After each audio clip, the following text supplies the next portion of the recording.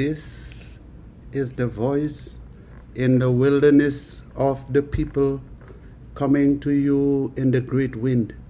This is the day that EZER has made. Let us be glad and rejoice in it. Let us give thanks to EZER for all his blessings. Let us call upon his name and sing his praise. Let us seek EZER with our whole heart, with our whole soul, and with all our strength, and ask for his guidance, his protection, deliverance, and forgiveness from all our transgressions and the transgressions of our fathers that is still lingering upon us. So for this we say, praise EZER, praise EZER, praise be to EZER. All my praise is to EZER, the Almighty, the Holy One of EZER, my King, the Mighty One of my fathers, Abraham, Isaac, and Jacob, the one who made me in his image and in his likeness, the one who removed my ancestors out of the land of Egypt and gave them his name, his commandments, his promises, and a land. Praise be to EZER, praise be to EZER Almighty, praise be to EZER. Let's give thanks to EZER for preserving this book for us, this book that our ancestors has written, this book that is telling us what we need to do for us to be prosperous and for us to live.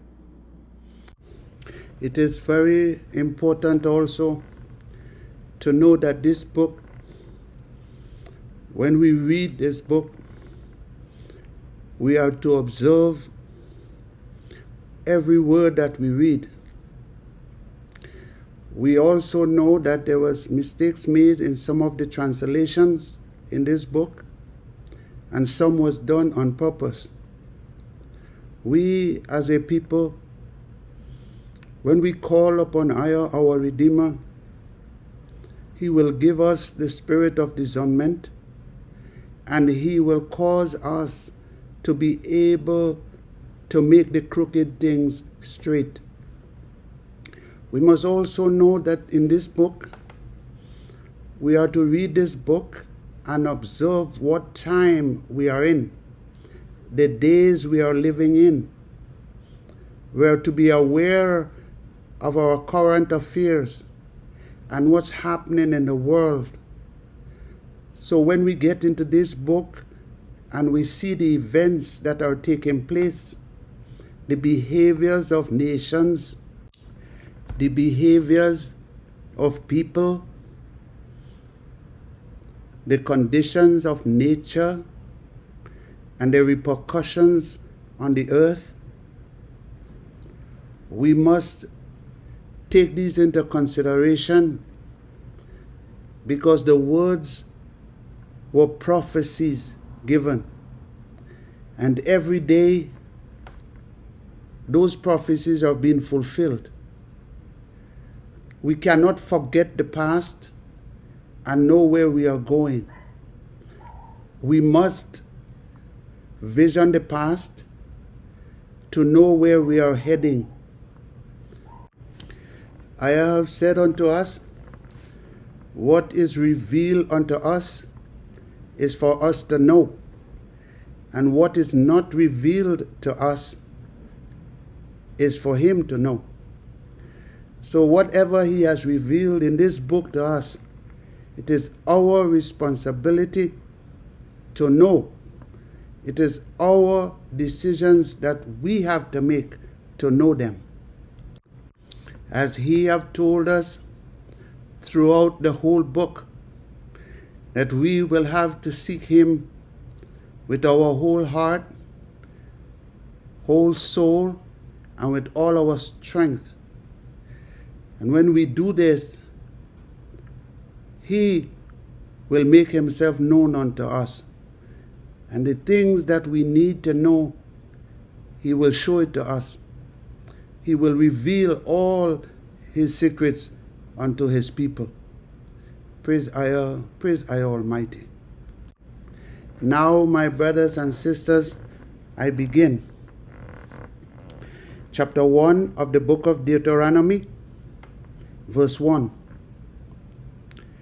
These be the words that Shemaiah spoke unto EZER-IAH on this side of Jordan, in the wilderness, in the plain over against the Reed Sea. And the correct name of the sea was Reed, not Red. Between Paran and Tophel and Laban and Hazarath and Deir-Zahab. There are 11 days' journey from Horeb by the way of Mount Seir unto Kadesh Barnea. Now, here we see that we are traveling through the land of Seir, and that's Saudi Arabia. Verse 3. And it came to pass in the 14th year, in the 11th month, on the first day of the month, that Shemaiah speak unto the children of EZER-IAH, according unto all that IAH had given him in commandments unto them. After he had slain Sihon, the king of the Amorites, that dwell in Heshbon, and Og, the king of Bashan, that dwell at Ashtaroth in Edrei, on this side of Jordan, in the land of Moab, began Shemaiah to declare this law, saying, IAH, our Redeemer, speak unto us in Horeb, saying, we have dwelt long enough in this mount. Turn you and take your journey and go to the mount of the Amorites, and unto all the places near thereunto, in the plain, in the hills, and in the vale, and in the south, and by the sea side, to the land of the Canaanites, and unto Lebanon, unto the great river, the river Euphrates. Behold, I have set the land before you, to go in and possess the land that IAH sware unto your fathers, Abraham, Isaac, and Jacob, to give unto them, to their seed after them. And I speak unto you at that time, saying, I am not able to bear you myself alone. And IAH your Redeemer has multiplied you. And behold, you are this day as the stars of heaven for multitude. IAH, the mighty one of our fathers, make you 1,000 times so many more as you are, and bless you as he has promised you. How can I myself alone bear your cumbrance and your burden and your strife? Take you wise men, comprehend and know among your tribes, and I will make them rulers over you. And you answered me and said, the thing which thou hast spoken is good for us to do. So I took the chief of your tribes, wise men I know, and make them head over you, captains over thousands, and captains over hundreds, and captains over 50s, and captains over 10s, and officers among your tribe. And I charge your judges at that time, saying, hear the causes between your brethren, and judge righteously between every man and his brother. and the stranger that is with him. So here, Moses was saying to our ancestors, he is unable to deal with all the circumstances that arises among all these people by himself. So he told the people to choose leaders from among themselves, and they will bring them to Shemaiah, and Shemaiah will assign them to duties, as we just read. Verse 17. You shall not respect persons in judgment, but you shall hear the small as well as the great. You shall not be afraid of the face of man, for the judgment is ours, and the cause that is too hard for you, bring it unto me, and I will hear it. Here Shemaiah is saying to them, you are not to respect persons, you are to be fair, you are to be just. And he's also letting them know they are not to be afraid of any man, and that the causes that is too hard for them to decide to judge, they will have to bring it to him, and he will judge it. Verse 19. And when we departed from Horeb, we went through all that great and terrible wilderness that you saw by the way of the mountain of the Amorites, as our Redeemer commanded us. And we came to Kadesh Barnea, and I said unto you, you are come unto the mountain of the Amorites, that our Redeemer do give unto us.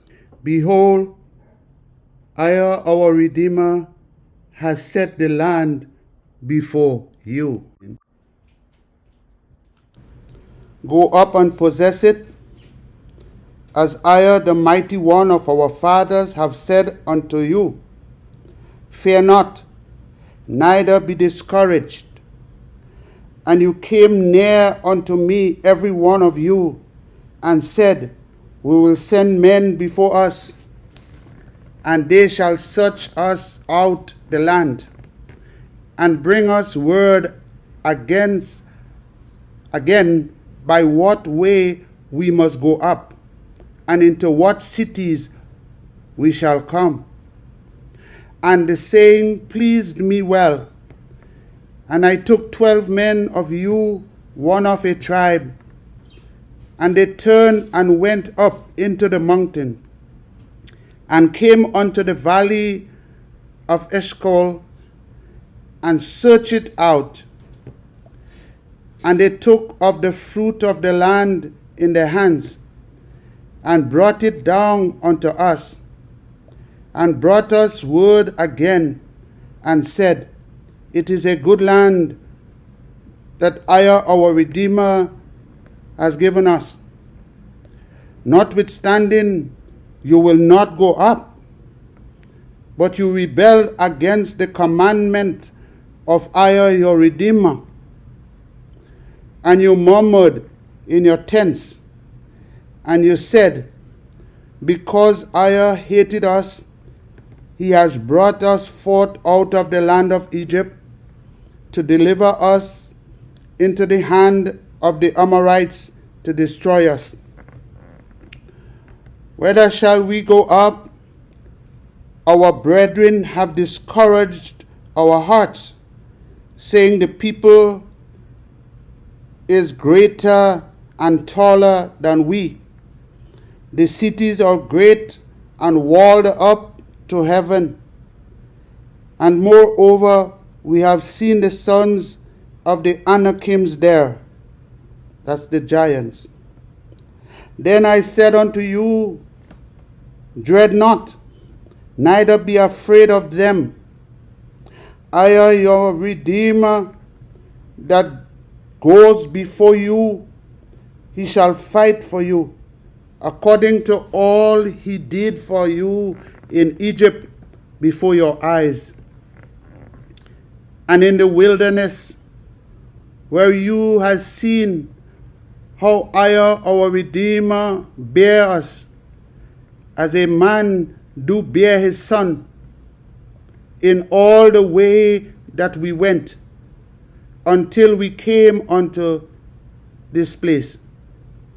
Yet in this thing you did not believe your Redeemer, who went in the way before you, to search you out a place to pitch your tents in fire by night, to show you by what way you should go, and in the cloud by day.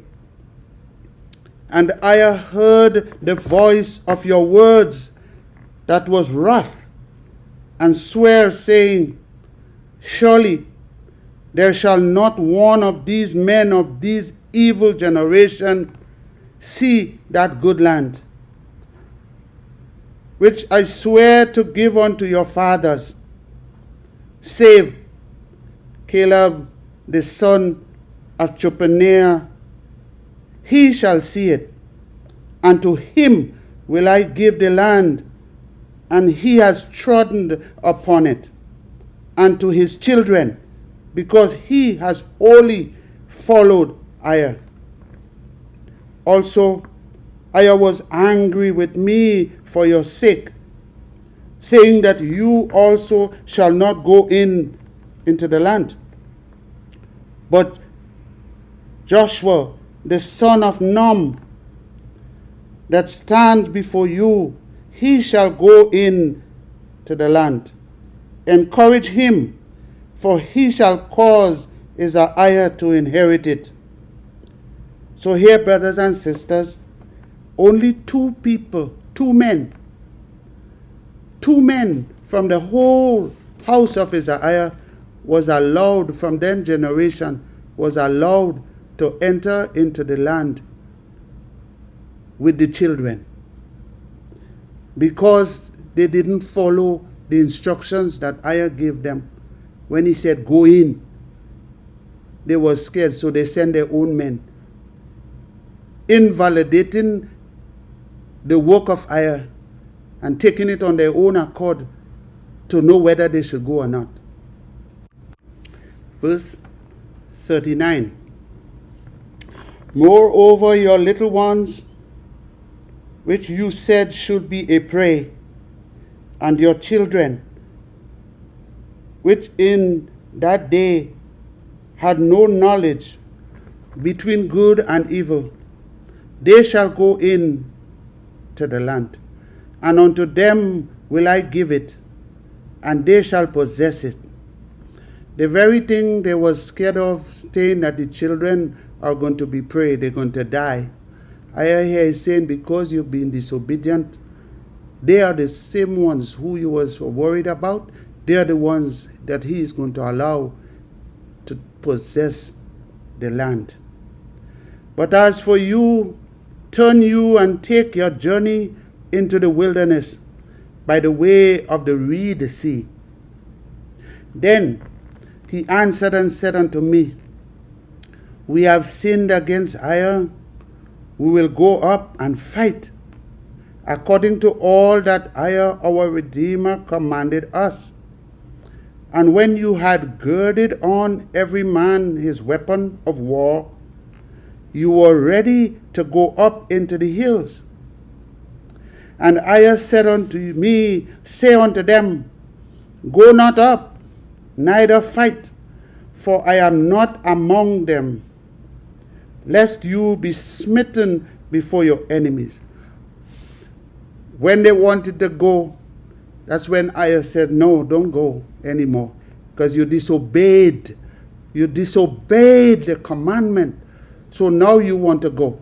Now you're going to go and you're going to die, because you're going on your own accord. You're not going on my instructions. You're going on yours. Verse 43.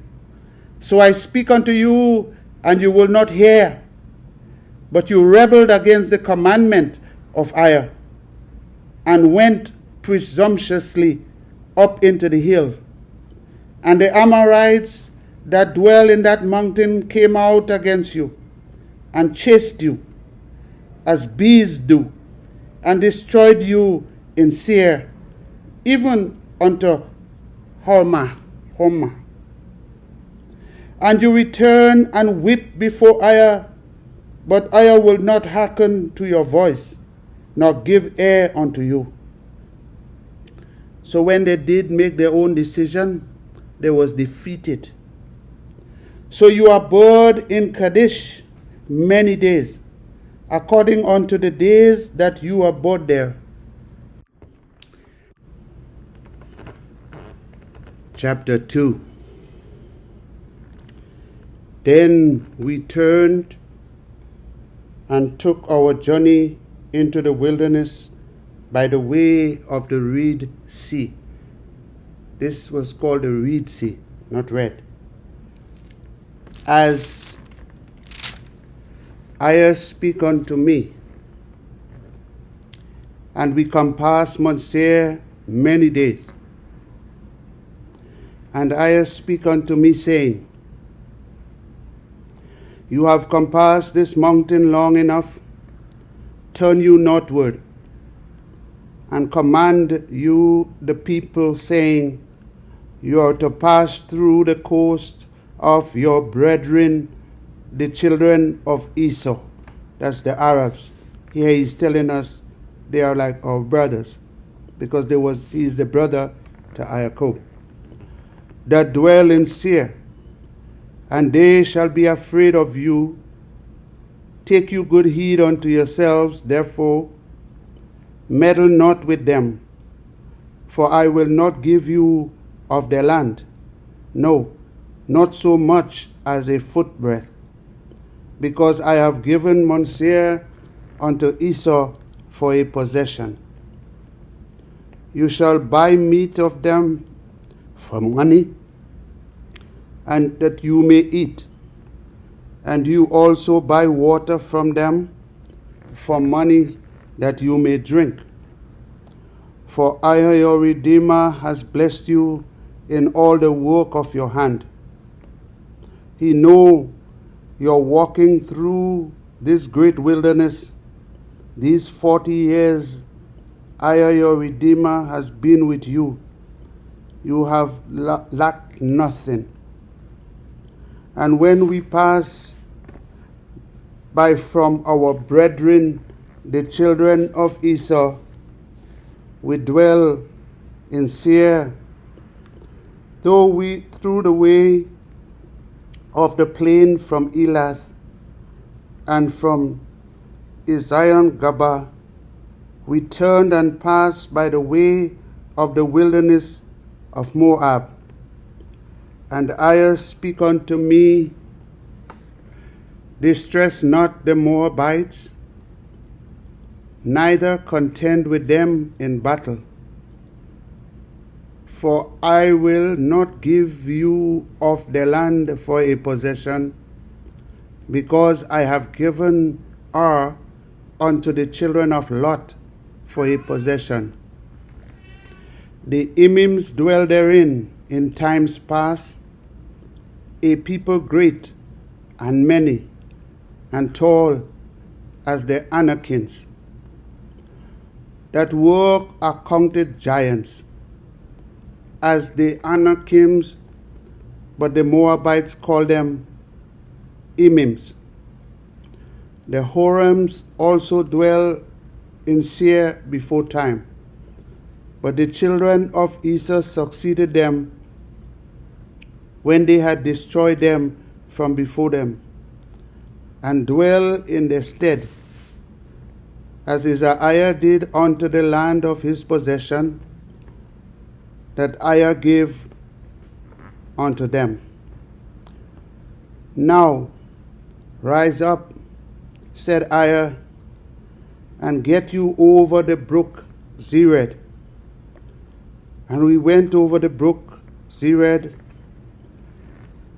and the space in which we came from Kadesh Barnea until we were come over the brook Zered was 38 years, until all the generations of the men of war were wasted out from among the host, as EZER sware unto them.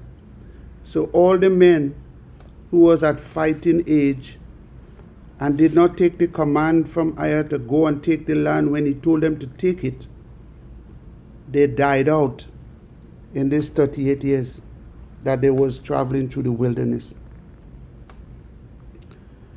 For indeed the hand of EZER was against them, to destroy them from among the host until they were consumed. So it came to pass, when all the men of war were consumed and dead from among the people, that EZER spake unto me, saying, Thou art to pass over through the coast of Moab this day. And when you come near over against the children of Ammon, distress them not, nor meddle with them, for I will not give you of the land of the children of Ammon any possession, because I have given it unto the children of Lot for a possession. Here we see EZER is destroying the giants of the earth and giving to the land to the original man. Verse 20, that also was accounted a land of giants. Giants dwell therein in old times, and the Ammonites called them Zamzummims, a people great and many and tall as the Anakims. But EZER destroyed them before them, and they succeeded them and dwell in their stead. As he did to the children of Esau, who dwell in Seir, when he destroyed the Horims from before them, and they succeeded them, and dwell in their stead, even until this day.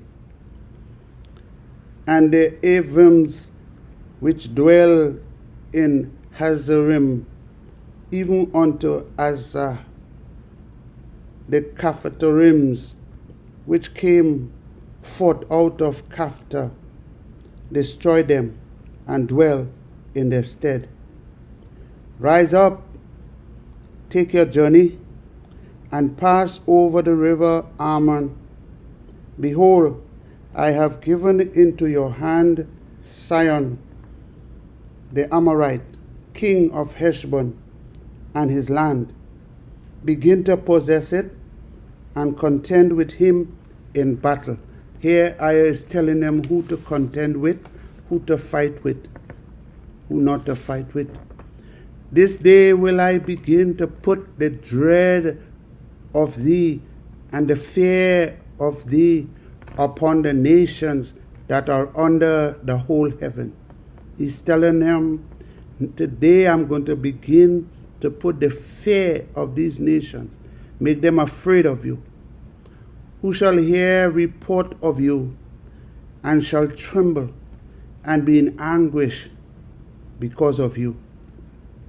And I sent messengers out of the wilderness of Kedemoth unto Sihon, king of Heshbon, with words of peace, saying, let me pass through your land. I will go along by the highway. I will neither turn unto the right hand nor to the left. You shall sell me meat for money that I may eat, and give me water for money that I may drink. Only, and I will pass through on my feet, as the children of Esau who dwell in Seir, and the Moabites who dwell in Ar did unto me, until I shall pass over Jordan into the land that EZER our Redeemer gave unto us. But Sihon, king of Heshbon, would not let us pass by him. For EZER, the mighty one, hardened his spirit and made his heart obstinate, that he might deliver him into our hand, as apparent this day. And EZER said unto me, Behold, I have begun to give Sihon and his land before you. Begin to possess, that you may inherit his land. Then Sihon came out against us, he and all his people, to fight at Jahaz. And EZER, our Redeemer, delivered him before us, and we smote him and his sons and all his people. And we took all his cities at that time, and utterly destroyed the men and the women and the little ones of every city. We left none to remain. Only the cattle we took for a prey unto ourselves, and the spoil of the cities that we took. From Aroer, which is the brink of the river of Arnon, and from the city that is by the river, even unto Gilead, there was not one city too strong for us. EZER, our Redeemer, delivered all unto us.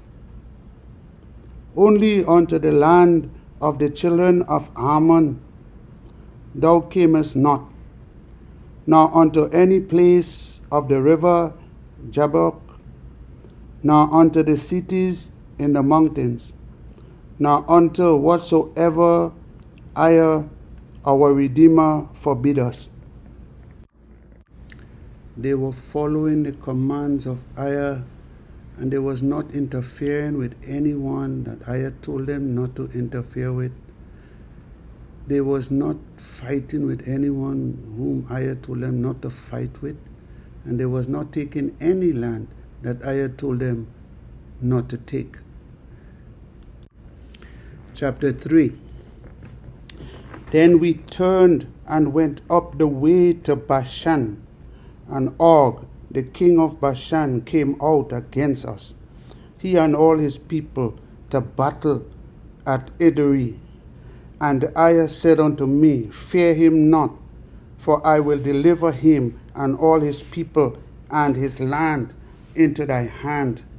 And you shall do unto him as you did unto Sihon, king of the Amorites, who dwell at Heshbon. So EZER, our Redeemer, delivered into our hands Og, also the king of Bashan, and all his people, and we smote him until none was left to him remaining. And we took all his cities at that time. There was not a city which we took not from them. 80 cities, all the region of Argob, the kingdom of Og in Bashan. All these cities were fenced with high walls, gates, and bars, besides on wall tongues a great many, and we utterly destroyed them, as we did unto Sihon, king of Heshbon, until destroying the men, utterly destroying the men, women, children, and every city. But all the cattle and the spoil of the city we took for prey to ourselves, and we took at that time out of the hand of the 2 kings of the Amorites the land that was on this side of Jordan, from the river of Arnon unto Mount Hermon, which Hermon the Sidonians called Sion, and the Amorites called it Shinneh. All the cities of the plain, and all Gilead, and all Bashan, unto Salsha, and Edrei, cities of the kingdom of Og in Bashan. For only Og, king of Bashan, remained of the remnant of giants. Behold, his bedstead was a bedstead of iron. Is it not in Rabbath of the children of Ammon? 9 cubits. 9 cubits, that's 9 feet 8 inches, was the length of it, and 4 cubits the breadth of it, after the cubits of a man. So it was 6 feet wide. And this land which we possess at that time from Ara, which is by the river Arnon, and half Mount Gilead, and the city thereof, gave I unto the Reubenites, and to the Gadites, and the rest of Gilead, and all Bashan, being the kingdom of Og, gave I unto the half tribe of Manasseh, all the region of Argob, with all Bashan, which was called the land of giants. Jair, the son of Manasseh, took all the country of Argob unto the courts of Jeshurun and Mashati, and called them after his own name, Bashhavotjair, unto this day. And I gave Gilead unto Mashir, and unto the Reubenites, and unto the Gadites.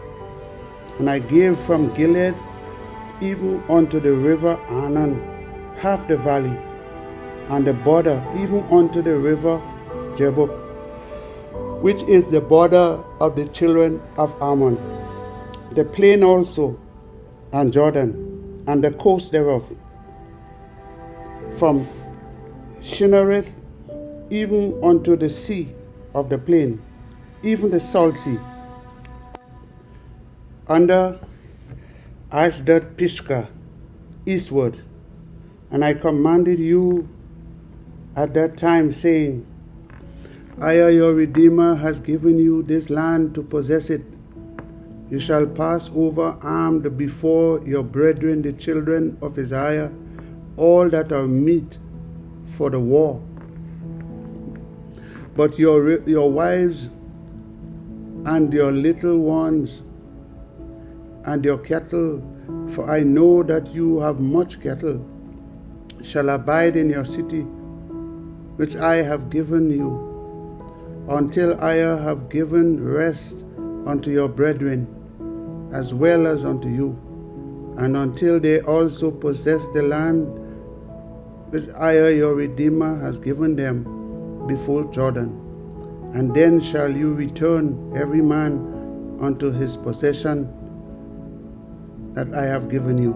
So here he's telling the Reubenites, he's telling them that they have to, the land that he just gave to them, they have to leave their wives there and their cattle, and they will have to go with the other tribes until the other tribes get situated, until they destroy the other giants and get situated in the land, and then they will go back to their wives. Verse 21, and I commanded Joshua at that time, saying, Thine eyes have seen all that I, your Redeemer, has done unto these 2 kings. So shall I do unto all the kingdom where you go to pass. You shall not fear them, for I, your Redeemer, he shall fight for you. And I shall besought Aya at that time, saying, Aya, thou hast begun to show thy servant thy greatness and thy mighty hand.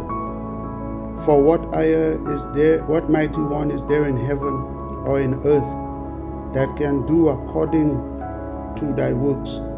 and according to your might. I pray you, let me go over and see the good land that is beyond Jordan, that goodly mountain and Lebanon.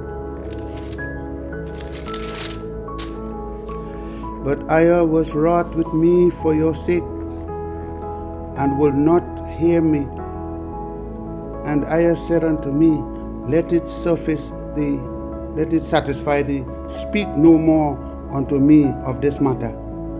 Get you up into the top of Pisgah, and lift up thine eyes westward, and northward, and southward, and eastward, and behold it with thine eyes. For behold, for you shall not go over this Jordan. But charge Joshua and encourage him, and strengthen him, for he shall go over before this people, and he shall cause them to inherit the land which you shall see. So we abode in the valley over against Beth Peor. Here, Shammai is saying that Aiah said to him, he is not going over into that land, because Aiah was angry with him. Aiah was angry with him because of at the water of Meribah, when he struck the rock, he didn't call on the name of Aiah as he was commanded. Before he do all these great works, he was supposed to call on the name of Aiah. And that's why Aiah was mad with him. And for that reason, he could not have entered into the land. Chapter 4. Now therefore hearken, O EZER-IAH, unto the statutes and unto the judgments which I teach you, for you to do them, that you may live, and go in and possess the land that Aiah your Redeemer, the mighty one of your fathers, give unto you. You shall not add unto the words that I command you, neither shall you diminish aught from them, that you may keep the commandments of Aiah your Redeemer, that I command you. Your eyes have seen what Aiah did because of Baal-peor. For all the men that followed Baal-peor, Aiah your Redeemer has destroyed them from among you. Here he is telling him, you see what Aiah has done to the men that went after Baal. The same Elordi, my brothers and sisters. He had destroyed them. But you that did cleave unto Aiah, verse 4, you that did cleave unto Aiah your Redeemer are alive, every one of you this day. But those who cleaved unto Aiah, they didn't go unto the idols of the nation. They are alive. Behold, I have taught you statutes and judgment, even as Aiah my Redeemer commanded me, that you should do so in the land where you go to possess it. Keep therefore and do them, for there is your wisdom and your comprehension in the sight of the nations. That's what's going to protect you among the nations. Where shall you hear all these statutes and say, surely the great nation is a wise and comprehending people. For what nation is there so great, who has a mighty one so near unto them, as Aiah our Redeemer is in all things that we call upon him for? And what nation is there so great that has statutes and judgments so righteous as all these laws which I set before you this day? Only take heed to yourself and keep thy soul diligently, lest you forget the things which your eyes have seen, and lest they depart from your heart all the days of thy life, but teach them to your sons and your sons' sons. Don't forget what Shemaiah is saying. Don't forget what you have seen. Keep it, and to make sure it stays with you, you have to teach it to your children.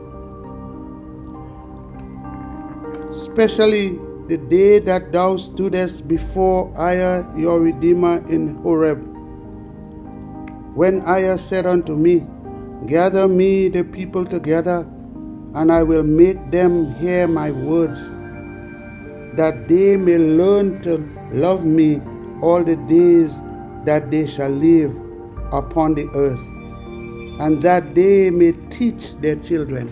Here EZER is saying, Shemaiah is saying that especially that day when I called all of you together, that day when EZER spoke to me and said he wanted to speak to you all, and I gathered you all together. You see, EZER didn't want us to be afraid of him.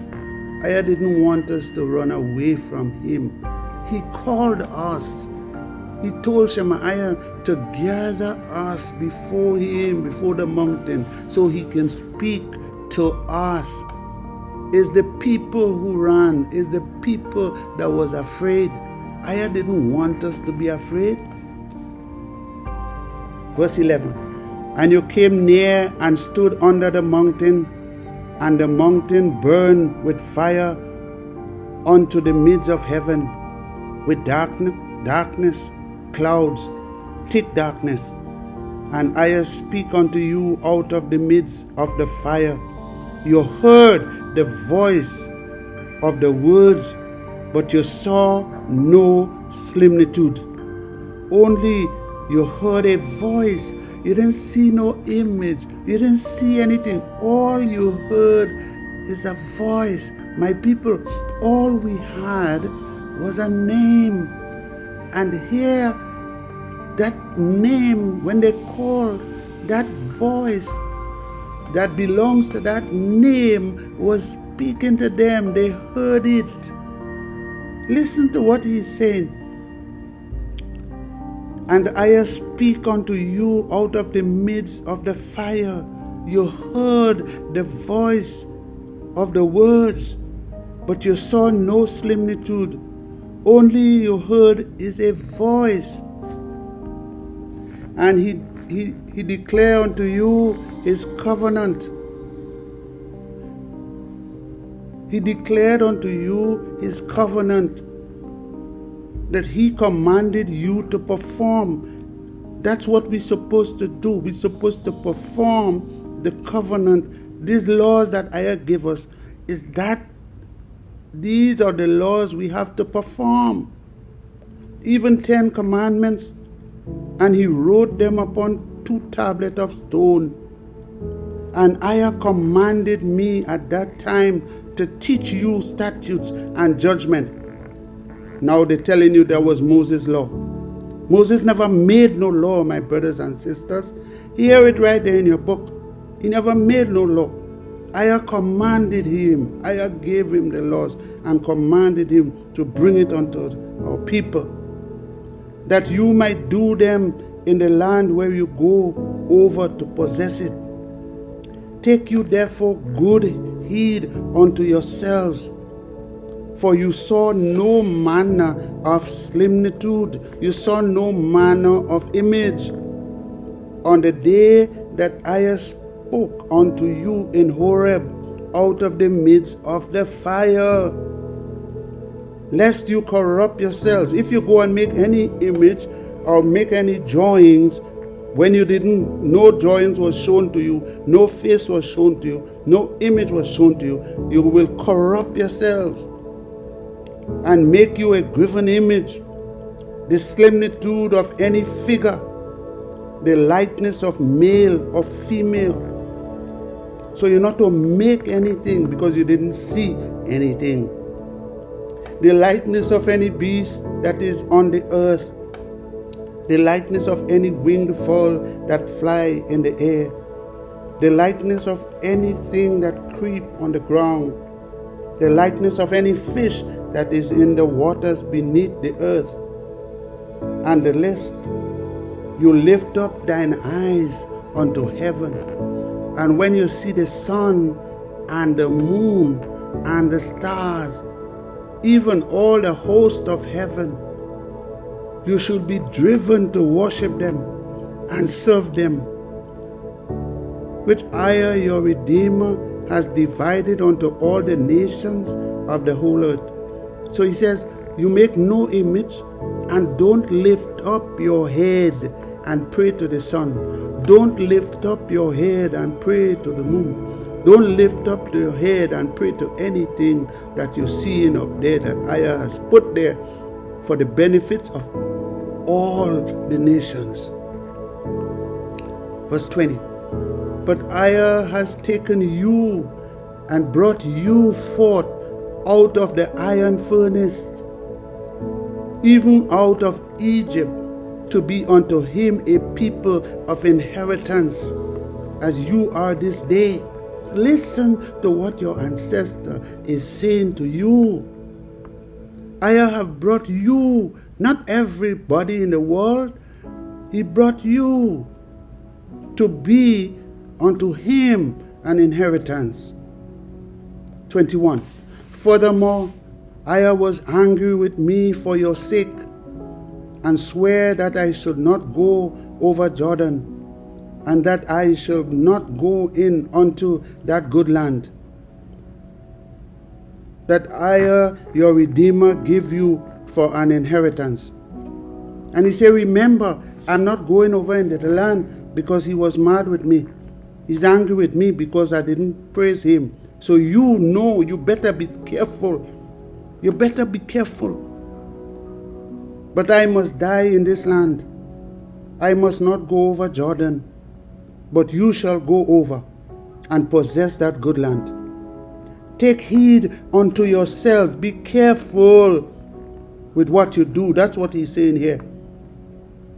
Lest you forget the covenant of IAH, your Redeemer. Don't forget you made a covenant that he made with you, and make you a graven image. Don't go and make a graven image. Don't go and forget IAH and bow down to graven images.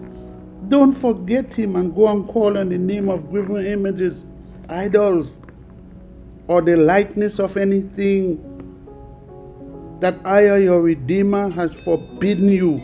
Don't go and do anything he has forbidden you to do, but cleave to the commandments. Study it, do it. This very commandment these demons are telling you is done away with. These demons that are on the pulpit with their pretty clothes and vanity is all over them, they're telling you that this law is done away with, my brothers and sisters. Listen, verse 24. For IAH, your Redeemer, is a consuming fire, even a jealous mighty one. When you shall beget children and children's children, and you shall have remained long in the land, and shall corrupt yourselves, and make a graven image, or the likeness of anything, and shall do evil in the sight of IAH, your Redeemer, to provoke him to anger. He's saying, I know that when you go there, you're going to corrupt yourselves. But he's telling you, be careful. And here, because you're going to do, if you will ever do this, he is setting something in, he's setting it in order for you here. He said, I call heaven and earth to witness against you this day, that you shall soon utterly perish from off the land whereunto you go over to Jordan to possess it. You shall not prolong your days upon it, but shall utterly be destroyed. If you ever go into this land and do otherwise, you are going to be destroyed. If you go into that land and you don't take heed and cleave and do the words, the commandments that IAH has given you in that covenant, that agreement you make, you shall be destroyed. That's why we was destroyed on that land, and we are being destroyed still. Verse 27. And IAH shall scatter you among the nations. Aren't we scattered among the nations? And you shall be left few in number. Are we not minorities everywhere we go?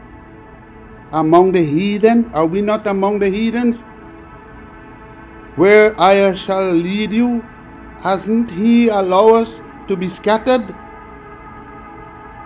And there you shall serve gods. Aren't that what we are serving? Most of our people are serving today, my brothers and sisters. Verse 28. The work of men's hands, wood and stone, which neither see nor hear, nor eat nor smell. 29. Here he's giving us a way out. He says, but if from there you shall seek IAH your Redeemer, you shall find him. If you seek him with all your heart and with all your soul. From here where we are, we have to seek IAH, and we will find him. We have to seek him with all our heart and with all our soul. When you are in tribulation and all these things are come upon you, even in the latter days, so it was from our fathers down to us. We have to turn back to IAH, my people.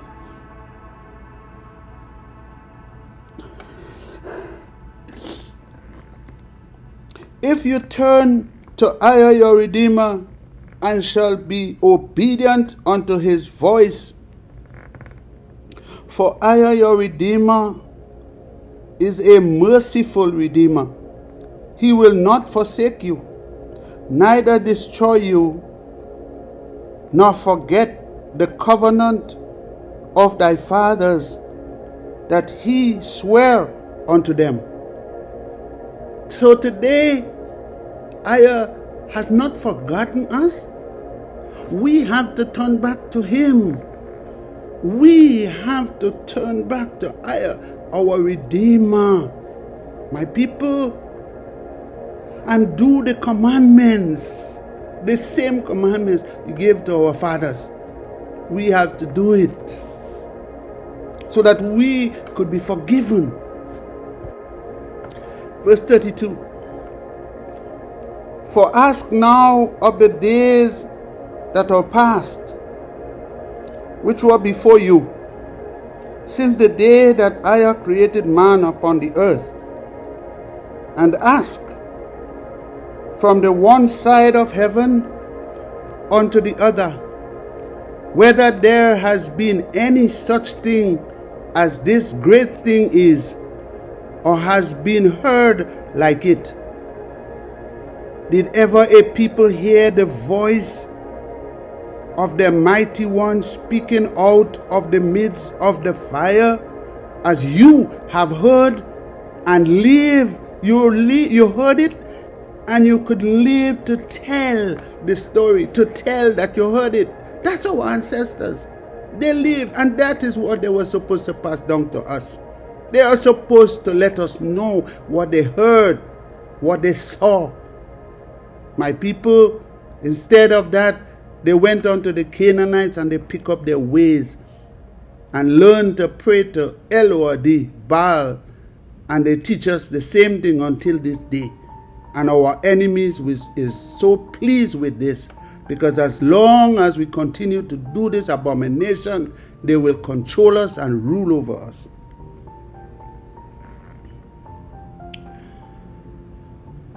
Unto the other, whether there be any such thing as this great thing is, or has been heard like it. Did ever people hear the voice of the mighty one speaking out of the midst of the fire? Did any other people ever have this experience?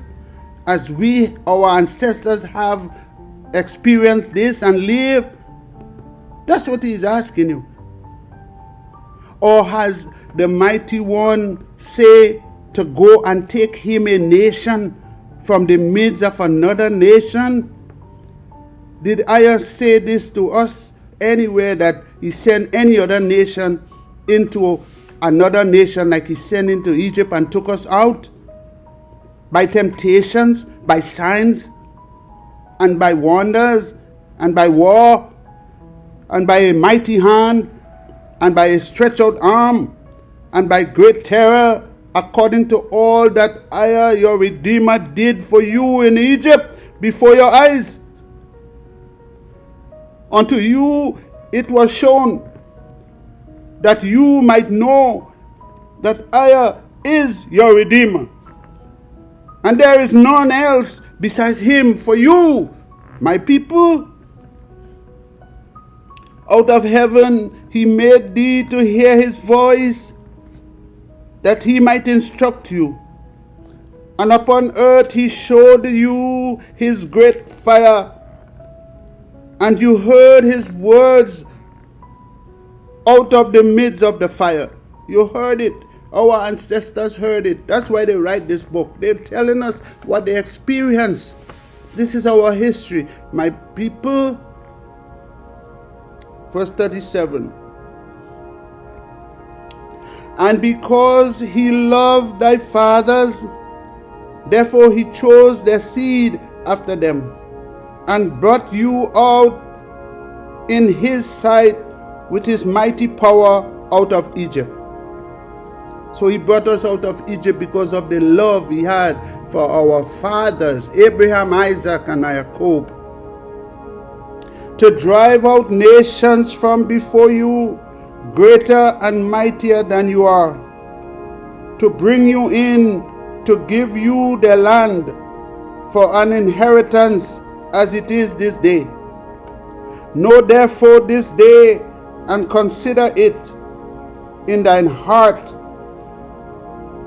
that EZER, he is your Redeemer.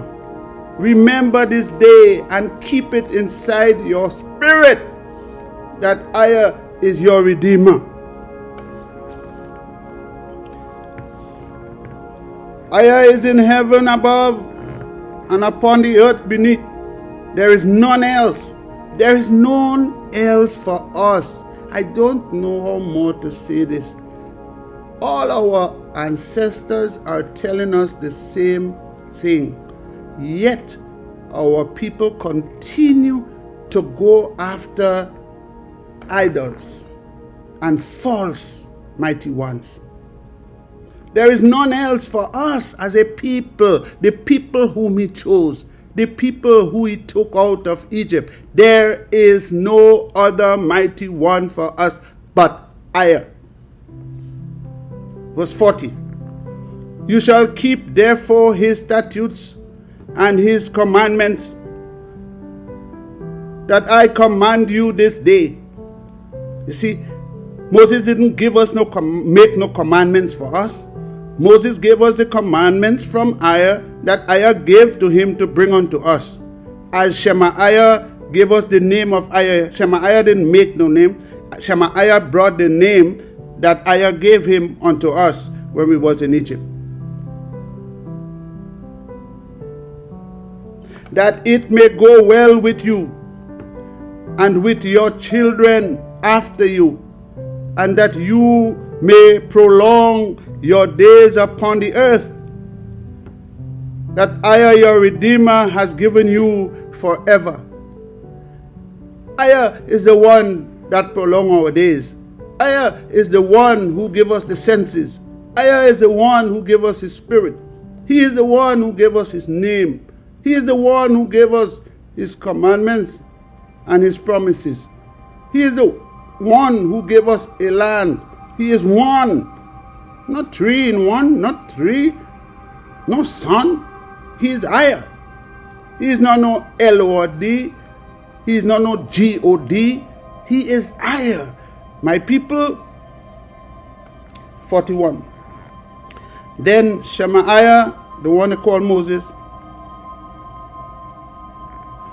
severed 3 cities on this side of Jordan towards the sunrise. So here he is separating 3 cities on the side of Jordan that the slayer might flee into, which shall kill his neighbor unawares, and hated him not in time past, and that flee unto one of these cities he might live.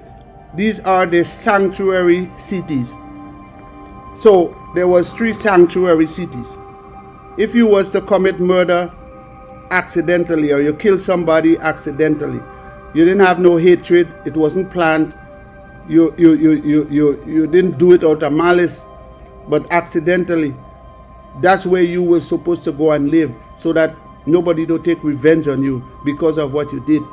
Those cities was sanctuary cities where you could go and live in peace. 43.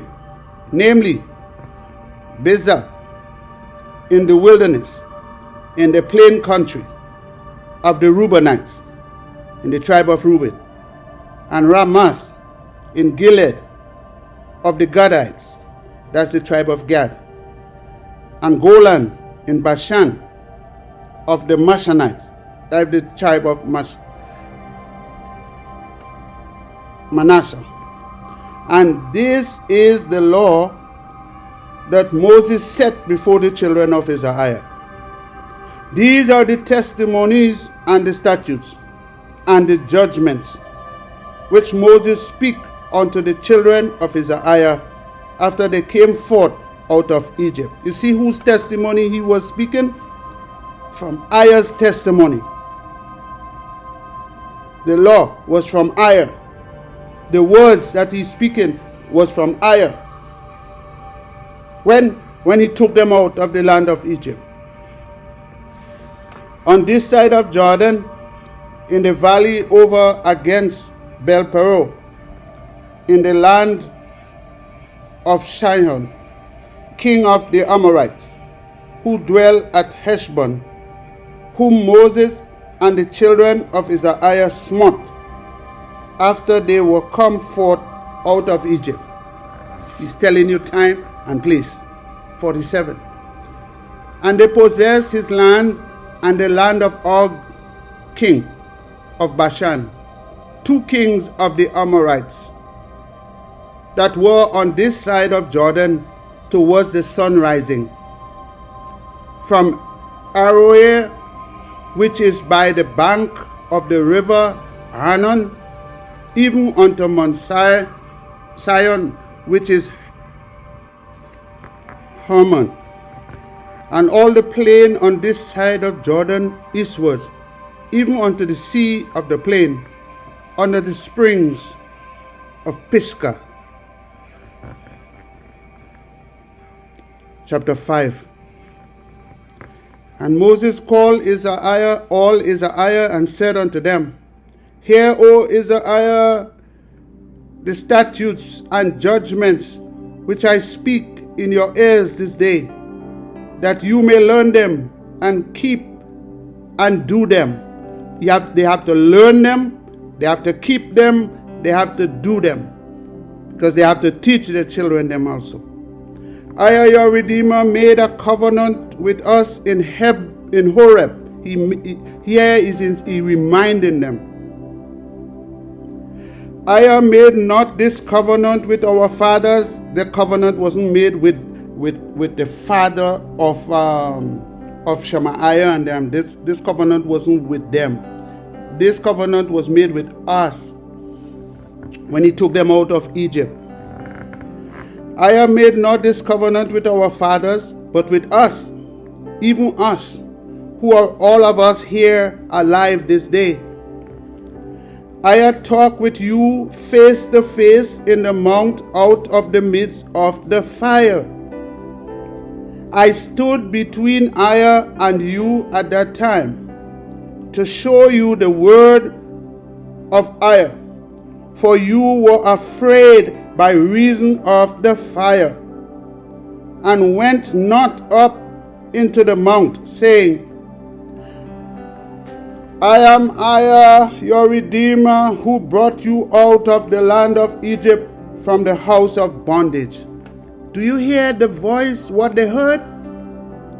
I am EZER, your Redeemer, who brought you out of the land of Egypt from the house of bondage. That was the voice they heard, and they was afraid. You shall have no GODs before me. You have to have no GOD before EZER. GODs are made with men's hands and men imaginations. EZER is EZER. He is no GOD, he is no LOD, he is EZER. You shall not make you any graven image or any likeness of anything that is in heaven above, or that is in the earth beneath, or that is in the waters beneath the earth. Here EZER is telling them all the things they are not supposed to do. My people, you shall not bow down yourself unto them, nor serve them. For I, EZER, your Redeemer, am a jealous Redeemer. He is always watchful. He is looking out, visiting the iniquity of the fathers upon the children, unto the third and fourth generation of them that hate me. Here EZER is saying he will turn his face from you for 4 generations. If you decide to do what he says not to do, he will turn his face from you and 4 generations of yours, my people. Because EZER says, you who do this, you hate him. That's why you're doing this. When you break his law, it's because you hate him. When you refuse to call his name, it's because you hate him. When you refuse to do as he tells you to do, it's because you hate him. Verse 10. And showing mercy unto thousands of them that love me and keep my commandments. My brothers and sisters, do you see what he's saying here to you? And showing mercy unto thousands of them that love me and keep my commandments. They left love in this one. They didn't take it out and put fear. That's what our enemies did to us. Teach us to fear our mighty one, when we were supposed to love him and obey him. Like you love your mother, you love your father, you wouldn't leave them. You will take care of them. You will be with them. You want to be with them. You always want to be with those you love, my brothers and sisters, not those you are afraid of. Listen to what I'm saying to you. Listen to what I'm saying to you. Verse 11. You shall not take the name EZER, your Redeemer, in vain. Don't take that name and think it's useless to you. The word vain means useless. Don't take his name and believe to yourself it's useless. Like those who says his name does not matter. My brothers and sisters, I'm telling you, his name is above all names and is worthy to be praised. His name is above all his words. My brothers and sisters, listen to what I'm saying to you. For EZER will not hold him guiltless that take his name in vain. Keep the Sabbath day to sanctify it, as EZER your Redeemer has commanded you. 6 days you shall labor and do all your work. But the 7th day is the Sabbath of EZER your Redeemer. In it you shall do no work. You nor your son, nor your daughter, nor your manservant, nor your maidservant, nor your ox, nor your ass, nor any of thy cattle, nor thy stranger that is within thy gates, that thy manservant, and thy maidservant may rest as well as you. No work on the seventh day of the week. My brothers and sisters, the seventh day of the week has never changed. It came down from Adam. It came down to us when we was in the wilderness, when EZER provided the manna for us. It was to reinstall in us the seventh day. When he told them to gather it for 6 days, and on the seventh day there will be none. This was a refreshing of the law unto us in the wilderness. Days is days, months is months, weeks is weeks, months is months, years is years. EZER is talking to us about days here. The heathen haven't changed the days of the week. They did not change the days of the week. They changed the names from first day, second. They changed the names of the days. The Sabbath day was always the seventh day. They couldn't change the day. So what they did is they passed the law that the Sabbath should be kept on the first day instead of the seventh day. That's what they did. But our ancestors worked for 6 days, and on the seventh day they rested. And the seventh day didn't come by the moon. No, the moon didn't identify the seventh day for us. When the moon was made, there was 4 days already in the week. Listen to what EZER said to us. Listen to what he said. On the fourth day, he created two lights. The greater light was to rule the day, and the lesser light to rule the night. The moon was created on the fourth day of the week. So you cannot use the moon to know when it is the seventh day, because it was not created on the first day. It was created on the fourth day. And EZER had 3 days after that, after he created the moon. He had 3 days after, and he worked 2, and he rested on the 7th. Take this in your spirit and go back and study his word. Verse 15. And remember that you was a servant in the land of Egypt, and that I, your Redeemer, has brought you out thence with a mighty hand by a stretched out arm. Therefore I, your Redeemer, command you to keep the Sabbath day. Honor thy father and thy mother, as I, your Redeemer, has commanded you, that your days may be prolonged, and that it may go well with you in the land that I, your Redeemer, has given you. For things to go well with you, for you to prolong your days, you have to keep the commandments that EZER has given you. 17. You shall not commit murder, neither shall you commit adultery, neither shall you steal, neither shall you bear false witness against your neighbor, neither shall you desire your neighbor's wife, neither shall you covet thy neighbor's house, his field, or his manservant, or his maidservant, his ox, or his ass, or anything that is your neighbor's. These words I speak unto all your assembly in the mount out of the midst of the fire. I spoke these words to them. Here Shemaiah is reminding them that it's I spoke these words to them. Of the clouds and of the thick darkness, with a great voice, he added no more.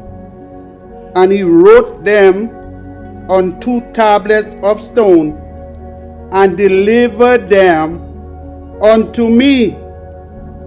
So for those who are saying that it's Moses' law, I think you're missing reading your book. Shemaiah is here is telling us, I spoke these words to them. I wrote it on 2 tablets of stone and gave it to him to bring it unto them. 23. And it came to pass, when you heard the voice out of the midst of the darkness, for the mountain did burn with fire, that you came near unto me, even all the heads of your tribes and your elders. And you said, Behold, our Redeemer has shown us his glory and his greatness, and we have heard his voice out of the midst of the fire. They acknowledging they heard the voice. We have seen this day that I do talk with man. They acknowledging that they heard the voice. And he lives. Now therefore, why should we die? For this great fire will consume us. Instead of listening to Aya, instead of being obedient and wanting to hear more, they start to create fear in them because of the wicked ways they had already picked up in Egypt. If we hear the voice of Aya, our Redeemer, anymore, then we shall die. You see the fear? If they hear more from Aya, they will die. For who is there of all flesh that has heard the voice of the living Redeemer speaking out of the midst of the fire as we have and live? Now they're going to ask Shemaiah for he to go and hear what Aya have to say, because now they are afraid. Go you near and hear all Aya our Redeemer shall say, and speak you unto us all that Aya our Redeemer shall speak unto you, and we will hear it and do it. So here they saying to him, you go and hear all what he have to say, and then come and tell us, and we're going to listen to you, and we are going to do it. And Aya heard the voice of your words that you speak unto me. And Aya said unto me, I have heard the voice of the words of these people, that they have spoken unto you. They have well said all that they have spoken. So Aya is saying, I've heard all what they have said to you. I've heard it. Oh, that there was such a heart in them, that they will love me and keep my commandments always, that it might be well with them and with their children forever. I am saying I don't want them to be afraid of me. I want them to love me and keep my commandments forever. Go, say to them, get you into your tents again. But as for you, stand you here by me. He's telling Shemaiah, for you stand here, and I will speak unto you all the commandments and the statutes and the judgments that you shall teach them, that they may do them in the land which I give them to possess. Here again we see it's not Moses' law, it's Aya giving him the law to bring unto us, because they ask for that. They ask that he should go and get it for them, because they was afraid to hear the voice and the fire. They're afraid. 32. You shall observe to do therefore as Aya your Redeemer has commanded you. Shemaiah is telling them, you have to do everything that Aya has commanded you to do. Everything I give you, you have to do it, because you ask me to go to Aya and get it for you. You ask Aya to give it to me, and you will do it. You shall not turn aside to the right hand or to the left. No turning away from the law that I give you. everything I give you, that's what you're supposed to do. You shall walk in all the ways that I, your Redeemer, has commanded you, that you may live, and that it may be well with you, and that you may prolong your days in the land that you shall possess. So for us to prolong our days, for things to be well with us, we have to do the commandments that Ayah gave Shemaiah to bring unto us. Chapter 6.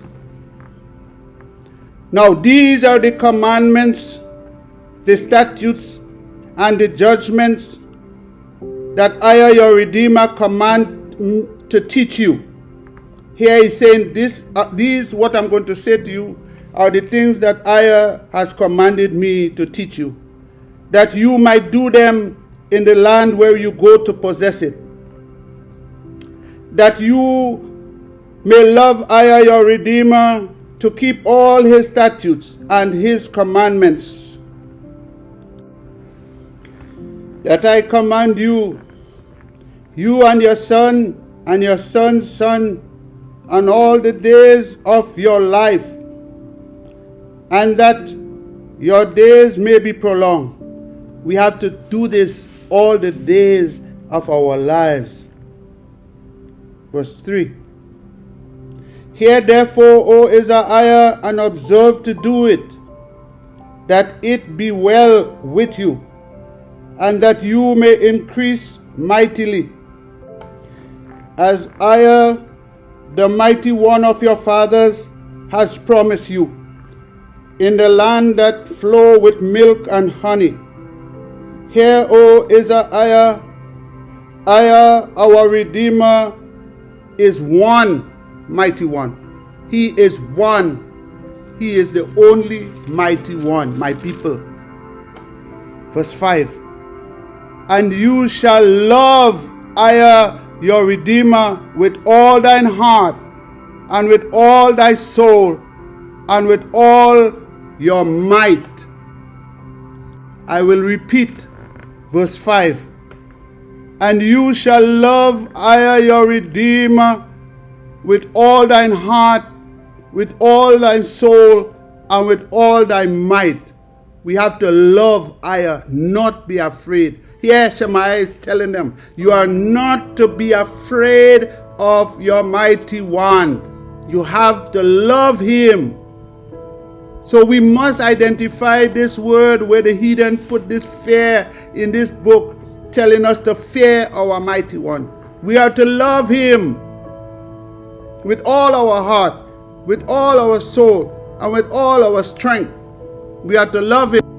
That's the second time in this book he's telling us the same thing. Verse 7. And you shall teach them diligently unto your children, and shall talk of them when you sit in your house, and when you walk by the way, and when you lie down, and when you rise up. We have to teach our children to love Ayah with their whole heart, with their whole soul, and with all their strength. This is what he is telling us, my brothers and sisters. Listen. And you shall bind them for a sign upon thy hand, and they shall be as frontlets between thine eyes. And you shall write them upon the post of thy house and on thy gates. We are to write the laws of Ayah in every place where our children will see it. We have to speak it to our children everywhere we go. Verse 10. And it shall be, when Ayah your mighty one shall have brought you into the land that he sware unto your fathers, to Abraham, to Isaac, and to Jacob, to give you great and goodly cities, which you build not, because they are going to inherit things that they didn't work for, they didn't build. And houses full of all good things that you findest, you fillest not. You didn't put it there. And wells that you didn't dig, which you did not dig. Vineyards and olive trees that you planted not. When you shall have eaten and be full, then beware. Do not forget EZER, who brought you forth out of the land of Egypt, from the house of bondage. When you go there and you get all these things that you didn't work for, don't forget EZER, who brought you out of Egypt, because he is the one that is giving you all these things. The house you have in the United States, and the cars, and the money in the bank, and the clothes you wear, and the jewels on you, and the big mouth you have. Remember, it's EZER's favor that has caused you to have it. Don't get fat and forget EZER, your Redeemer.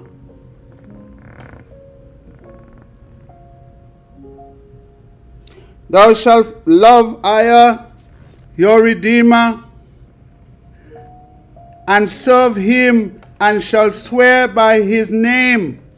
Everything you do, everything you have, every place you go, the name of EZER must be glorified by you.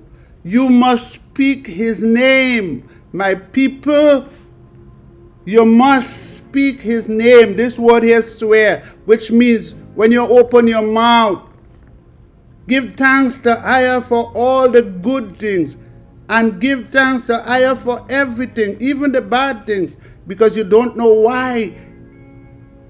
You don't know why it's happening to you. Maybe it's for your own good.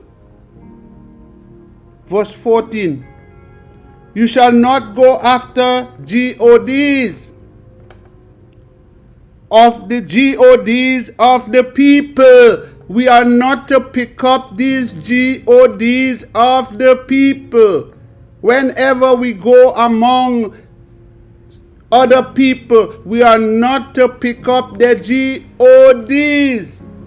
We are to stick and cleave to EZER, our Redeemer, the mighty one of our fathers, Abraham, Isaac, and Jacob,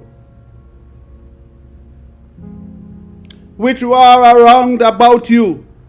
So these GODs that are around us, this LORD and GOD and the Jeho and the Yah and all us, we are not to pick them up. We are to cleave unto EZER with our whole heart, our whole soul, and with all our strength. For EZER, your Redeemer, is a jealous, mighty one among you. He is watching us. He is jealous. He is always watching us. Lest the anger of EZER, your Redeemer, be kindled against you, and destroy you from off the face of the earth. If you don't do what EZER tells you to do, Jeremiah is saying to you, EZER will destroy you. As we are being destroyed, our people are being destroyed every day. Don't you see it? What's the reason? Because as a people, we have gone unto false. We have gone unto GODs. We have gone unto idols. We have gone unto demons and devils and Lucifer himself. And we need to turn. We need to change this.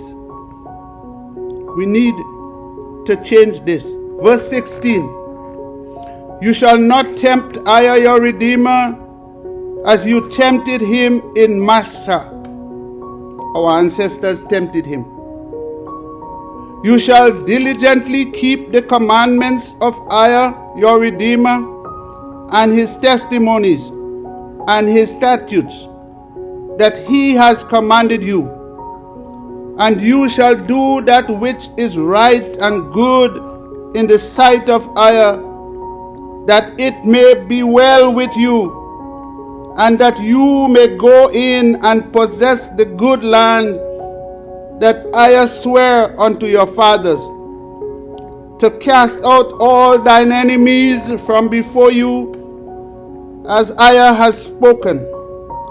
And when your sons ask you in time to come, saying, what mean the testimonies? What does words mean?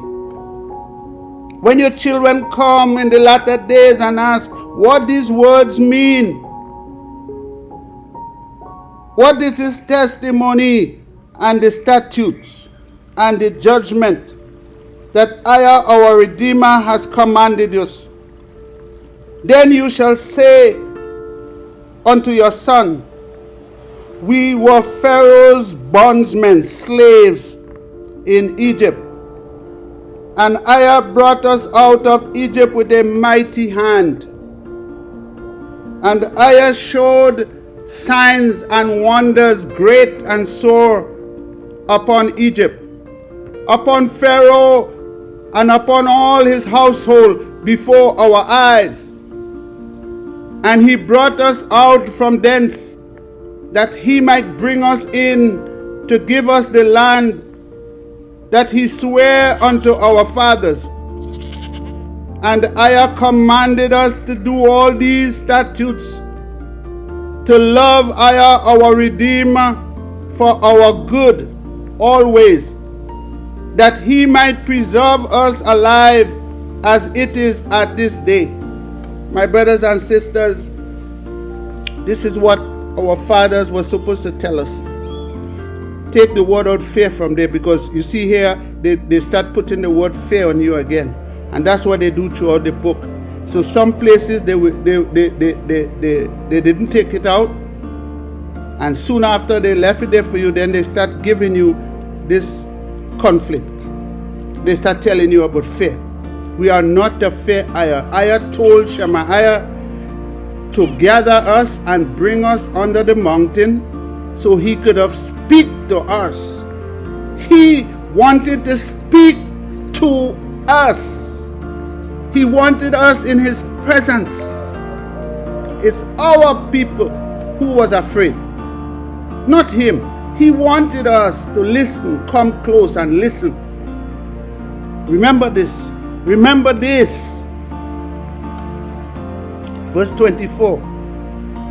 And EZER commanded us to do all these statutes, to love EZER, our Redeemer, for our good always, that he might preserve us alive as it is at this day. And it shall be our righteousness if we observe to do all these commandments before EZER, our Redeemer, as he has commanded us. It will be good for us, not for no one else. It will be good for us. You're doing this for yourself and for your children. You do it for yourself and you teach it to your children. You are building character. You are building moral character in your children to serve, to love, and to serve our Redeemer, who brought us out of the land of Egypt, out of the house of bondage. That's what EZER requires of us. Chapter 7. When EZER, your Redeemer, shall bring you into the land where you goes to possess it, and cast out many nations before you, the Hittites, and the Gergarites, and the Amorites, and the Canaanites, and the Perizzites, and the Hivites, and the Jebusites, 7 nations greater and mightier than you. Remember, there was giants.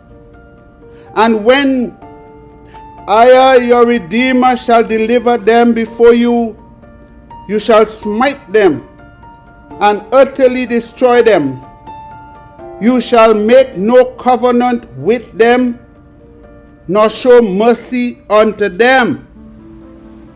Neither shall you make marriages with them. Your daughter you shall not give unto his sons, nor his daughter shall you take unto your sons, for they will turn away your sons from following me. Ayah is speaking to Shemaiah to speak to us. We are not to give our sons to these heathens. We are not to give our daughters to them, because they will turn them away. They will turn them into Christians and Muslims. They will turn them into Hindus and Buddhists. That's what they will do, that they may serve gods. So will the anger of Ayah be kindled against you. You allow your child to do this, the anger of Ayah will be kindled against you. You allow your child to marry a heathen and destroy you suddenly. But this shall you deal with them. You shall destroy their altars and break down their images and cut down their groves and burn their graven images with fire. That's what Ayah requires of us. For you are a holy people unto Ayah your Redeemer. Ayah your Redeemer has chosen you to be a special people unto himself, above all people that are upon the face of the earth. Listen, my brothers and sisters. Ayah did not set his love upon you. You see this? Ayah did not set his love. Not fair. We have to recognize the words that Ayah is speaking to us, and we have to correct the crooked things that these heathens, when they took our book and has make it crooked.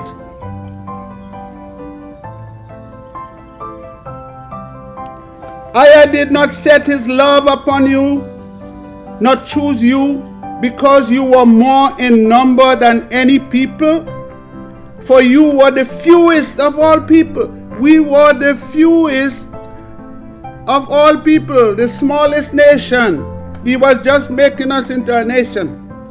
But because Ayah loved you, you see, he loved us, and we are not to be afraid of him. We have to love him back.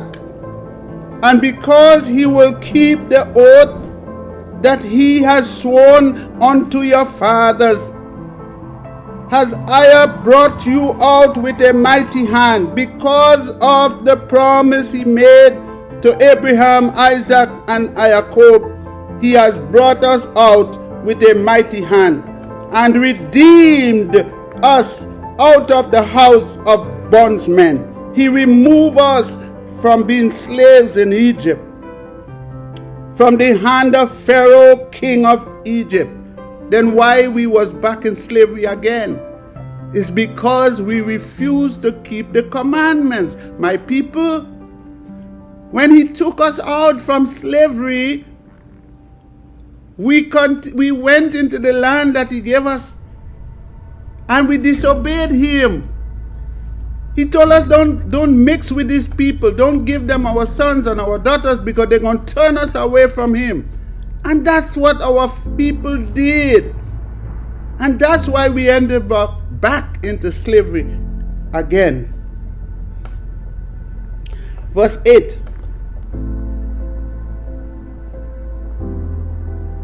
But because Ayah loved you, and because he will keep the oath that he has sworn unto your fathers, has Ayah brought you out with a mighty hand and redeemed you out of the house of bondsmen. That's why he took us out. From the hand of Pharaoh, king of Egypt. Verse 9. Know therefore that Ayah your Redeemer, he is Ayah. Know therefore that Ayah your Redeemer, he is Ayah. the faithful Redeemer, who keep covenant and mercy with them that what? That love him and keep his commandments to 1,000 generations. We are to love EZER. We are not to fear him. I hope you are listening and seeing the words that I'm seeing and I'm speaking to you today. This is what we was commanded by Shemaiah, who spoke to EZER face to face. Verse 10. And repair them that hate him. Repair them that hate him to their face, to destroy them. He will not be slack to him that hate him. EZER will not be merciful to those who hate him. He will not be merciful to those who is afraid of him, who run away from him. He will repay them to their face. Punishment right there. You shall therefore keep the commandments and the statutes and the judgments that I command you this day to do them. Wherefore it shall come to pass, if you hearken to these judgments and keep them and do them, that EZER your Redeemer shall keep unto you the covenant and the mercy that he sware unto your fathers, Abraham, Isaac, Jacob, my people. And he will love you and bless you and multiply you. He will also bless the fruit of your womb and the fruit of thy land, thy corn and thy wine and thine oil, and the increase of thy kind animal, and the flock of thy sheep in the land which he sware unto your fathers to give you. You shall be blessed above all people. There shall not be male or female barren among you or among your cattle. And EZER will take away from you all sicknesses, and will put none of the evil diseases of Egypt that you knoweth upon you, but will lay them upon all them that hate you. He will put all these things on our enemies when we decide to turn back to him. My people, 16.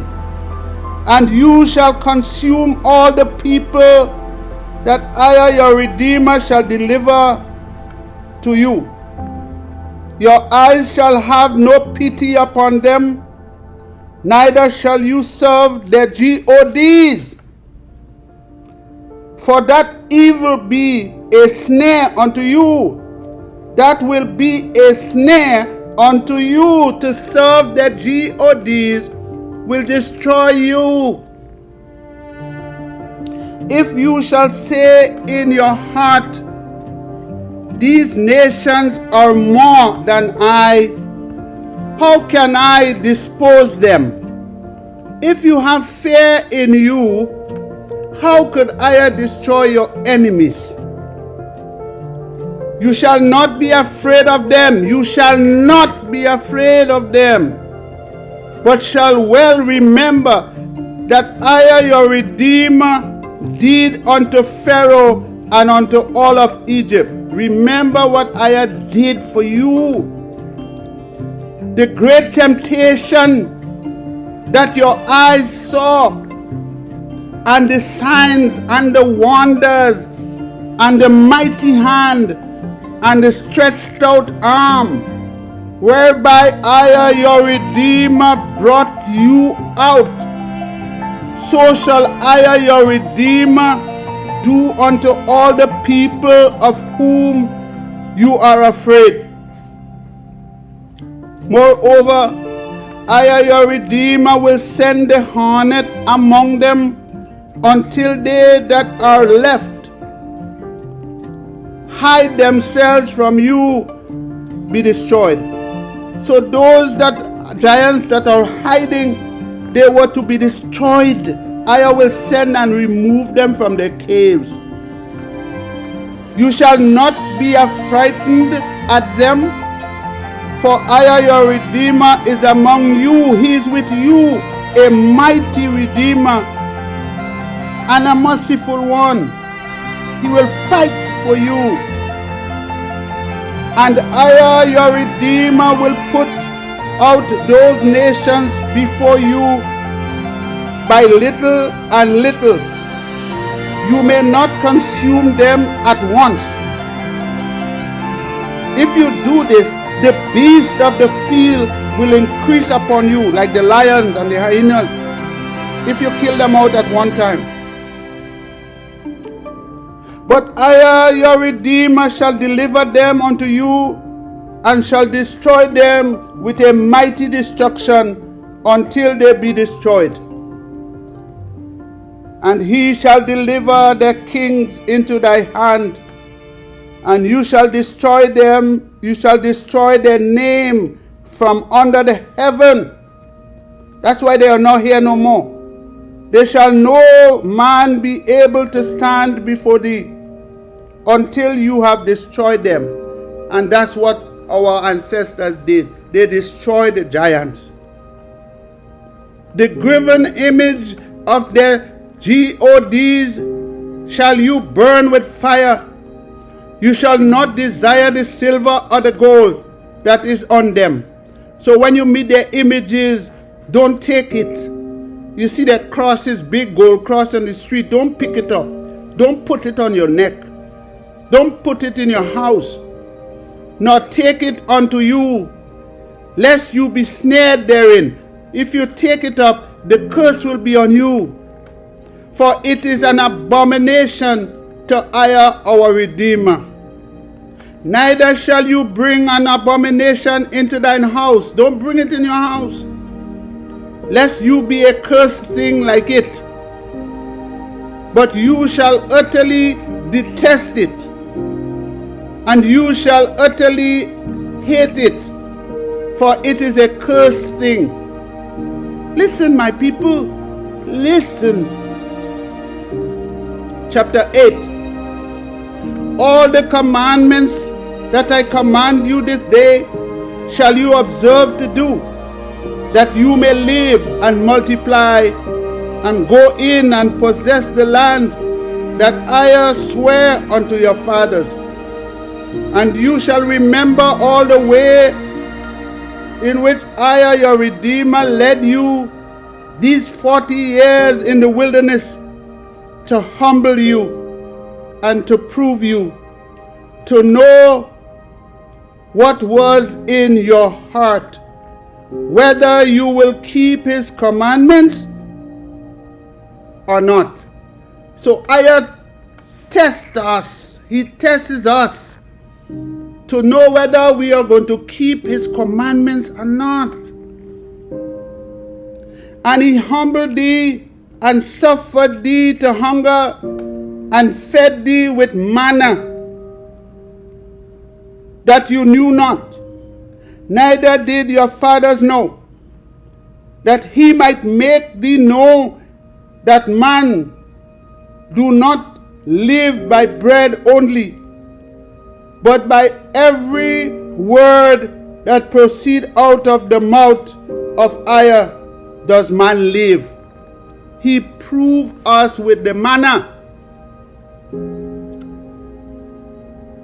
to bring back to us the Sabbath day, the day of rest. That's what he did with the manna. And to show us that we have to live by every word that comes from his mouth. Verse 4. Thy remnant waxed not old upon thee, neither did thy foot swell. These 40 years you shall also consider in thine heart, that as a man chastened his son, so I, your Redeemer, chastened you. As you are supposed to discipline your son, so I disciplines us. Therefore, you shall keep the commandments of I, your Redeemer, to walk in his ways and to love him. Here they drop another fear on you again. And to love him. For I, your Redeemer, bring you into a good land, a land of brooks and of water, of fountains and deep depths, that springs out of valleys and hills, a land of wheat and barley and vines and fig trees and pomegranates, a land of oil, olive and honey, a land wherein you shall eat bread without scarceness. You shall not lack anything in it. A land whose stones are iron, and out of whose hills you may dig brass. When you have eaten and are full, then you shall bless I, your Redeemer, for the good land that he has given you. We are to give thanks to I for everything. Verse 11. Beware that you forget not I, your Redeemer. Be aware and don't forget I, your Redeemer, in not keeping his commandments. So when you refuse to keep Aya's commandment, you have forgotten him. Do you see what he's saying to you? If you are not keeping his commandments, you have forgotten him. So what about our brothers and sisters in the millions who these people are teaching that the commandments are done away with, and they are telling you that you no longer need to keep the commandments? They all have forsaken Aya and his judgments and his statutes that I command you this day, lest when you has eaten and are full and has built good houses and dwell therein, and when your herbs and your flock multiply, and your silver and your gold is multiplied, and all that you has is multiplied, then thine heart be lifted up, and you forget I, your Redeemer, who brought you forth out of the land of Egypt from the house of bondage. Better don't go and do it. Who led you through the great and terrible wilderness, wherein were fiery serpents and scorpions and drought, where there was no water, who brought you forth water out of the rock of flint, who fed you in the wilderness with manna, that your fathers knew not, that he might humble you, and that he might prove you to do the good at thy latter end. So he tested them to do the great goodness he do for them in the end. He put them through the wilderness to give them this great land, as he has put us through our trials and tribulation, and then he will bring us back into the same great land as he promised. And you say in thine heart, your power and the might of your hand has gotten you this wealth. As some of us are saying in this world, oh, I did this, I make this, I have this, I own this, I work hard, I did this, without no thanks to Aya for his favor, no thanks to him for all his goodness. My people, verse 18. But you shall remember Aya your Redeemer, for it is he that gave thee power to get wealth, that he may establish his covenant that he sware unto your fathers, as it is this day. And it shall be, if you do all forget Aya your Redeemer, and walk after gods, and serve them, and worship them, and testify, I testify against you this day, that you shall surely perish, you shall die. As the nations which I destroyed before your face, so shall you perish, because you will not be obedient unto the voice of Aya your Redeemer. That's why we don't have a nation today. We need it back. We need to go back to Aya our Redeemer. We need to do this, my people. Hear, O EZER-IAH, you are to pass over Jordan this day, to go in to possess nations greater and mightier than yourself, cities great and fenced up to heaven, a people great and tall, the children of the Anakims, whom you knowest, and of whom you has heard say, who can stand before the children of Anak? Comprehend therefore this day that Aya your Redeemer is he that goes over before you. As a consuming fire he shall destroy them, and he shall bring them down before your face. So shall you drive them out and destroy them quickly, as Aya has said unto you. Speak not you in thine heart, after that Aya your Redeemer has cast them out from before you, saying, for my righteousness Aya has brought me into possess this land. Don't boast. Don't take to yourself saying it's because of your righteousness.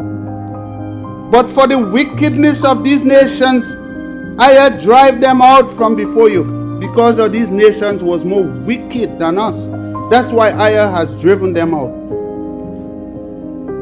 Nor for thy righteousness, or for thy uprightness of thine heart, dost thou go to possess the land, but for the wickedness of these nations, Aya your Redeemer drive them out from before you, and that he may perform the word that he swore unto your fathers, Abraham, Isaac, and Jacob. Comprehend therefore that Aya your Redeemer give you not this good land to possess it for your righteousness. For you are a stiff-necked people. Aya did not give them the land because they was righteous. They was hard-headed just like us today. We are the same way and even worse than them. We are to turn. Verse 7. Remember and forget not how you provoked Aya your Redeemer to wrath in the wilderness. From the day that you departed out of the land of Egypt until you came unto this place, you have been rebellious against Aya. Also in Horeb you provoked Aya to wrath, so that Aya was angry with you to have destroyed you. When I was gone up into the mount to receive the tables of stone, even the tables of the covenant that Aya made with you, then I abode the mount 40 days and 40 nights, neither did eat bread nor drink water.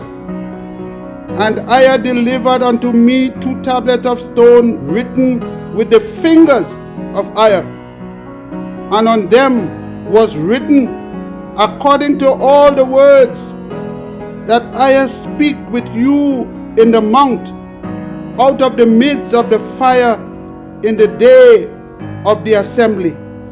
So here Shemaiah is saying, the very words that I spoke to you on the Mount Moriah is the same words he writes, some of the words he writes on the stone, and has given to him now to bring back unto them. Verse 11, and it came to pass at the end of 40 days and 40 nights that Aiah gave me 2 tables of stone, even the tables of the covenant. And Aiah said unto me, arise and get thee down quickly from hence, for your people which you hast brought forth out of Egypt have corrupted themselves. They are quickly turned aside out of the way that I commanded them. They have made them a molten image. The same thing I had told them. You have seen no image. Don't make no image. You have seen no similitude, neither in the earth or of the earth or beneath the earth or in heaven. Don't go and make none. Don't look up and pray to the sun. Don't look up and pray to the moon. Don't look up and pray to the stars. Don't do it. Verse 13. Furthermore, Aiah speak unto me, saying, I have seen this people, and behold, it is a stiff-necked people. Let me alone, leave me alone, that I may destroy them, and blot out their name from under heaven. And I will make of you a nation mightier and greater than they. So I turned and came down from the mount, and the mount burned with fire, and the 2 tables of the covenant were in my 2 hands. And I looked, and behold, you had sinned against Aiah your Redeemer, and had made you a molten calf. You had turned aside quickly out of the way which Aiah your Redeemer commanded you. That's the first G-O-D they made, my people. They made a G-O-D. And hear what he is saying to them.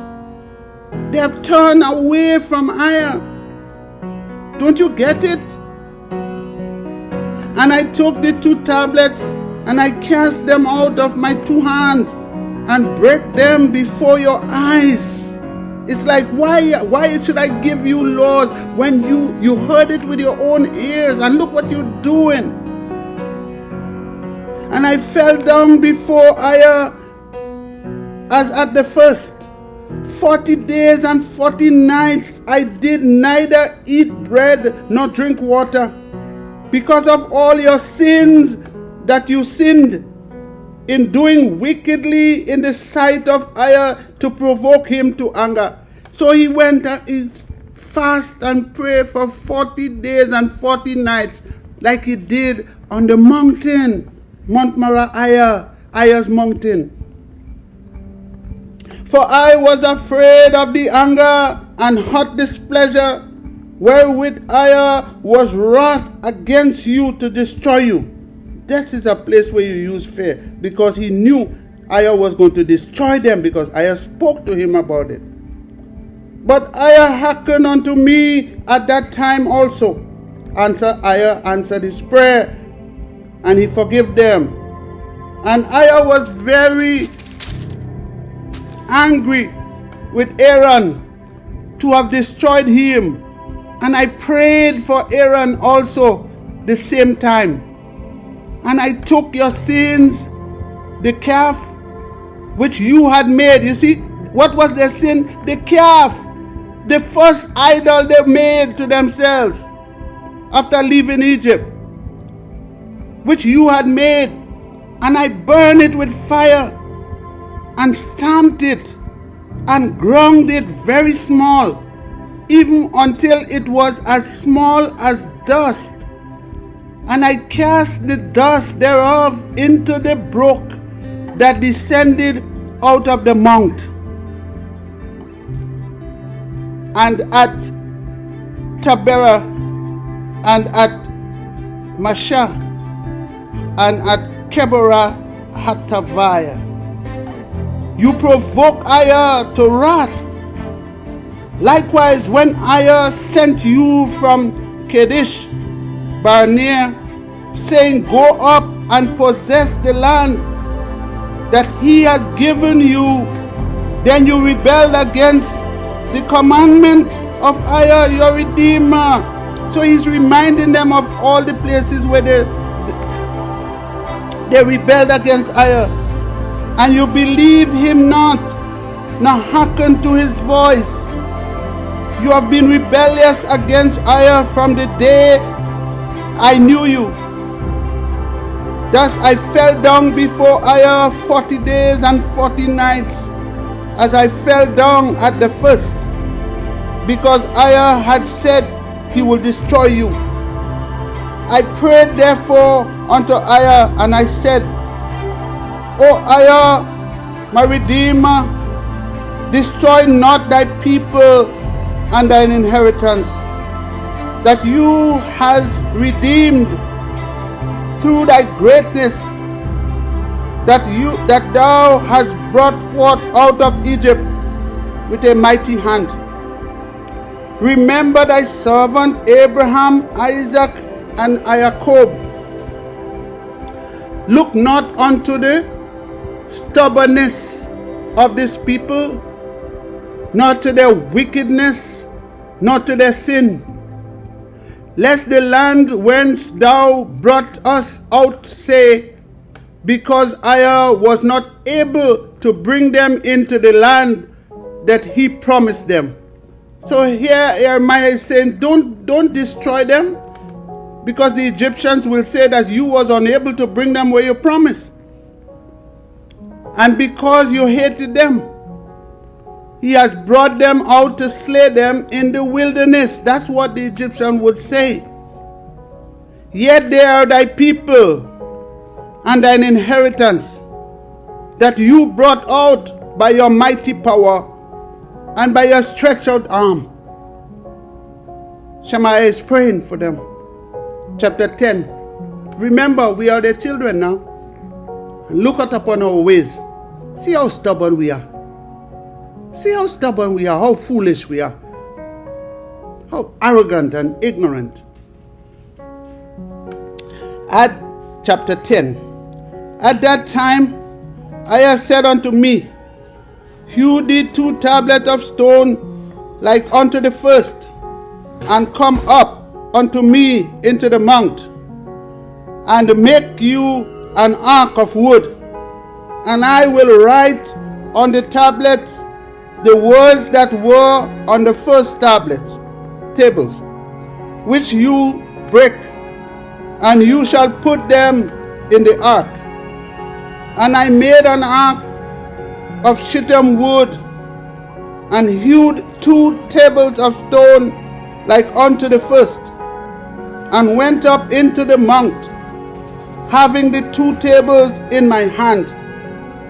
And he wrote on the tables according to the first writing, the 10 commandments, that I speak unto you in the mount out of the midst of the fire. The same words he speak unto you from Mount Moriah.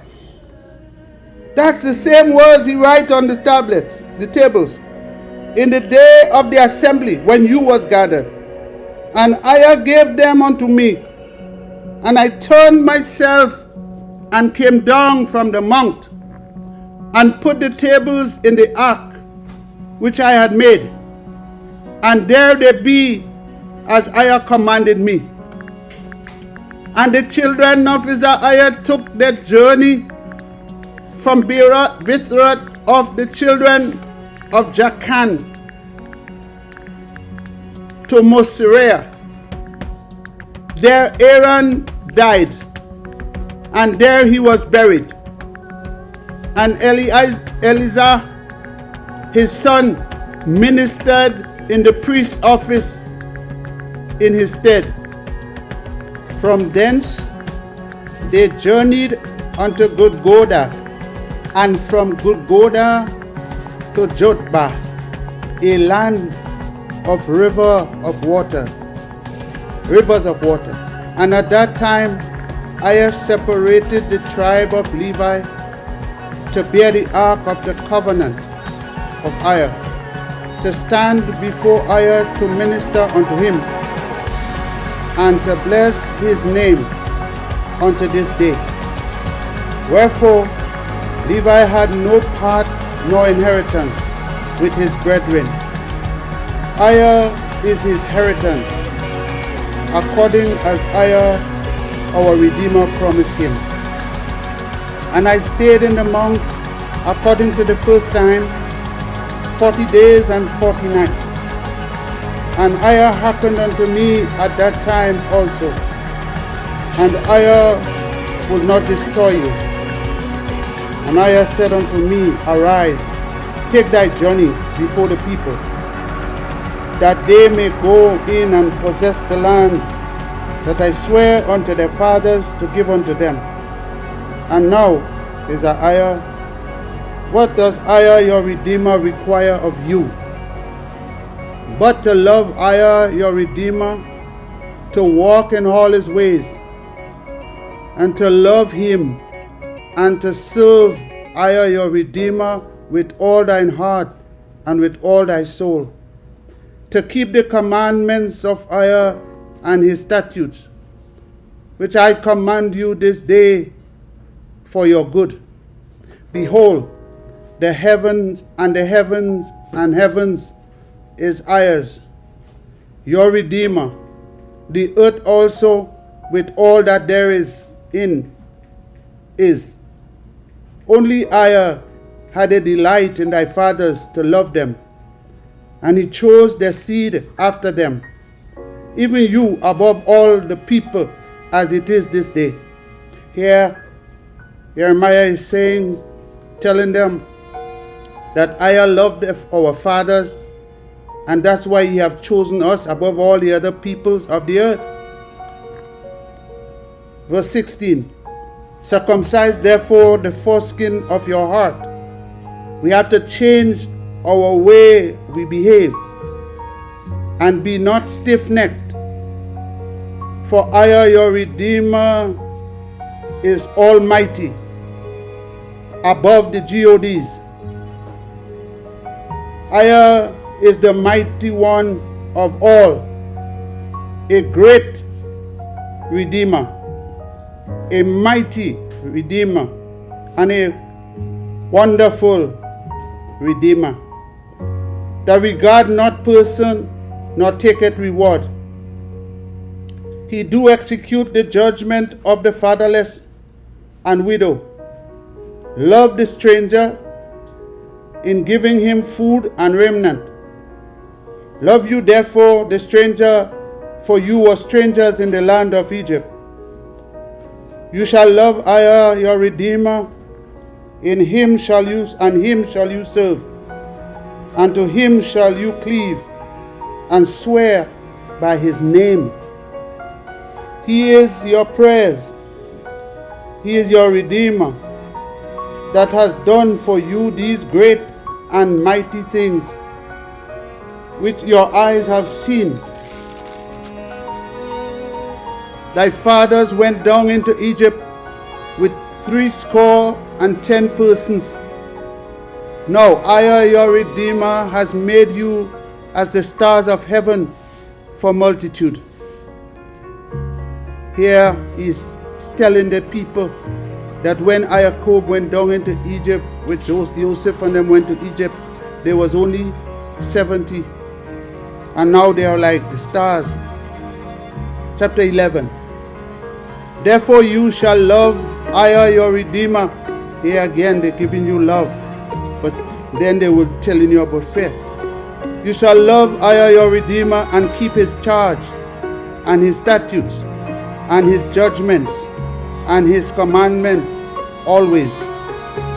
Always you must love him. No fear, nowhere. Always we must love him. And know you this day, for I speak not with your children which have not known, and which have not seen this chastisement of Aya your Redeemer, his greatness, his mighty hand, and his stretched out arm. You see, I'm not speaking to your children that haven't seen, now haven't known this thing. I'm speaking to you, our fathers. He's speaking to our fathers who have seen it and know it. And Aya's miracles and his acts, which he did in the midst of Egypt, unto Pharaoh the king of Egypt, and unto all his land. And what he did unto the army of Egypt, unto their horses, and to their chariots, how he made the water of the Red Sea to overflow them as they pursue after you, and how Aya has destroyed them unto this day. And what he did unto you in the wilderness until you came into this place, and what he did unto Dathan and Abiram, the son of Eliab, the son of Reuben, how the earth opened her mouth and swallowed them up, and their household, and their tents, and all the substance that was in their possession, in the midst of all of EZER-IAH. But your eyes have seen all the great acts of Aya that he did.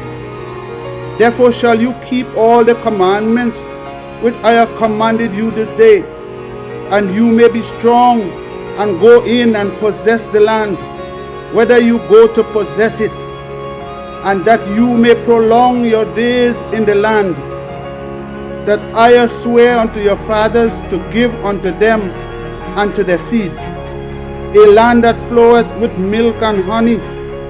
For the land, whether you go in to possess it, is not as the land of Egypt, from whence you came out, where you sow thy seed and water it with thy foot as a garden of herbs.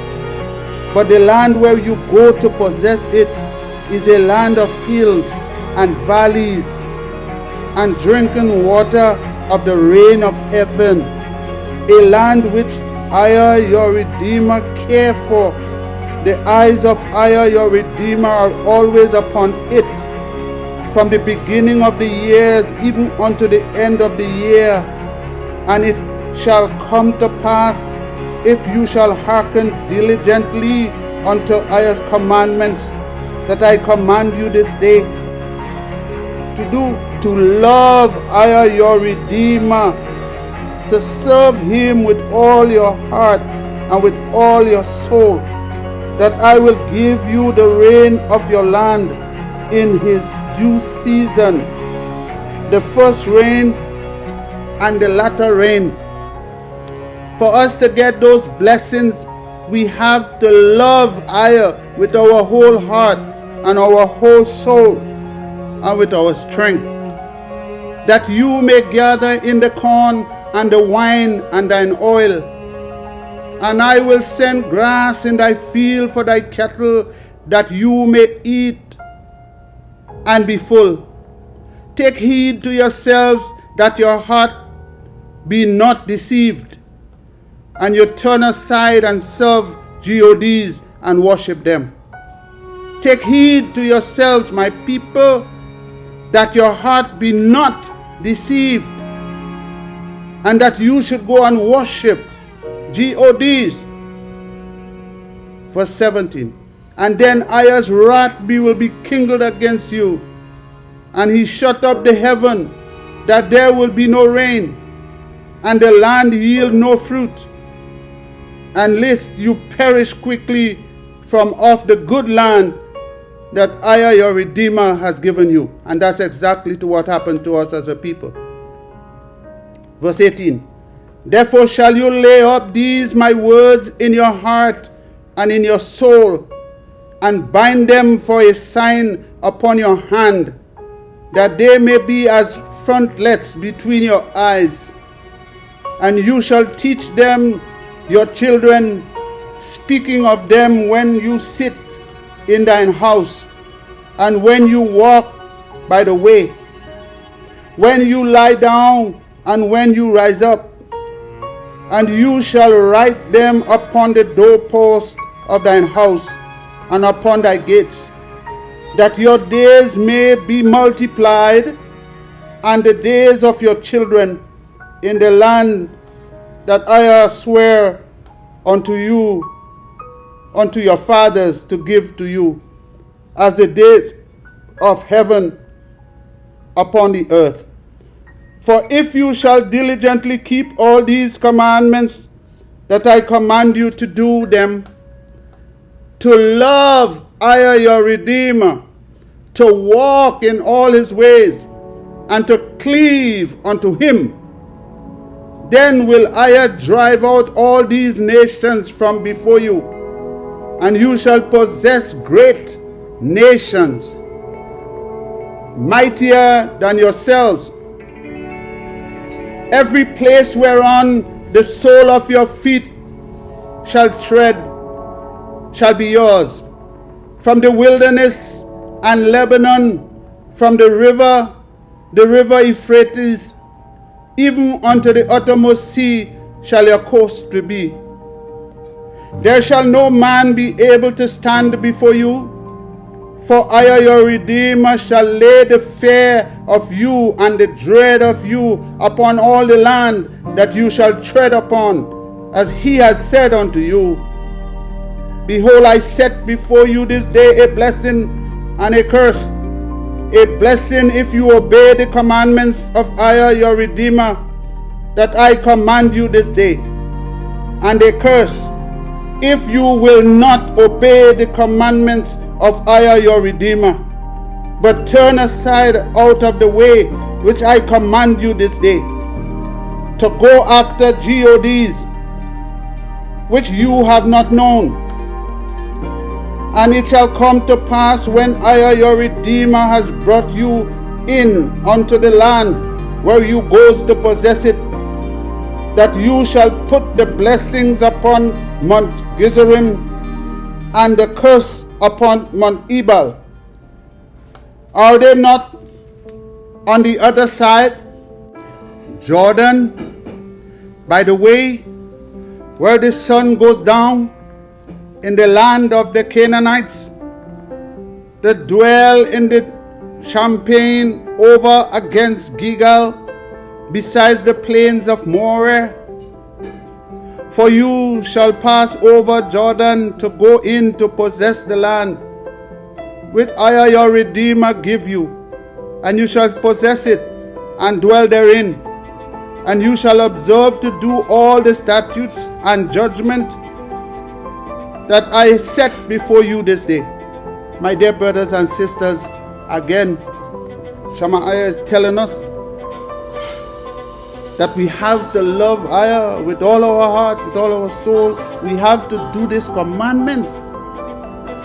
And we must realize that these people, these enemies that are telling us that the commandments is done away with, they are only trying to deceive us and to keep us away from our power, our strength, our mighty one, our Redeemer, our good health, and every good thing. That's what they are trying to deprive us of. And we must know this and turn to Ayah and teach our children that they need to turn to Ayah, our Redeemer. Chapter 12. These are the statutes and judgments that you shall observe to do in the land, that I your Redeemer, the mighty one of your fathers, give you to possess it. All the days that you live upon the earth, you shall utterly destroy all the places wherein the nations which you shall possess serve their gods. We are to destroy all the places that these Canaanites was serving their gods.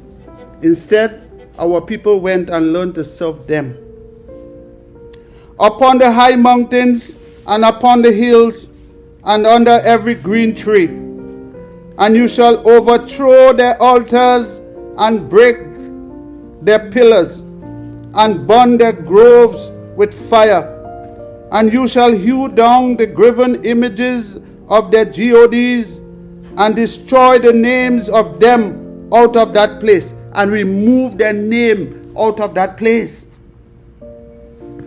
You shall not do so unto EZER your Redeemer, but unto that place that EZER your Redeemer shall choose out of all your tribes, to put his name there, even unto his habitation. And that place is Moriah. That place is called by his name, Moriah. Shall you seek, and thither thou shalt come, and there you shall bring your burnt offering, and your sacrifice, and your tithes, and heave offering of your hand, and your vows, and your freewill offerings, and the firstling of your herd and of your flocks. And there you shall eat before EZER your Redeemer, and you shall rejoice in all that you put your hands unto, you and your households, wherein EZER your Redeemer has blessed you. You shall not do after all the things that we do here this day, every man whatsoever is right in his own eyes.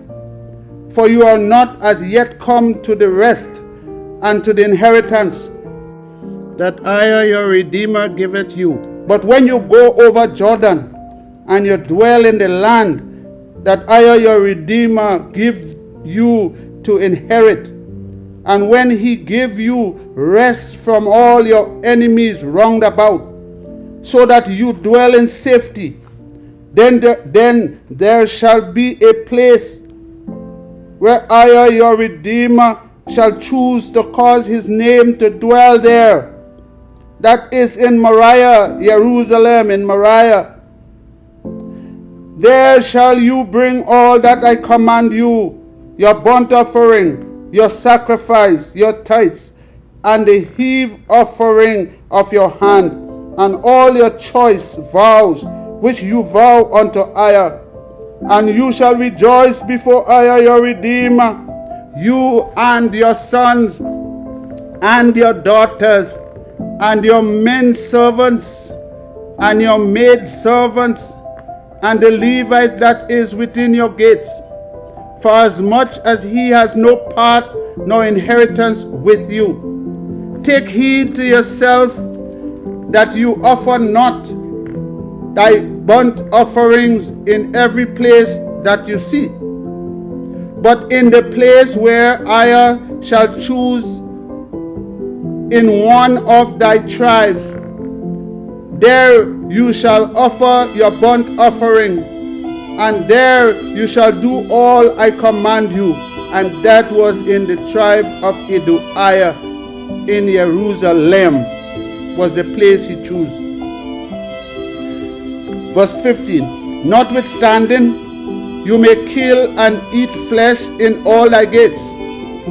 Whatsoever thy soul lust after, according to the blessing of EZER your Redeemer, which he has given you. The unclean and the clean may eat thereof, as of the rebuck and as of the hart. Only you shall not eat the blood. You shall pour it upon the earth as water. Thou mayest not eat within thy gates the tithes of thy corn, or thy wine, or of thine oil, of the firstling of the herd, or thy flock, no, any of thy vows which you vowest, nor thy free will offering, or have offered of thy hand. But you must eat them before EZER your Redeemer in the place which EZER your Redeemer shall choose. There and you and your sons, and your daughter, and thy manservant, and thy maidservant, and the Levites that is within thy gates. And you shall rejoice before EZER your Redeemer in all that you put thine hands unto. Take heed to yourself that you forsake not the Levite as long as you live upon the earth. Where EZER your Redeemer shall enlarge thy border, as he has promised you, And you shall say, I will eat flesh, because thy soul longed to eat flesh. Thou mayest eat flesh, whatsoever thy soul lust after. If the place which EZER your Redeemer has chosen to put his name there be too far from you, then you shall kill of thy herd and of thy flock that EZER has given unto you, as I have commanded you, and you shall eat in thy gates whatsoever thy soul lust after. Even as the rebuck and the hart is eaten, so you shall eat them. The unclean, the clean shall eat of them alike. Only be sure that you eat not the blood, for the blood is the life, and you may not eat the life with the flesh. You shall not eat it. You shall pour it upon the earth as water. You shall not eat it, that it may go well with you, and with the children after you, when you shall do that which is right in the sight of EZER.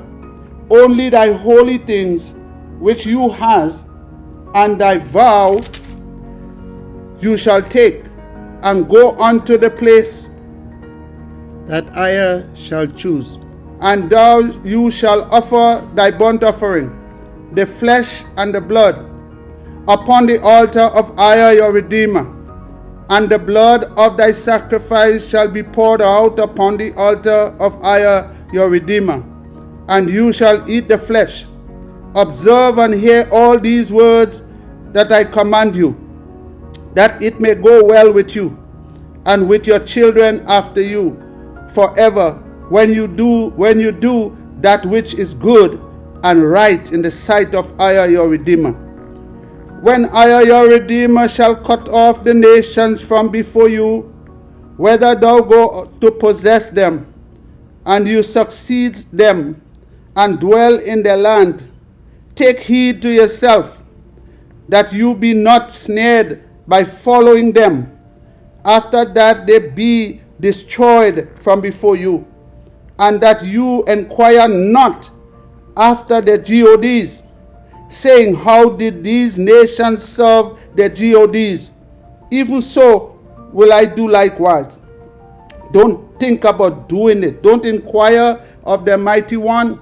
We are not to inquire of the gods. We are not to serve the gods. You shall not do so unto EZER your Redeemer, for every abomination to EZER which he hates, have they done unto their gods. So everything EZER hates, that's what they do to their gods. For even their sons and their daughters they have burnt in the fire to their gods. What things soever I command you, observe to do it. You shall not add thereto, nor diminish from it. So EZER is telling us we are not to inquire of the mighty ones of the nations. We are not to serve them. We are not to do the things that they do. They even offer their children like sacrifice unto their devils. We are not to do those things. Chapter 13. If there arise among you a prophet or a dreamer of dreams, and give you a sign or a wonder, and the sign or the wonder come to pass, whereof he speak unto you, saying, let us go after gods, which you has not known, and let us serve them, you shall not hearken unto the words of that prophet, or that dreamer of dreams. For EZER your Redeemer proves you, to know whether you love EZER your Redeemer with all your heart and with all your soul. So if there is a prophet who is telling you that the commandments is done away with, don't follow him, because EZER is testing you to see whether you love him or not. Verse 4. You shall walk after EZER your Redeemer, and love him, and keep his commandments, and obey his voice, and you shall serve him and cleave unto him, and that prophet or that dreamer of dreams shall be put to death, because he has spoken to turn you away from EZER your Redeemer. My brothers and sisters, if we was in the land today and keeping the commandments of EZER, these so-called prophets will be put to death. They brought you out of the land. Who brought you out of the land of Egypt and redeemed you out of the house of bondage, to trust him, to trust you out of the way that EZER your Redeemer command you to walk in. So shall you put the evil away from the midst of you. You have to destroy them so you get the evil away from you. They are trying to turn us away from the mighty one who took us out of the land of Egypt. Look at it in your book, my people. If your brother, the son of your mother, or thy son, or thy daughter, or the wife of thy bosom, or your friend, which is as your own soul, entice you secretly, saying, let us go and serve gods, which you have not known, you nor your fathers, namely, of the gods of the people which are round about you, nigh unto thee, or far off from thee, from the one end of the earth even unto the other end of the earth. You shall not consent unto him, nor hearken unto him, neither shall thine eyes pity him, neither shall you spare, neither shall you conceal him, but you shall surely kill him. Thine hand shall be first upon him to put him to death, and afterwards the hand of all the people. And you shall stone him with stones, that he die, because he has sought to thrust you away from EZER your Redeemer, who brought you out of the land of Egypt, from the house of bondage. My people, hear this. And all EZER-IAH shall hear and fear, and shall do no more any such wickedness as this is among you. If you shall hear, say in one of thy cities, which EZER your Redeemer has given you to dwell there, saying, certain men, the children of Bethel, are gone out from among you, and have withdrawn the inhabitants of the city, saying, let us go and serve gods which you have not known.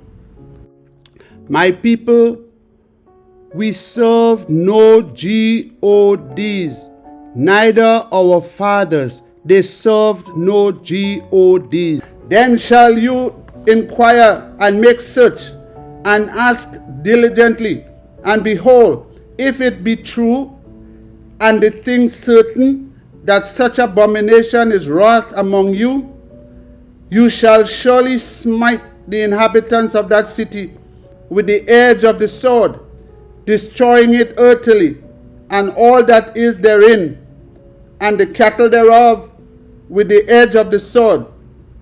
And you shall gather all the spoil of it into the midst of the street thereof, and shall burn with fire the city, and all the spoil thereof every whit, for EZER your Redeemer, and it shall be an heap forever, it shall not be built again. And there shall cleave naught of the cursed things to thine hand.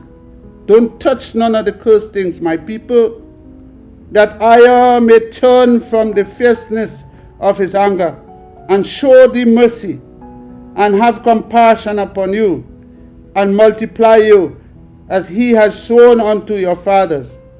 When you shall hearken to the voice of EZER your Redeemer, to keep all his commandments, that I command you this day, to do that which is right in the eyes of EZER, your Redeemer. We have to keep his commandments. My brothers and sisters, we have to do his commandments. That's the right thing. Chapter 14. You are the children of EZER, your Redeemer. You shall not cut yourselves, nor make any baldness between your eyes for the dead. For you are an holy people. You are a holy people unto EZER, your Redeemer. And EZER has chosen you to be a peculiar people unto himself, above all the nations that are upon the earth. You shall not eat any abominable thing. These are the beasts which you shall eat: the ox, the sheep, and the goat, the hart, and the rebuck, and the fallow deer, and the wild goat, and the pagger, and the wild ox, and the chamois, and every beast that part the hoof, and cleave the cliff, and cleave the cliff into two claws, and chew the cud among beasts that you shall eat. Nevertheless, these you shall not eat: of them that chew the cud, or of them that divide the cloven hoof, as the camel, and the hare, and the coney, for they chew the cud, but divide not the hoof. Therefore they are unclean unto you. And the swine, because it divides the hoof, yet chews not the cud, it is unclean unto you. You shall not eat of their flesh, nor touch their dead carcass. These you shall eat of all that are in the waters. All that have fins and scales shall you eat, and whatsoever has not fins and scales you may not eat. It is unclean unto you. Of all clean birds you shall eat, but these are they of which you shall not eat: the eagle, and the ostrich, and the osprey, and the glade, and the kite, and the vulture after his kind, and every raven after his kind, and the owl, and the nighthawk, and the cockcrow, and the hawk after his kind, the little owl, and the great owl, and the swan, and the pelican, and the gier eagle, and the cormorant, and the stork, and the heron after her kind, and the lampwing, and the bat, and every creeping thing that fly is unclean unto you. They shall not be eaten. But of all clean fowls you may eat. You shall not eat of anything that die of itself. You shall give it unto the stranger that is in thy gates, that he may eat it, or you may sell it unto an alien. For you are a holy people unto EZER your Redeemer. You shall not see a kid in his mother's milk. Don't cook a baby cow in his mother's milk, or goat. You shall truly tithe all the increase of thy seed, that the field bringeth forth year by year. And that was the food, and is 10% of our increase goes to the priests for their survival. And you shall eat before EZER your Redeemer in the place which he shall choose to place his name there, where we offer the sacrifice, in Jerusalem, in the tribe of EZER-IAH, in his sanctuary, his holy house. The tithe of thy corn, and of thy wine, and of thine oil, the firstling of thy herd of the flock, that you may learn to fear, to love your Redeemer always, to love your Redeemer always. And if the way be too long for you, so that you are not able to carry it, or if the place be too far from you, which your Redeemer shall choose to set his name there, Moriah, the land of Moriah, Aya's land, Jerusalem, capital. When your Redeemer has blessed thee, also called Samariah, then shall you turn it into money, and bind up the money in thy hand, and shall go unto the place where your Redeemer shall choose, and you shall bestow that money for whatsoever thy soul lusts after, for oxen, or for sheep, or for wine, or for strong drink, or for whatsoever thy soul desire. And you shall eat there before your Redeemer, that you shall rejoice, you and thine household. So whatever your body feel for, you may take the money. If it's too far to carry the sheep or the goat, like you're in the States, you sell them, you take the money, you go over there, and you buy what you need, what your body feels for. You feel like eating lamb, you buy lamb. You feel like eating goat, you buy goat. You feel for milk, you buy milk. And the Levites that is within thy gates, you shall not forsake him, for he has no part nor inheritance with you. So he has no land. The priest has no land. So we have to give him that 10%. The tithes that we give him is for him so that he could eat. So we eat together when we go there. At the end of 3 years, you shall bring forth all the tithes of thine increase the same year, and shall lay it up with thy gates. And the Levites, because he has no part nor inheritance with you, and the stranger, and the fatherless, and the widow, which are within thy gates, shall come, and shall eat, and be satisfied. So we who have, they bring what they got. That's the tithes. And those who don't have, they will get something to eat. That your Redeemer may bless you in all the work of your hands that you do. Chapter 15. At the end of every 7 years, you shall make a release. And this is the manner of the release. Every creditor that lend unto his neighbor shall release it. He shall not exact it of his neighbor or of his brother, because it is called Aya's release. They couldn't pay you back all in the 6 years. Then at the end in the 7th year, you forgive them. You forget the debt.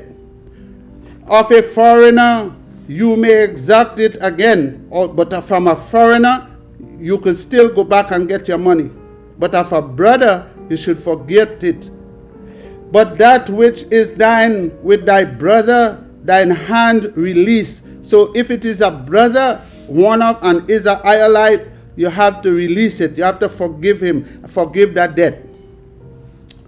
Save when there shall be no poor among you, for Ayah shall greatly bless you in the land that Ayah your Redeemer give you for an inheritance to possess it.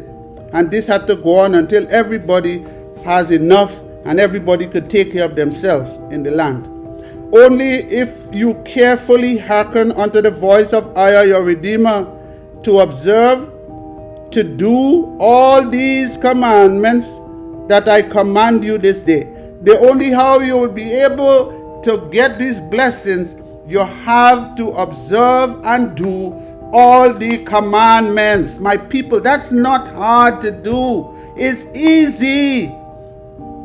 It's easy. If you practice doing the commandments, all your troubles will go away. All your pain and suffering, all the confusion and the stress will go away. It's not hard.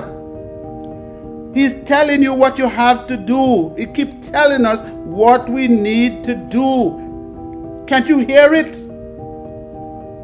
For I, your Redeemer, bless you as he promised you, and you shall lend unto many nations, but you shall not borrow. We was to be lending to people. Now we are the ones who borrowing. Why? We refuse to do what he's telling us we need to do as a people. And you shall reign over many nations, but they shall not reign over you. Now they are reigning over us. We are reigning over nobody because we refuse to do it, my people. Aren't we tired suffering? Don't you tired worry and stress? Are you not tired feeling the pain and see the suffering of your brothers and sisters around you? From country to country? From the east part of the world to the other part of the world, it's the same thing. Don't you see it? Don't you see that something is wrong? We are missing something. There is something we're supposed to do, my people. There is something we're supposed to do. And here our ancestors are telling us what we're supposed to do. Can't you hear it? Can't you try it? Can't you? If there be among you a poor man of one of thy brethren within any of your gates, in your land, which I, your Redeemer, give you, you shall not harden your heart, nor shut thy hand from thy poor brother, but you shall open thy hand wide unto him, and shall surely lend him sufficient for his need, in that which he want. Beware that there be not a thought in thy wicked heart, saying, the 7th year, the year of release, is at hand, and thine eye be evil against thy poor brother, and you give him not, and he cry unto ire against you, and it be sin unto you. Don't say the 6th year, the 7th year is close, so I can't lend him no money, because if I lend him this, he won't be able to pay me back, and I will have to forgive it. And then this brother go cry unto ire against you. That's what he's saying to you. You have it, you give it to your brother.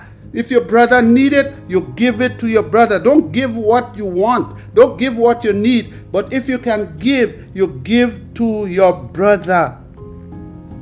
You shall surely give him, and thy heart shall not be grieved when you give it unto him, because that for this thing I, your Redeemer, shall bless you in all thy works, and in all that you put your hands unto. Aya is going to bless you for you giving it to him.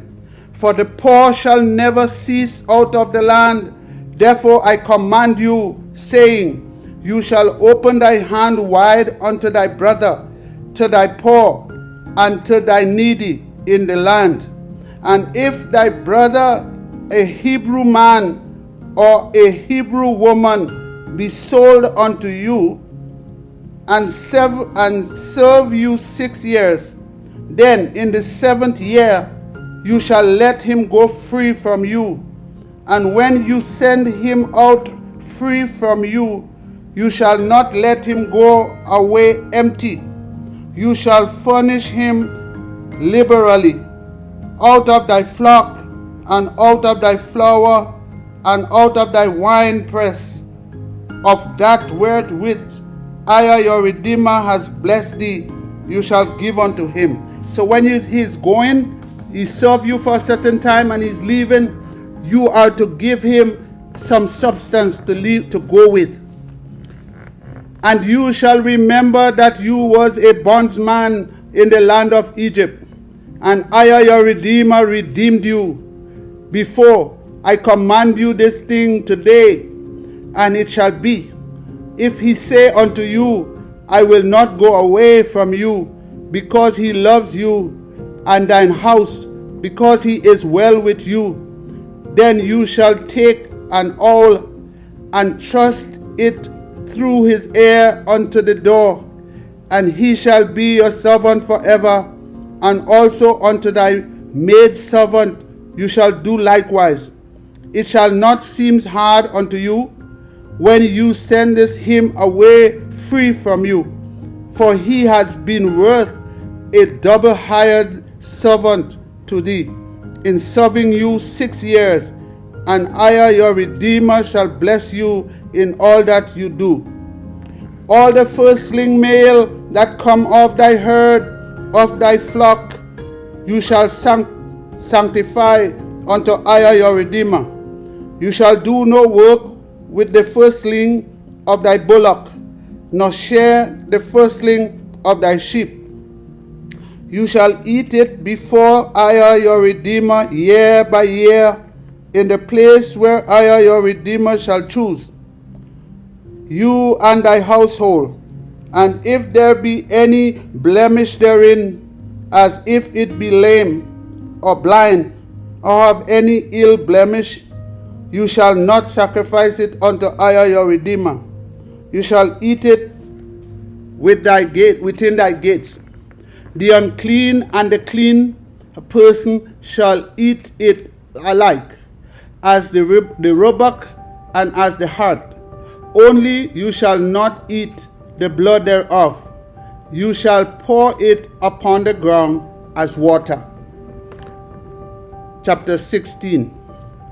Observe the month of Abib, and keep the Passover unto I, your Redeemer.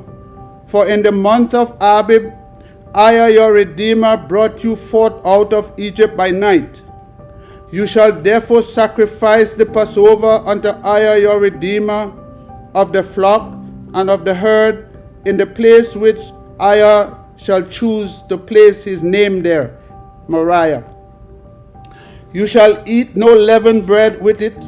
7 days shall you eat unleavened bread therewith, even the bread of affliction, for you comest forth out of the land of Egypt in haste, that you may remember the day when you came forth out of the land of Egypt, all the days of thy life. So to remember all the days of our lives that we came out of the land of Egypt, out of slavery, bondage, we must keep the Passover so that we could remember it and never forget. As the same way, we're supposed to remember the name of Aya that was given unto us all our lives. And there shall be no leavened bread seen with thee in all thy coasts 7 days. Neither shall there anything of the flesh which you sacrificed the first day at even remain all night until the morning. You may not sacrifice the Passover within any of your gates, which I, your Redeemer, has given you. Nowhere else. You have a special place you got to do this. But as the place which I, your Redeemer, shall choose to place his name in his temple in Jerusalem, there you shall sacrifice the Passover at evening, at the going down of the sun, at the season that you came forth out of Egypt. And you shall roast and eat it in the place which I, your Redeemer, shall choose. And you shall turn in the morning and go unto thy tents. 6 days you shall eat unleavened bread, and on the 7th day shall be a solemn assembly to I, your Redeemer. You shall do no work therein. 7 weeks shall you number unto you, beginning to number the 7th weeks from such time as you begin to put the sickle to the corn. So at the beginning of the harvest. And you shall keep the feast of weeks unto I, your Redeemer, with a tribute of a freewill offering of thine hand, which you shall give unto I, your Redeemer, according as I, your Redeemer, has blessed you. And you shall rejoice before I, your Redeemer, you and your son and your daughter and your manservant and your maidservant and the Levite that is within thy gates, and the stranger and the fatherless and the widow that are among you, in the place that I, your Redeemer, have chosen to place his name there. And you shall remember that you was a bondsman in the land in Egypt. And you shall observe and do these statutes. You shall observe the feast of tabernacles 7 days. After that you shall gather in thy corn and thy wine. And you shall rejoice in thy feast, you and thy son and thy daughter and thy manservant and thy maidservant and the Levites, the strangers and the fatherless and the widows that are within your gates. 7 days shall you keep a solemn feast unto EZER your Redeemer in the place where he choose, because EZER your Redeemer shall bless you in all thine increase, and in all the work of thy hands. Therefore you shall surely rejoice. 3 times in a year shall all thy male appear before EZER your Redeemer in the place where he shall choose, in the feast of unleavened bread, and in the feast of weeks, and in the feast of tabernacles, and they shall not appear before EZER empty. Every man shall give as he is able, according to the blessings of EZER your Redeemer that he has given you. Judges and officers shall you make unto you in all thy gates, that EZER your Redeemer give you throughout thy tribes, and they shall judge the people with just judgment. You shall not wrest judgment. You shall not respect persons, neither take a gift, for a gift do blind the eyes of the wise, and pervert the words of the righteous. That which is altogether just shall you follow, that you may live and inherit the land that EZER your mighty one has given unto you. You shall not plant you a grove of any trees near unto the altar of EZER your mighty one, that you shall make you, neither shall you set thee up any image that EZER your mighty one hates. You shall not sacrifice unto EZER your Redeemer any bullock or sheep wherein is blemish, or any evil favoredness, for that is an abomination unto EZER your Redeemer. If there be found among you within any of your gates, that EZER your Redeemer give unto you, man or woman, that has wrought wickedness in the sight of EZER your Redeemer, in the transgressing his covenant, and has gone and served gods, and worshipped them, either the sun or moon, or any of the host of heaven, that I have not commanded, and it be told you, and you has heard of it, and inquired diligently, and behold, it be true, and a thing certain, that such abomination is wrought in EZER-IAH, then shall you bring forth that man or that woman who have committed that wicked thing unto thy gates, even that man or that woman, and shall stone them with stones till they die. At the mouth of 2 witnesses or 3 witnesses shall he that is worthy of death be put to death, but at the mouth of 1 witness he shall not be put to death. The hands of the witnesses shall be first upon him to put him to death, and afterwards the hands of all the people. So you shall put the evil away from among you. If there arise a matter too hard for you in judgment, between blood and blood, between plea and plea, and between stroke and stroke, being matter of controversy within thy gates, then shalt thou arise and get you up into the place that I, your mighty one, have chosen. And you shall come unto the priests, the Levites, and unto the judge that shall be in those days, and inquire, and they shall show you the sentence of judgment, and you shall do according to the sentence which they of that place that I shall choose shall show you, and you shall observe to do according to all that they inform you, according to the sentence of the law that they shall teach you, and according to the judgment they shall tell you, you shall do. You shall not decline from the sentence that they shall show you, to the right hand nor to the left. And the man that will do presumptuously and will not hearken unto the priests that stand to minister there before I, your Redeemer, or unto the judge, even that man shall die, and you shall put away the evil from EZER-IAH.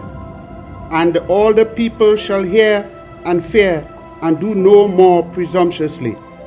When you are come unto the land that I, your mighty one, give you, and shall possess it, and shall dwell therein, and shall say, I will set a king over me, like as all the nations that are about me. You shall set a king over you, whom I, your mighty one, shall choose. One from among your brethren that shall you set king over you. You may not set a stranger over you that is not your brother, but he shall not multiply unto himself horses, nor cause the people to return to Egypt, to the end that he shall multiply horses, as much as I have said unto you. You shall henceforth return no more that way. Here Shemaiah is warning them. If they decide to choose kings like the other nation have kings, they need to inquire of Aiah, and they need to choose a king from among themselves. They are not to take strangers to rule over them. They are not to go back to Egypt. They are not to get horses from Egypt. Aiah has removed them from Egypt, and he does not want them to go back there. Verse 17. Neither shall he multiply wives to himself, that his heart turn not away. Neither shall he greatly multiply to himself silver and gold. And it shall be, when he sit upon the throne of his kingdom, that he shall write him a copy of this law in a book out of that which is before the priest, the Levites. He need to get the law. You need to have Aiah's law before him. You have to study the law. You have to learn the law. As a king, he have to know the law. My brothers and sisters, do you see why Aiah promised to raise up David unto us? A man according to his own heart. He's going to raise up unto us in the latter days. And it shall be with him, and he shall read therein all the days of his life. You have to read this law. You have to know it, that he may learn to love Aiah his Redeemer, to keep all the words of his law and these statutes, to do them, that his heart be not lifted up above his brethren, and that he turn not aside from the commandments, to the right hand or to the left, to the end that he may prolong his days in this kingdom, he and his children, in the midst of EZER-IAH. Chapter 18. The priests, the Levites, and all the tribe of Levi shall have no part nor inheritance with EZER-IAH. They shall eat the offering of Aiah made by fire and his inheritance. Therefore shall they have no inheritance among their brethren. Aiah is the inheritance, as he has said unto them, and this shall be the priest due from the people, from them that offer a sacrifice, whether it be ox or sheep, and they shall give unto the priest the shoulder and the 2 cheeks and the maw, the first fruit also of thy corn and of thy wine and of thine oil, and the first of the fleece of thy sheep shalt thou give him. For I, your Redeemer, has chosen him out of all thy tribes to stand to minister in the name of I, him and his sons forever. And if a Levi come from any of thy gates, out of all EZER-IAH, where he sojourn, and come with all the desire of his mind unto the place that I shall choose, then he shall minister in the name I, his mighty one, as all his brethren the Levites do, which stand there before I. Here, my brothers and sisters, he is telling us and making it clear. We have to pray in his name. We have to serve in his name. We have to walk in his name. We must know his name. They shall have like portions to eat, besides that which come of the sale of his patrimony. When thou art come into the land that I, your Redeemer, give you, you shall not learn to do after the abomination of those nations. We are not to learn the ways over and over. There shall not be found among you anyone that make his son or his daughter to pass through the fire, or that use divination, or any an observer of times, the horoscope, or an enchanter, such saying divination, or a witch, or a charmer, or a consulter with familiar spirits, or a wizard, or a necromancer. We are not to interfere with those things. For all that do these things are an abomination unto I. And because of these abominations, I, your Redeemer, drive them out from before you. So we need to ask for forgiveness so that we could get back in the good graces of I, my people. You shall be perfect with I, your Redeemer, for these nations which you shall possess. Hearken unto observers of time and unto diviners. But as for you, I, your Redeemer, has not suffered thee to do so. These nations that we are among, that's what they do. But Shemaiah is saying that I doesn't want us to do this. I wants us to himself. We are not to do this. I, your Redeemer, will raise up unto you a prophet from the midst of you, of thy brethren, like unto me. Unto him you shall hearken. Here Shemaiah knows he is getting old, he's going to die, and he's telling them that I is going to raise up a prophet among them. And that's not JC. That's not Muhammad. We will see who is the one he will raise up like Moses unto them. According to all that you desired of I, your Redeemer, in Horeb, in the day of the assembly, saying, let me not hear again the voice of I, my Redeemer, neither let me see his great fire anymore, that I die not. And I said unto me, they have well spoken that which they have spoken. I will raise them up a prophet. So here, because our ancestors had asked him to speak to Shemaiah, now Moses is old, he is going to raise up someone else, because he's still keeping that what they asked for. I will raise them up a prophet from among their brethren, like unto you, and will put my words in his mouth, and he shall speak unto them all that I shall command him. I didn't put his word in JC's mouth.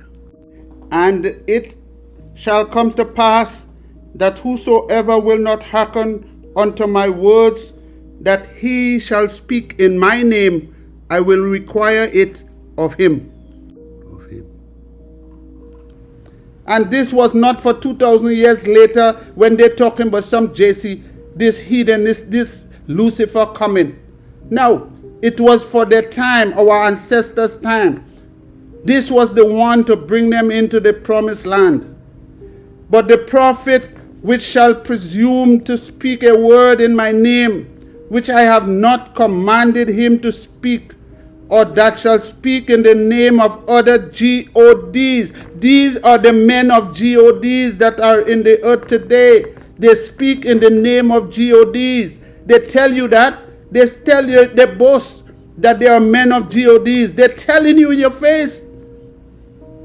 Speak in the name of other gods. Even that prophet shall die. That's why EZER is exposing them left, right, and center for all the dirty ways that they have, all the wicked stuff that they do. And if you say in thine heart, how shall we know the word which EZER has not spoken? Now he's going to tell you how to know when EZER have not spoken, when these lying pastors are speaking. He said, when a prophet speak in the name of EZER, if the thing follows not, now come to pass, that is the thing which EZER has not spoken, but the prophet has spoken it presumptuously. Thou shalt not be afraid of him. When you hear the prophesying stuff and it never come to pass, EZER is exposing them to you, my people. Chapter 19.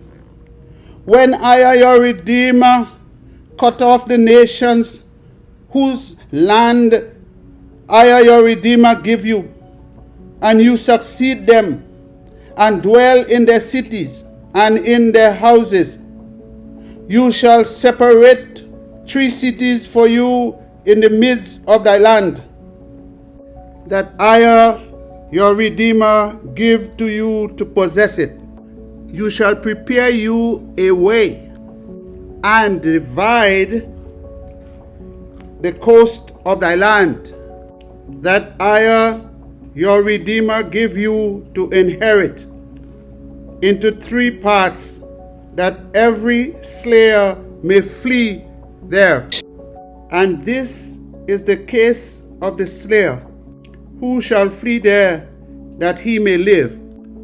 Whoso killeth his neighbor ignorantly, whom he hated not in time past. As when a man goes into the woods with his neighbor to hew wood, and his hand fetch a stroke with the axe to cut down the tree, and the head slip from the hills, and lie upon his neighbor, that he die, he shall flee unto one of those cities and live. He didn't kill him purposely. It's an accident. Lest the avenger of the blood pursue the slayer, while his heart is hot. The reason EZER is saying this, he says that because those, like the people who gonna grieve this man that is dead, they might hurt this one who caused his death. But EZER know that he didn't cause his death on purpose. And that's what was those sanctuary cities was for. That he could go somewhere away from the grieving relatives and live and overtake him. Because the way is long, and slay him, whereas he was not worthy of death, inasmuch as he hated him not in time past. He didn't hate him. He had nothing against him. It's an accident. Wherefore I command you, saying, you shall separate 3 cities for you. And if EZER your Redeemer enlargen thy coast, as he has sworn unto your fathers, and give you all the land which he promised to give unto your fathers, if you shall keep all these commandments to do them, which I command you this day. Again, he's going to tell you to love your Redeemer and to walk ever in his ways. Then shall you add 3 cities more for you besides these 3. So I will increase it for them if they walk in his ways. That innocent blood be not shed in thy land, which I, your Redeemer, give you for an inheritance, and so blood be upon thee. But if any man hate his neighbor, and lie in wait for him, and rise up against him, and smite him mortally, that he die, and flee into one of these cities, then the elders of this city shall send and fetch him thence, and deliver him into the hand of the avenger of blood, that he may die. So if someone commit a willful murder and run into the sanctuary city, they're supposed to go and get him from there. It's not for people who do commit murder purposely, but it's for those who might kill somebody in accidents. Thine eye shall not pity him, but you shall put away the guilt of innocent blood from EZER-IAH, that it may go well with you. You shall not remove your neighbor's landmark, which they of old time have set in thine inheritance, which thou shalt inherit in the land that I, your Redeemer, giveth you to possess it. One witness shall not rise up against a man for any iniquity, or for any sin, in any sin that he sinneth. At the mouth of 2 witnesses, or at the mouth of 3 witnesses, shall the matter be established.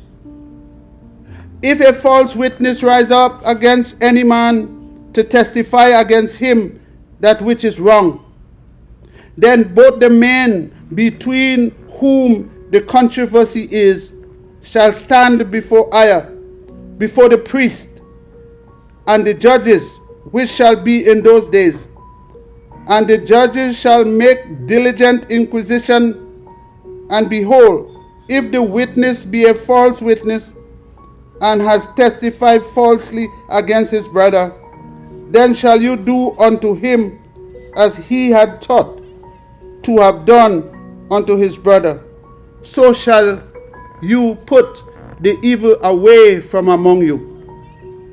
And those which remain shall hear and fear, and shall henceforth commit no more any such evil among you. And thine eyes shall not pity, but life shall go for life, eye for eye, tooth for tooth, hand for hand, foot for foot.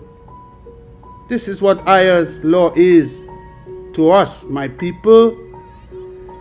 Chapter 20. When you go out to battle against thy enemies, and see horses and chariots, and a people more than you, be not afraid of them. For I, your Redeemer, is with you, which brought you up out of the land of Egypt. And it shall be, when you are come near unto the battle, that the priest shall approach and speak unto the people, and shall say unto them, Hear, O EZER-IAH, you approach this day unto battle against your enemies. Let not your hearts faint. Fear not, and do not tremble, neither you be terrified because of them. For I, your Redeemer, is he that goes with you to fight for you against your enemies, to save you. And the offering and the officers shall speak unto the people, saying, What man is there that has built a new house, and has not dedicated it, let him go and return to his house, lest he die in battle, and another man dedicate it. And what man is he that has planted a vineyard and has not yet eaten of it? Let him also go and return unto his house, lest he die in the battle, and another man eat of it. And what man is there that has betrothed a wife, and has not taken her? Let him go and return to his house, lest he die in the battle, and another man take her. And the officers shall speak further unto the people, and they shall say, What man is there that is fearful and faint-hearted? Let him go and return unto his house, lest his brethren heart faint as well as his heart. And it shall be, when the officers have made an end of speaking unto the people, that they shall make captains of the armies to lead the people. When you comest near unto a city to fight against it, then proclaim peace unto it. And it shall be, and if it make thee answer of peace, and open unto thee, then it shall be, that all the people that is found therein shall be tributaries unto thee, and they shall serve you. And if it will make no peace with you, but will make war against you, then you shall besiege it. And when I, your Redeemer, has delivered it into thine hands, you shall smite every male thereof with the edge of the sword. But the woman and the little ones and the cattle and all that is in the city, even all the spoil thereof, shall you take unto yourself, and you shall eat the spoil of thine enemies, which I, your Redeemer, has given you. This you shall do unto all the cities that are very far off from you, that are not of the cities of these nations, but of the cities of these people, that I, your Redeemer, do give unto you for an inheritance. You shall save alive nothing that breathe, but you shall utterly destroy them, namely the Hittites, and the Amorites, and the Canaanites, and the Perizzites, the Hivites, the Jebusites. I, your Redeemer, has commanded you, that they teach you not to do after all their abominations which they have done unto their gods. So shall you sin against I, your Redeemer.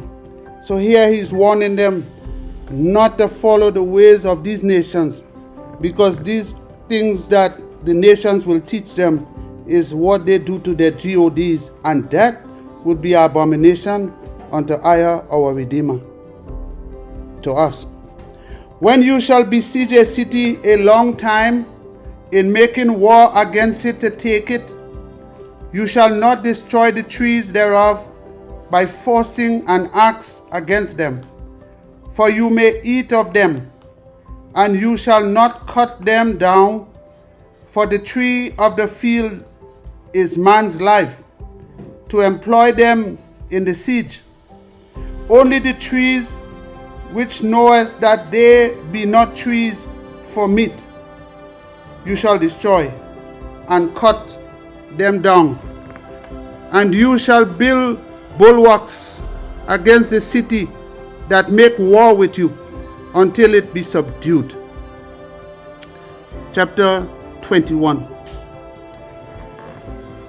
If one be found slain in the land that I, your Redeemer, give you to possess it, lying in the field, and be not known who has slain him, then your elders and your judges shall come forth, and they shall measure unto the cities which are round about him that is slain.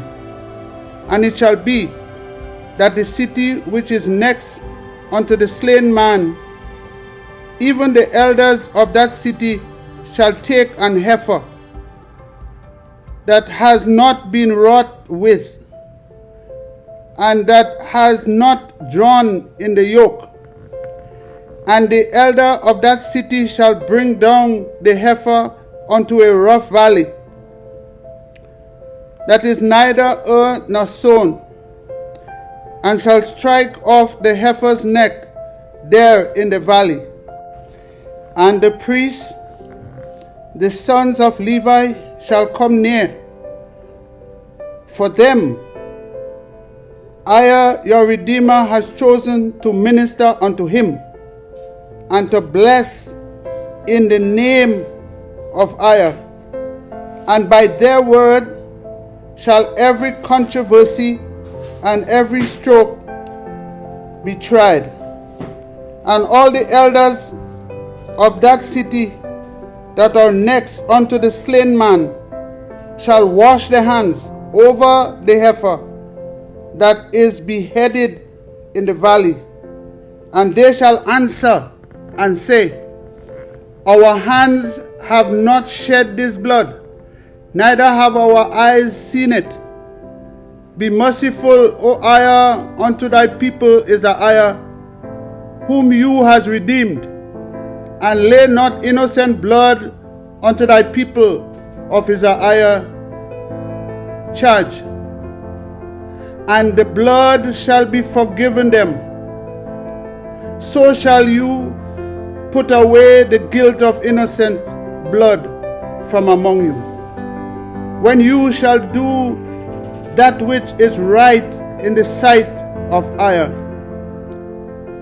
When you goes forth to war against thine enemy, and EZER your Redeemer has delivered them into thine hand, and you hast taken them captive, and see among the captives a beautiful woman, and has a desire unto her, that you would have her to thy wife. Then you shall bring her home to thine house, and she shall shave her head, and pare her nails, and she shall put the remnant of her captivity from off her, and shall remain in your house, and bewail her father and her mother a full month. And after that you shall go in unto her, and be her husband, and she shall be your wife. And it shall be, if you have no delight in her, then you shall let her go, whether she will, but you shall not sell her for any money. You shall not make merchandise of her, because you has humbled her. If a man have two wives, one beloved and another hated, and they have borne him children, both the beloved and the hated, and if the firstborn son be hers that was hated, then it shall be, when he make his sons to inherit that which he has, that he may not make the son of the beloved the firstborn before the son of the hated, which is indeed the firstborn. But he shall acknowledge the son of the hated for the firstborn, by giving him a double portion of all that he has. For he is the beginning of his strength. The right of the firstborn is his. If a man have a stubborn and rebellious son, that will not obey the voice of his father or the voice of his mother, and that when they have chastened him will not hearken unto them, then shall his father and his mother lay hold on him, and bring him out unto the elders of his city, and unto the gate of his place. And they shall say unto the elders of the city, This our son is stubborn, and rebellious. He will not obey our voice. He's a glutton and a drunkard, and all the men of his city shall stone him with stones, that he die. So shall you put evil away from among you, and all EZER-IAH shall hear and fear. And if a man have committed a sin worthy of death, and he be to be put to death, and you hang him on a tree, his body shall not remain all night upon the tree, but you shall in any wise bury him that day. For he that is hanged is accursed of IAH, that thy land be not defiled, that IAH your Redeemer give unto you for an inheritance. Chapter 22. You shall not see thy brother's ox or his sheep go astray, and hide thyself from them. You shall in any case bring them again unto your brother. And if your brother be not near unto you, or if you know him not, then you shall bring it unto your own house, and it shall be with you until your brother seek after it, and you shall restore it to him again. In like manner shall you do with his ass, and so shall you do with his remnant, and with all lost things of your brothers, that he has lost, and you has found, shall you do likewise. You may not hide thyself. You shall not see thy brother's ass or his ox fall down by the way, and hide yourself from them. You shall surely help him to lift them up again. The woman shall not wear that which pertaineth unto a man, neither shall a man put on a woman's garment, for all that do so are abomination unto IAH your Redeemer. If a bird's nest chance to be before thee in the way, in any tree, or on the ground, whether they be young ones or eggs, the dam sitting upon the young or upon the egg, you shall not take the dam with the young, but you shall in any wise let the dam go, and take the young to you, that it may be well with you, and that you may prolong your days. When you build a new house, then you shall make a battlement for thy roof, that thou bring not blood upon thine house, if any man fall from thence. You shall not sow your vineyard with divers seeds, lest the fruit of thy seed which you have sown, and the fruit of your vineyard be defiled. You shall not plow with an ox and an ass together. You shall not wear a garment of divers sorts, as of woolen and linen together. You shall make you fringe upon the four quarters of your vesture, wherewith you cover yourself.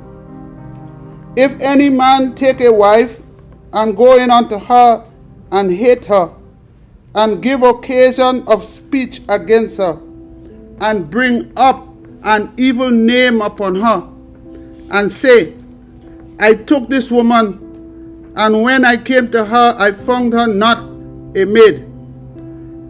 Then shall the father of the damsel and her mother take and bring forth the token of the damsel's virginity unto the elders of the city in the gate.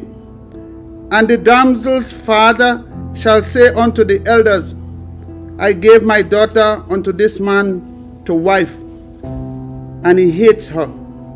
And lo, he has given occasion of speech against her, saying, I found not thy daughter a maiden. And yet these are the tokens of my daughter's virginity. And they shall spread the cloth before the elders of the city, and the elders of that city shall take that man and chastise him, and they shall amerce him in 100 shekels of silver, and give them unto the father of the damsel, because he has brought up an evil name upon a virgin of EZER-IAH. And she shall be his wife. He may not put her away all his days. But if this thing be true, and the token of virginity be not found for the damsel, then they shall bring out the damsel to the door of her father's house, and the men of her city shall stone her with stone, that she die, because she has wrought folly in EZER-IAH, to play the whore in her father's house. So shall you put evil away from among you. If a man be found lying with a woman married to an husband, then they shall both of them die, both the man that lay with the woman and the woman. So shall you put away evil from EZER-IAH.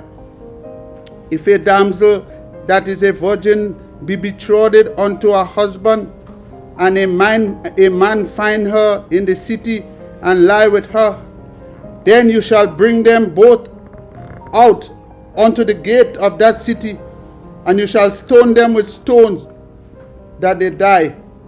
The damsel, because she cried not, being in the city, and the man, because he has humbled his neighbor's wife. So you shall put away evil from among you. But if a man find a betrothed damsel in the field, and the man force her and lie with her, then the man only that lay with her shall die. But unto the damsel you shall do nothing.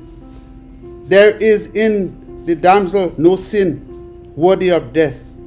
For as when a man rise against his neighbor and slay him, even so is this matter. For he found her in the field, and he betrothed damsel cried, and there was none to save her. If a man find a damsel that is a virgin, which is not betrothed, and lay hold on her, and lie with her, and they be found, then the man that lay with her shall give unto the damsel's father 50 shekels of silver, and she shall be his wife, because he has humbled her. He may not put her away all his days. A man shall not take his father's wife, nor discover his father's skirts. My brothers and sisters, these are laws that IAH gave unto us, and we need to follow them. We need to follow them. Chapter 23. He that is wounded in the stones, or has his private member cut off, shall not enter into the congregation of IAH. A bastard shall not enter into the congregation of IAH, even to his 10th generation shall he not enter into the congregation of IAH. An Amorite, a Hamobite, shall not enter into the congregation of IAH. Even to the 10th generation shall they not enter into the congregation of IAH forever, because they met you not with bread and with water in the way, when you came forth out of Egypt, and because they hired against you Balaam, the son of Beor, of Petro, of Mesopotamia, to curse you. Nevertheless, IAH your Redeemer will not hearken unto Balaam, But I, your Redeemer, turn the curse unto a blessing unto you, because I, your Redeemer, love you. You shall not seek their peace nor their prosperity all your days forever. You shall not harbor an Edomite, for he is thy brother. You shall not abhor an Egyptian, because you was a stranger in their land, in his land. The children that are begotten of them shall enter into the congregation of EZER in the third generation. When the host goeth forth against thine enemies, then keep thee from every wicked thing. If there be among you any man that is not clean by reason of uncleanliness, that chasten him by night, then shall he go abroad out of the camp. He shall not come within the camp. But it shall be, when evening cometh on, he shall wash himself with water, and when the sun is down, he shall come into the camp again. You shall have a place also without the camp, outside the camp, where you shall go forth abroad, and you shall have a paddle upon thy weapon, and it shall be, when you will ease thyself abroad, you shall dig therewith, and shall turn back and cover that which cometh from you. For I, your Redeemer, walk in the midst of thy camp, to deliver thee, and to give up thine enemies before you. Therefore shall thy camp be holy, that he see no unclean thing in you, and turn away from you. You shall not deliver unto his master the servant that escaped from his master unto thee.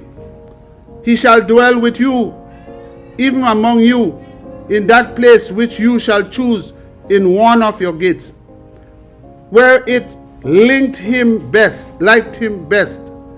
You shall not oppress him.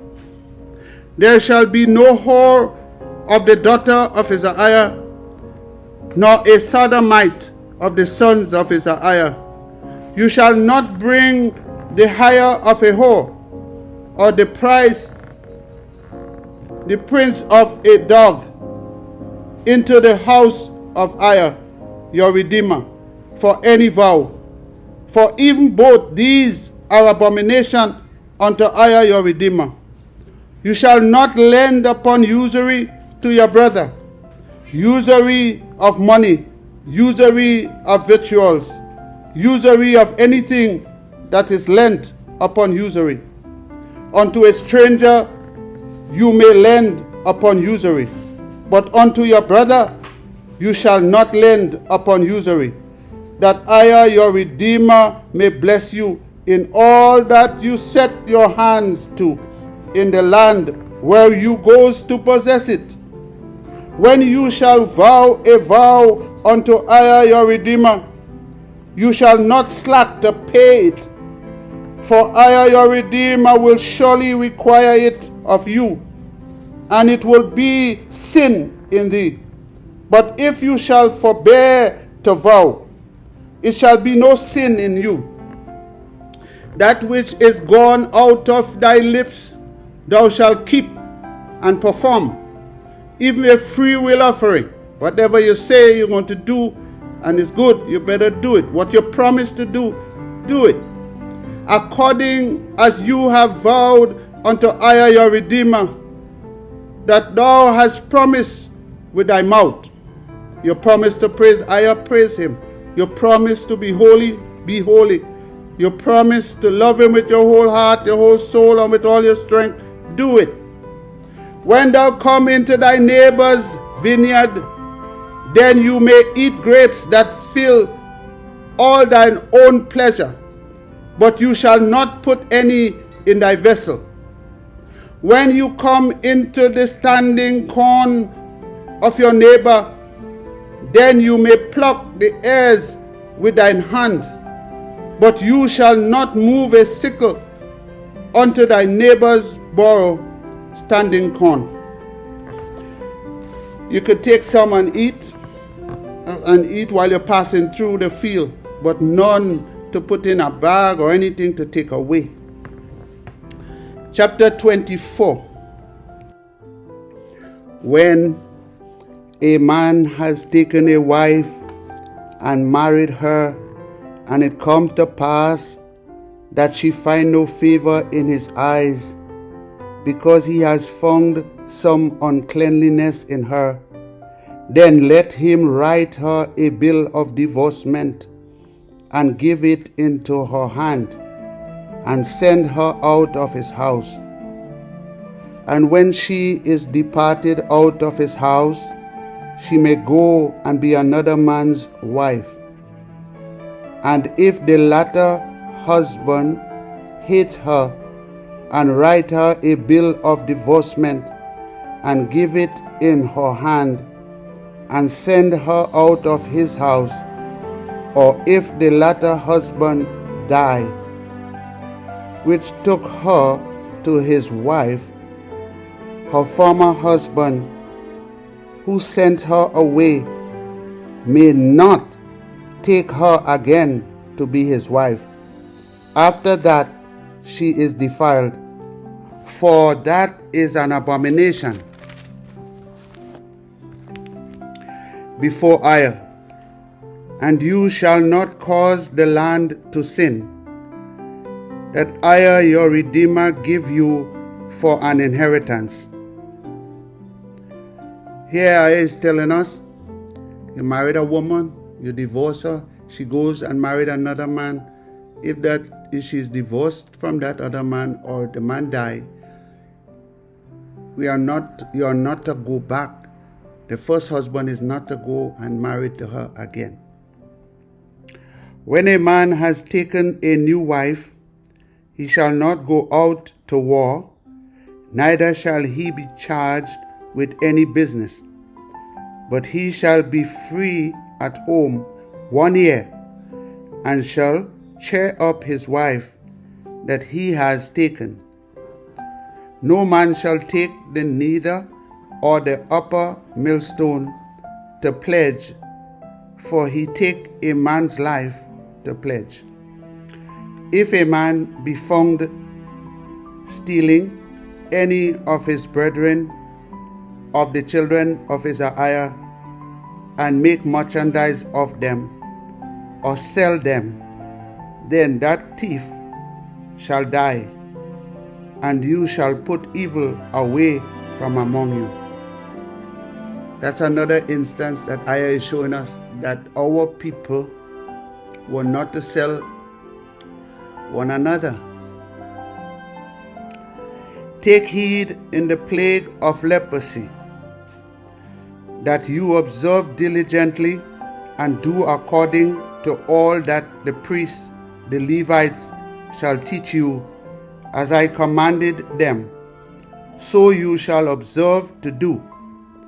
Remember what EZER your Redeemer did unto Miriam by the way, after that you were come forth out of Egypt.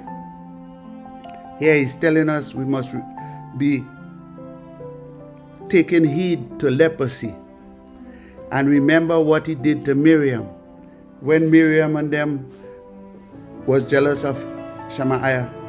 He turned her white.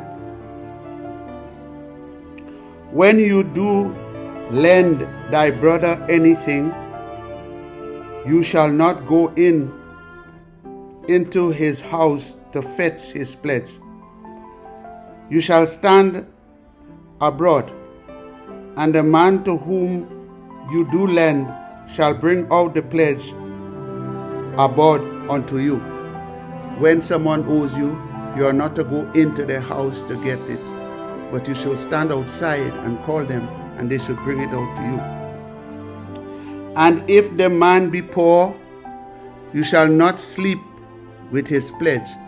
If you owe a man's money and you know he need it, he is poor, you shouldn't sleep with it. You should make it your duty and give it to him. In any case, you shall deliver him the pledge again when the sun goes down, that he may sleep in his own raiment and bless you.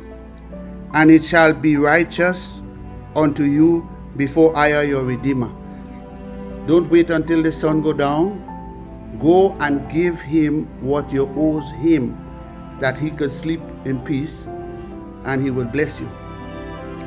You shall not oppress a hired servant that is poor and needy, whether he be of thy brethren or of thy stranger that are in thy land within your gates.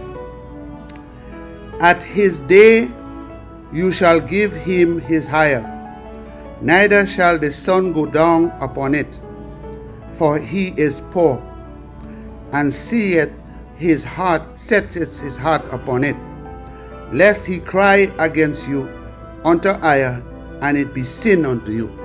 If you did not pay him, and he go and cry because he needed that money, it will be a sin against you.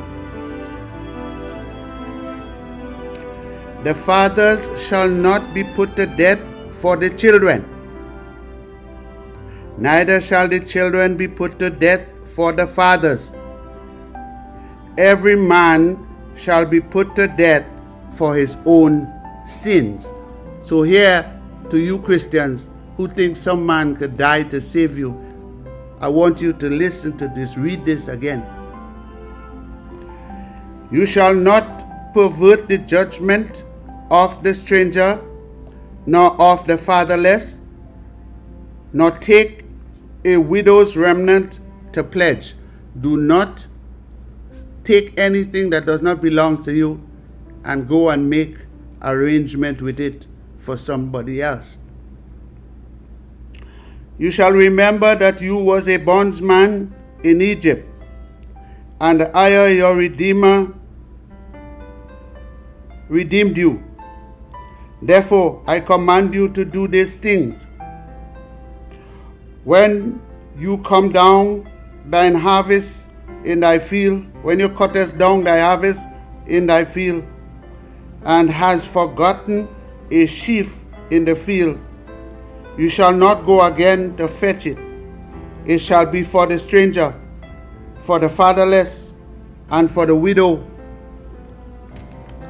that I, your Redeemer, may bless you in all the work of your hands.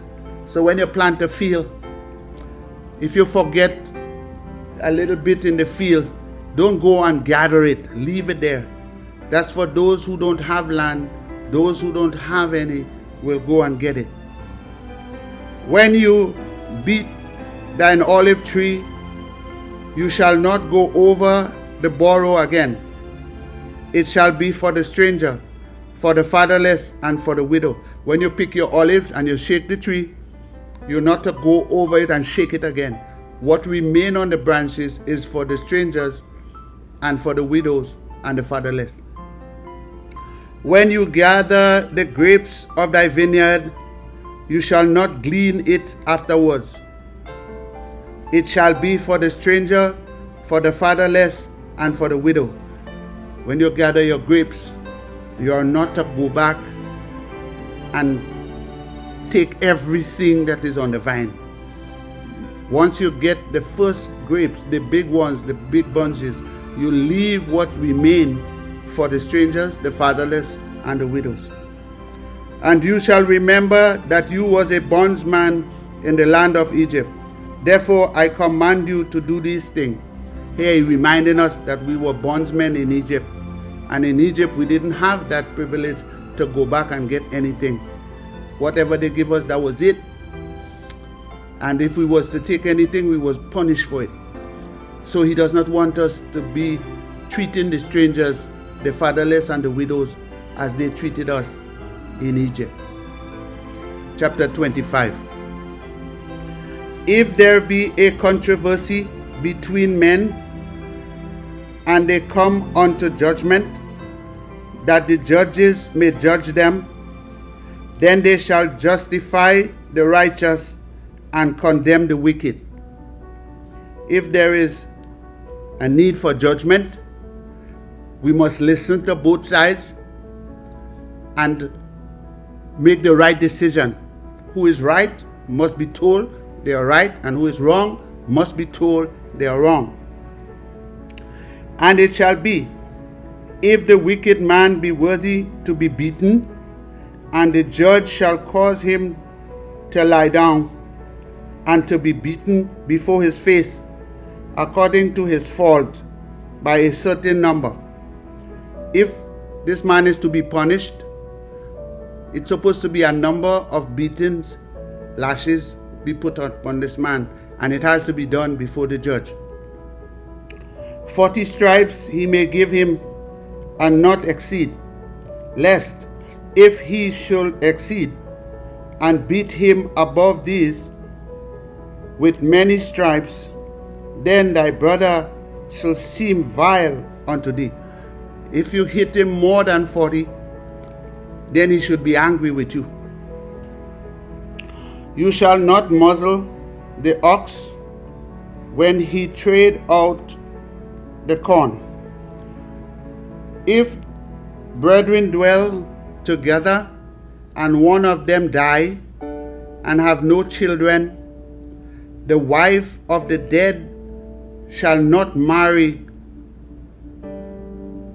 outside unto any stranger. Her husband's brother shall go in unto her, and take her to him to wife, and perform the duty of an husband brother unto her. And it shall be that the firstborn that she bear shall be succeeded in the name of his brother which is dead, that his name be not put out of EZER-IAH. If a man married his wife, they have no children, and he died, this woman is not to go and marry a stranger. She's to marry another brother of the dead husband. And the first child that she conceived will be named after the first husband, the elder brother. And if the man like not to take his brother's wife, if he decide not to take his brother's wife, then let his brother's wife go up to the gate unto the elders, and say, my husband's brother refused to raise up unto his brother a name in EZER-IAH. He will not perform the duty of my husband's brother.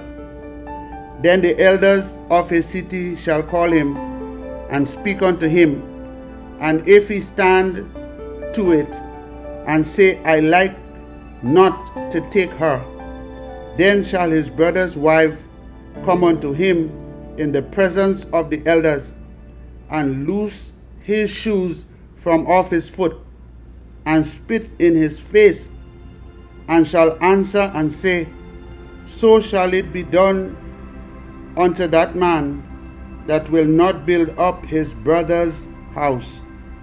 And his name shall be called in EZER-IAH, the house of him that has his shoe loosened. When men strive together one with another, and the wife of one draw near for to deliver her husband out of hand of him that smit him, and put forth her hand, and take him by the secrets, then you shall cut off her hand. Thine eyes shall not pity her. Here he is saying to us, if two men is fighting, and the wife of one of the men came and grabbed the private parts of one of the man who is fighting with her husband, this woman's hand is supposed to be cut off, and she should not be pitied. You shall not have in thy bag divers weights, a great and a small. You shall not have in thy house divers measure, a great and a small. But you shall have a perfect and just weight. A perfect and just measure shall you have, that your days may be lengthened in the land that EZER your Redeemer has given you. You should have one measurement, the correct measurement, the correct weight at all times. For all that do such things, and all that do unrighteously, are an abomination unto EZER your Redeemer. Remember what Amalek did unto thee by the way, when you were come forth out of Egypt, how he met you by the way and smote the hindmost of you, even all that were feeble behind you, when you was faint and weary, and he feared not EZER. Therefore it shall be when EZER your Redeemer has given you rest from all your enemies round about, in the land that EZER your Redeemer give you for an inheritance to possess it, that you shall blot out the remembrance of Amalek from under heaven. You shall not forget it. Here EZER is telling us of a nation that we was to get rid of. When we are settled and become strong, rested, we should get rid of them. Chapter 26. And it shall be, when you are come in unto the land that EZER your Redeemer give you for an inheritance, and possess it, and dwell therein, that you shall take of the first of all the fruit of the earth, that you shall bring off thy land, that EZER your Redeemer give you, and shall put it in a basket, and shall go unto the place that EZER your Redeemer shall choose to place his name there. Here EZER is telling them there will be a certain place in the land where his name will be, and that place is in Jerusalem.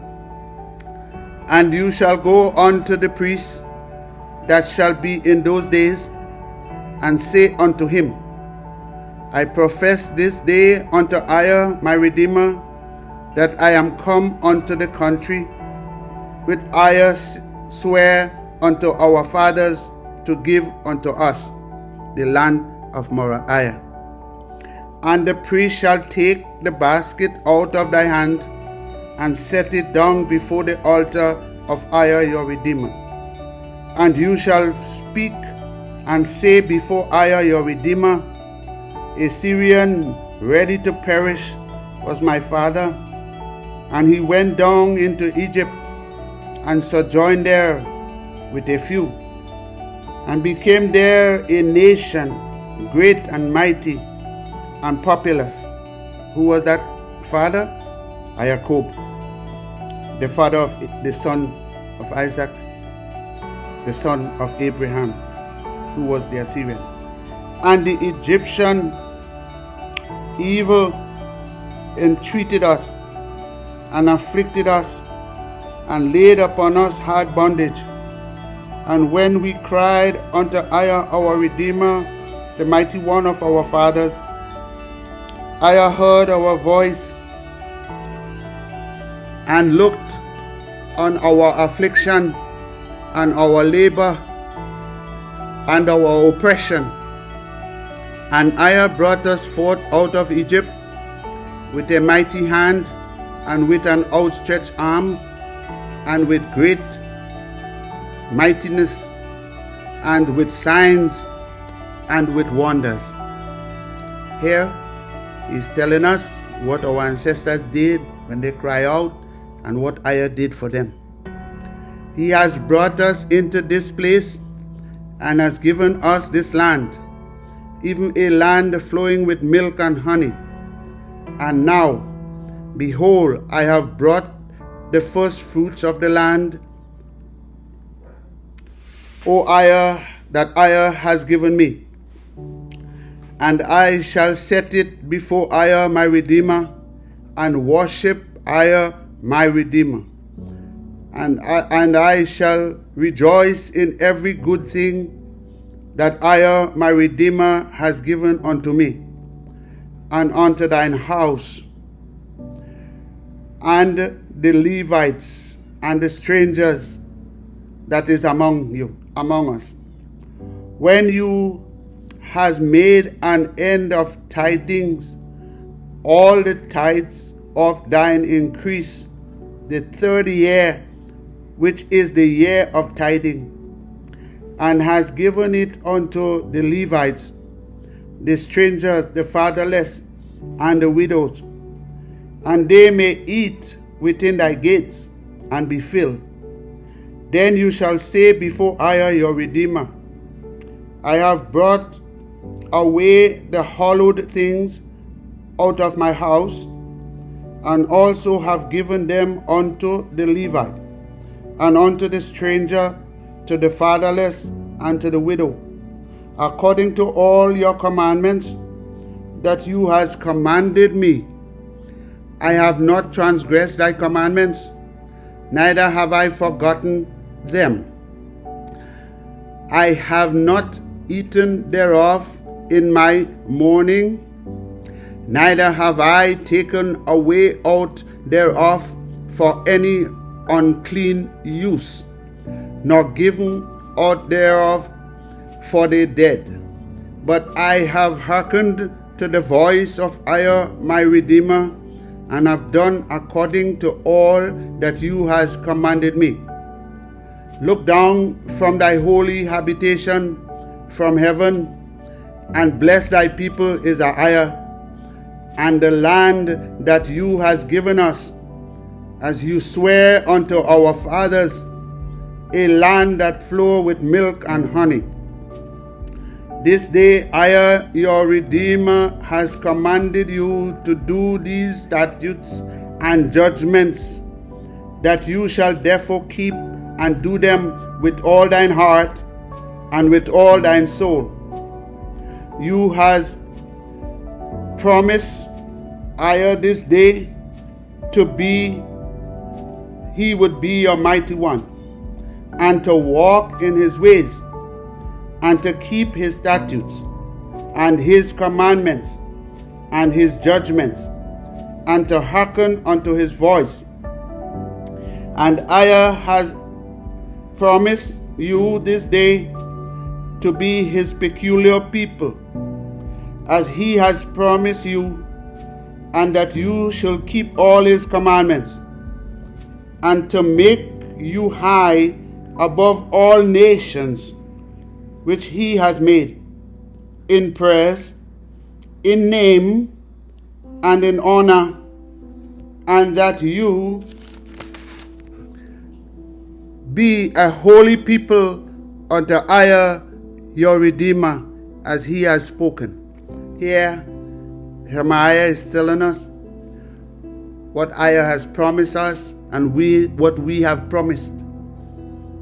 We promise to be obedient unto EZER's commandments, and EZER promised he's going to make us higher than all the other peoples of the earth, in praise, in name, in honor, that he was going to make us his holy people unto himself. Chapter 27. And Moses, Shemaiah, with the elders of EZER-IAH, commanded the people, saying, Keep all the commandments that I command you this day.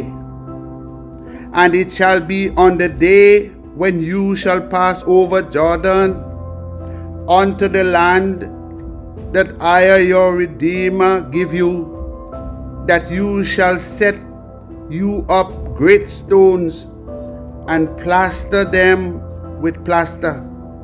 And you shall write upon them all the words of this law, when you are passed over, and you may go in unto the land that EZER, your mighty one, has given you, a land that flow with milk and honey, as EZER, your Redeemer of your fathers, the mighty one of your fathers, have promised you.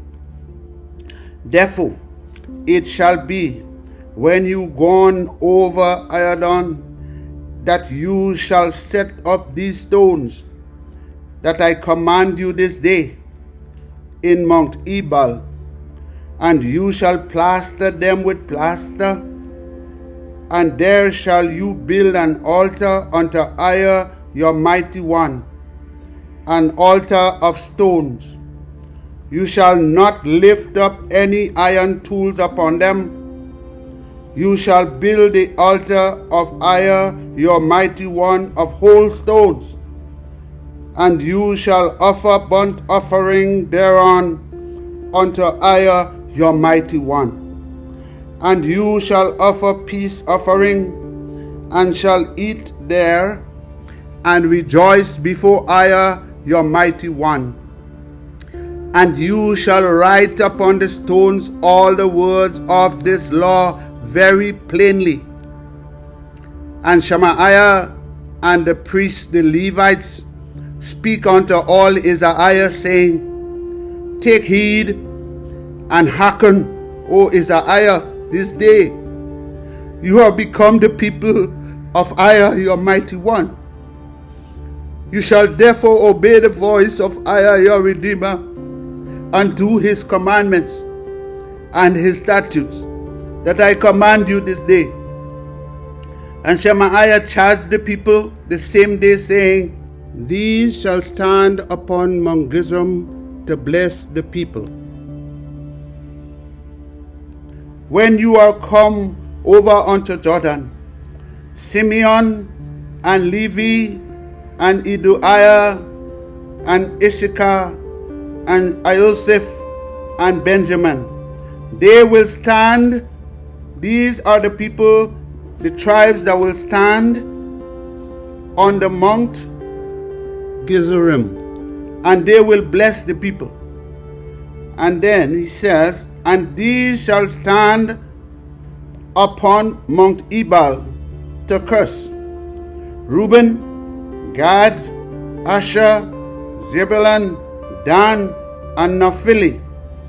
Here, my brothers and sisters, Shemaiah is setting the tribes 6 and 6. The first group was to read the blessings that EZER promised the children of Israel. And the other group was to stand on the other side of the mountain, on both sides of the passageway, and they was to read the curses, to emphasize to the people that if they were to break the laws of EZER, what would be unto them. And the ones that read the blessing was to let the people know the blessings that will be upon them if they were to do as EZER commanded Shemaiah to speak unto them. And verse 14, and the Levites shall speak and say unto all the men of Israel with a loud voice, Cursed be the man that make any graven or molten image. Verse 15, Cursed be the man that maketh any graven or molten image, an abomination unto EZER, the work of the hands of the craftsman, and put it in a secret place. And all the people shall answer and say, Praise be to EZER. Cursed be he that set light by his father or his mother, and all the people shall say, Praise be to EZER. So cursed be the man that make the image, and cursed be the man that curse his mother or his father. Verse 17. Cursed be he that remove his neighbor's landmark, and all the people shall say, Praise be to EZER. Verse 18. Cursed be he that make the blind to wander out of the way, and all the people shall say, Praise be to EZER. Cursed be he that pervert the judgment of the stranger, the fatherless, and the widow, and all the people shall say, Praise be to EZER. Cursed be he that lie with his father's wife, because he uncover his father's skirts, and all the people shall say, Praise be to EZER. Cursed be he that lie with any manner of beast, and all the people shall say, Praise be to EZER. Cursed be he that lie with his sister, the daughter of his father, or the daughter of his mother, and all the people shall say, Praise be to EZER. Cursed be he that lie with his mother-in-law, and all the people shall say, Praise be to EZER. Cursed be he that smite his neighbor secretly, and all the people shall say, Praise be to EZER.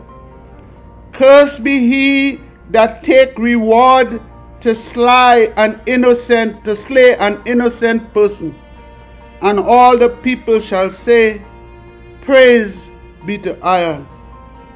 Cursed be he that conform not all the words of this law to do them, and all the people shall say, Praise be to EZER. My dear brothers and sisters, here he has shown us how our ancestors have accepted the agreement that was made between EZER and our fathers. They all accepted that agreement that was made between EZER and us. And that agreement still stands between EZER and the people whom he have chosen to be holy unto him. This agreement still stands between us and EZER until this day. It still stands, my brothers and sisters. Read it and hear how they confirm it and they swore to it. See what they swore to. Read it again, my brothers and sisters. Now we go to chapter 28. And we will hear the reading of the blessing. And it shall come to pass, if you shall hearken diligently unto the voice of EZER your Redeemer, to observe and to do all his commandments that I have commanded you this day, that EZER your mighty one will set you on high above all the nations of the earth. And all these blessings shall come upon you and overtake you, if you shall hearken unto the voice of EZER your mighty one. Blessed shall you be in the city, and blessed shall you be in the field. Blessed shall be the fruit of your body, and the fruit of your ground, and the fruit of your cattle, the increase of your kind, and the flock of thy sheep.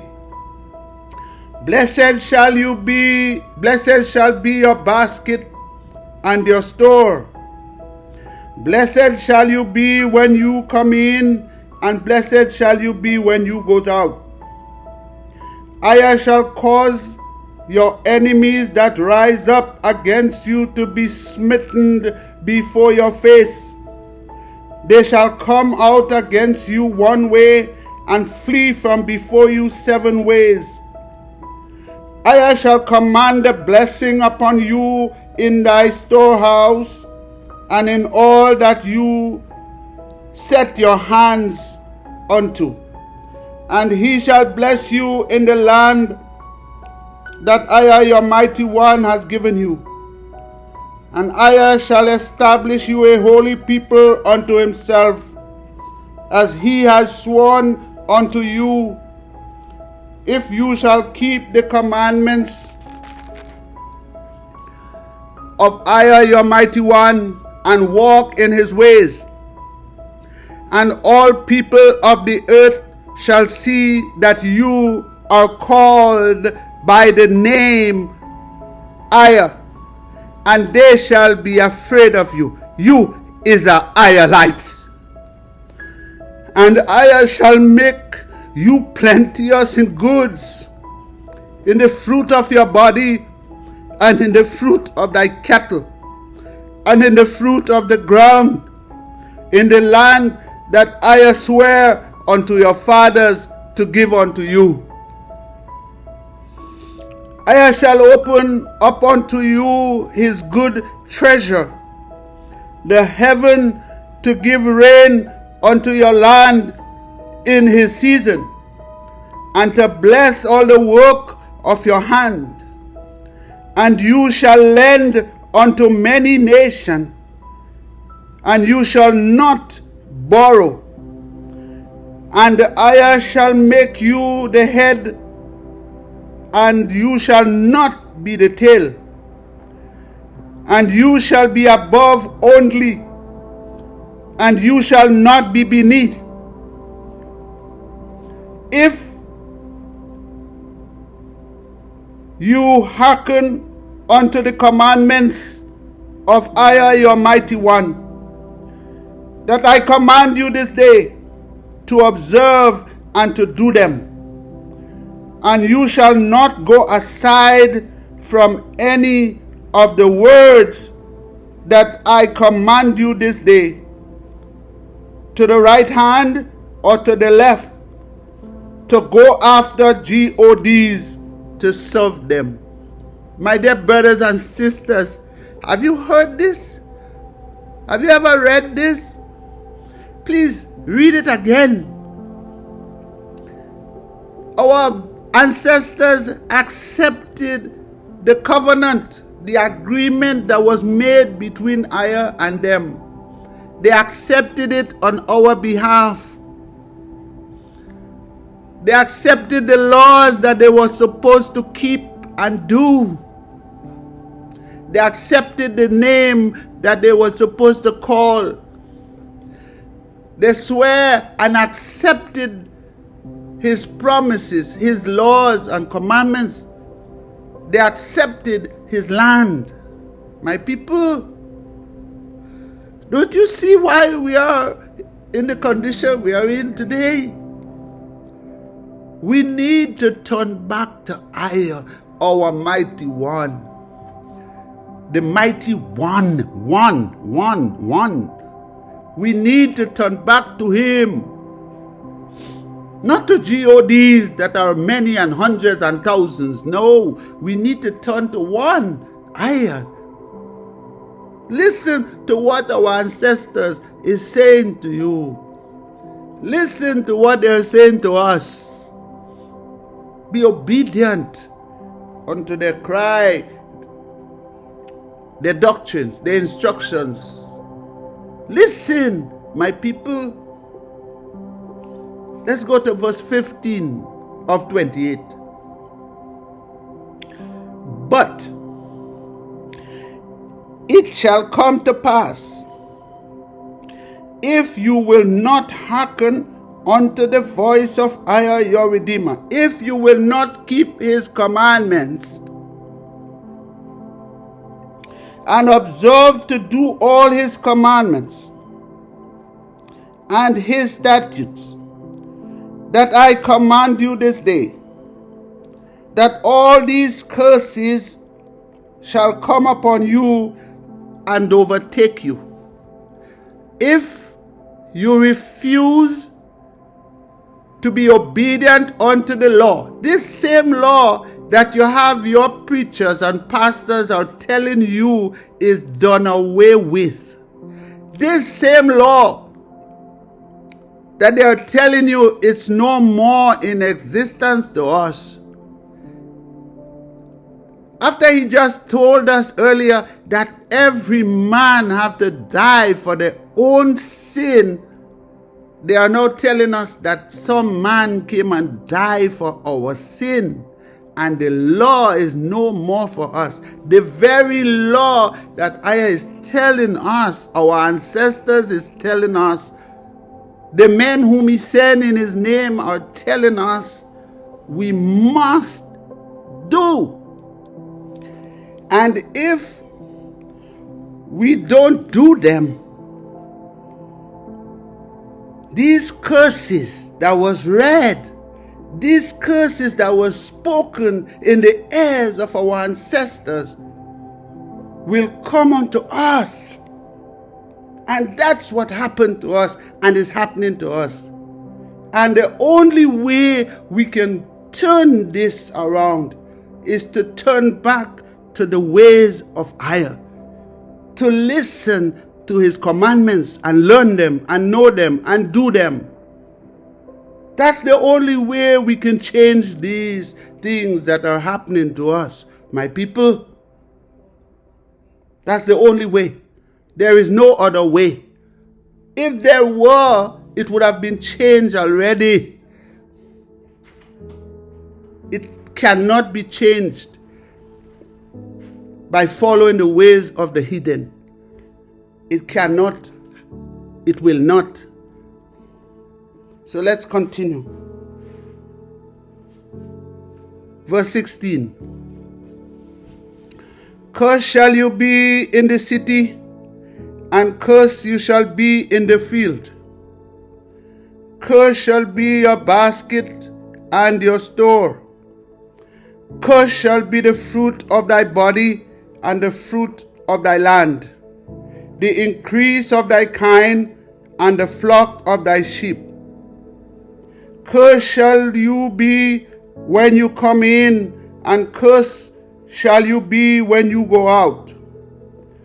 EZER-IAH shall send upon you cursing, vexation, rebuke in all that you set your hand unto to do, until you be destroyed, and until you perish quickly, because of the wickedness of your doings, whereby you have forsaken EZER-IAH. Verse 21. EZER-IAH shall make the pestilence cleave unto you, until he have consumed you from off the land where you goes to possess it. EZER-IAH shall smite you with a consumption, and with fever, and with an inflammation, and with an extreme burning, and with the sword, and with blasting, and with mildew, and they shall pursue you until you perish. Verse 23. And your heaven that is over your head shall be brass, and the earth that is under shall be iron. EZER-IAH shall make the rain of thy land powder, and dust from heaven shall it come down upon you, until you be destroyed.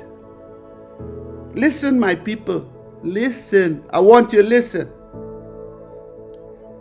EZER-IAH shall cause you to be smitten before your enemies. You shall go out one way against them, and flee 7 ways before them, and shall be removed into all the kingdoms of the earth. 26. And your carcass shall be meat unto all fowls of the air, and unto the beasts of the earth, and no man shall fray them away. I will smite you with the botch of Egypt, and with hemorrhoids, and with scalps, and with itch, where you cannot be healed. 28. I shall smite you with madness and blindness, astonishment of heart. 29. And you shall grope at noonday, as the blind grope in darkness, and you shall not prosper in your ways, and you shall be only oppressed and spoil evermore, and no man shall save you. No man shall save you. My brothers and sisters, again, and no man shall save you. You shall have a wife, and another man shall lie with her. You shall build a house, and you shall not dwell therein. You shall plant a vineyard, and shall not gather the grapes thereof. Verse 31. Your ox shall be slain before your eyes, and you shall not eat thereof. Your ass shall be violently taken away from before your face, and shall not be restored to you. Your sheep shall be given unto your enemies, and you shall have none to rescue them. Verse 32. Your sons and your daughters shall be given unto another people, and your eyes shall look and fail with longing for them all the day long, and there shall be no might in your hand. There is nothing you will be able to do about it. Remember how they took us from our parents? The fruit of thy land and all thy labors shall a nation that you knows not eat up, and you shall be only oppressed and crushed always. Listen, my people. 34. So that you shall be mad for the sight of thine eyes that you shall see until this day. I shall smite thee in the knees and in the legs with a sore botch that cannot be healed, from the sole of thy feet unto the top of thy head. I shall bring you and your king, that you shall set over you, unto a nation which neither you nor your fathers have known.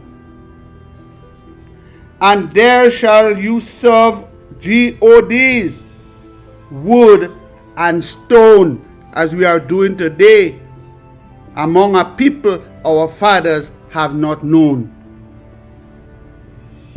And you shall become an astonishment, a proverb, and a byword among all nations, where I shall lead you, as he have led us.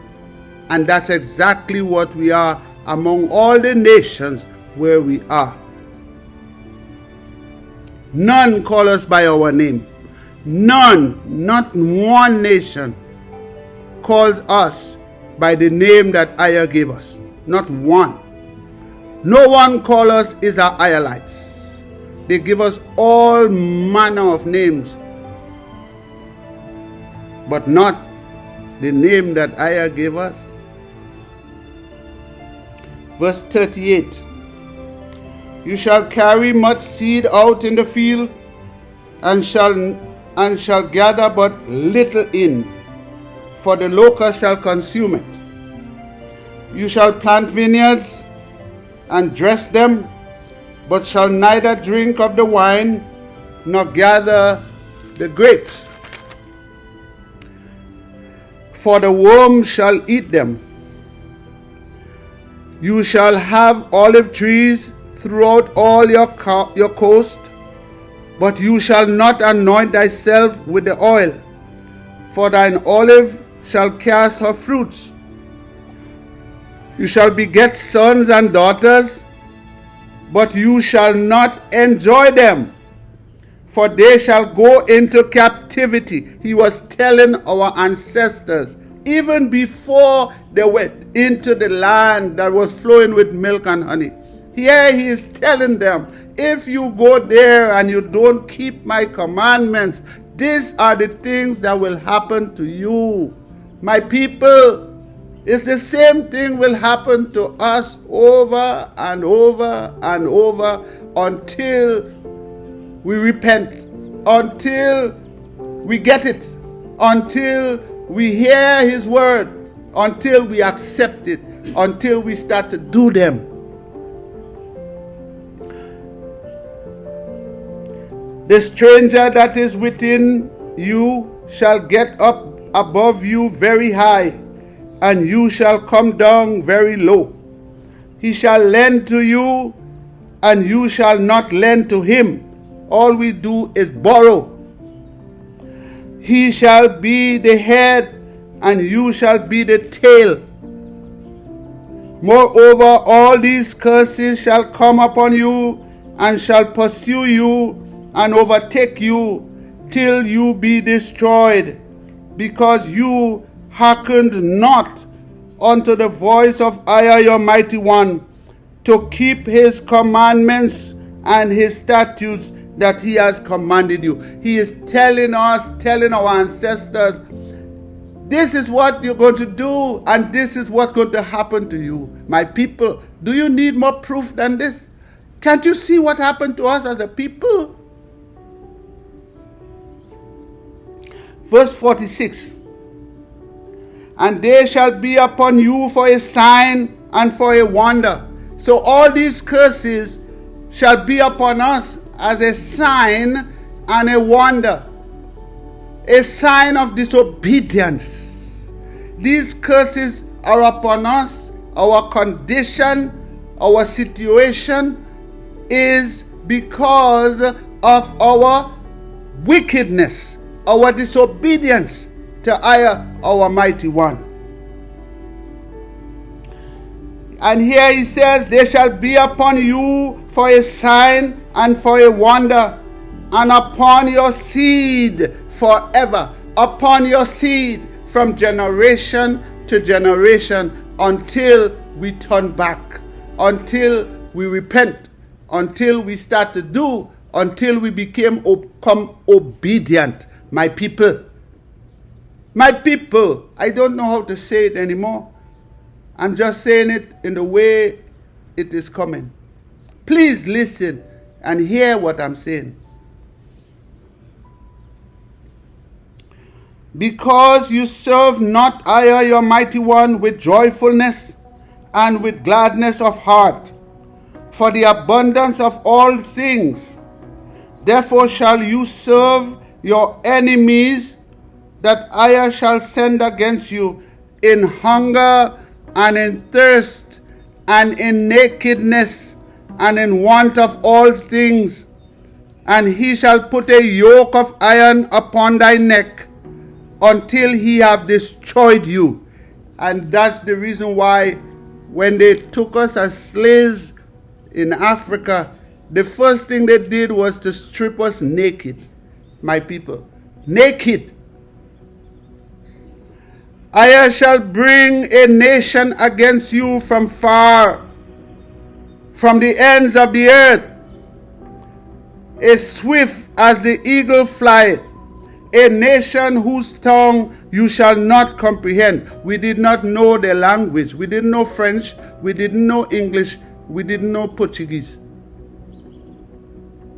A nation of fierce countenance, that shall regard shall not regard the person of the old, nor show favor unto the young. They have no respect for people, for others.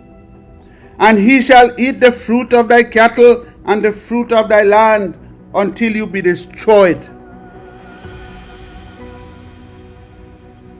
Which also shall not leave you either corn nor wine nor oil, for the increase of thy kind or the flock of thy sheep, until you have been destroyed, until they destroy you.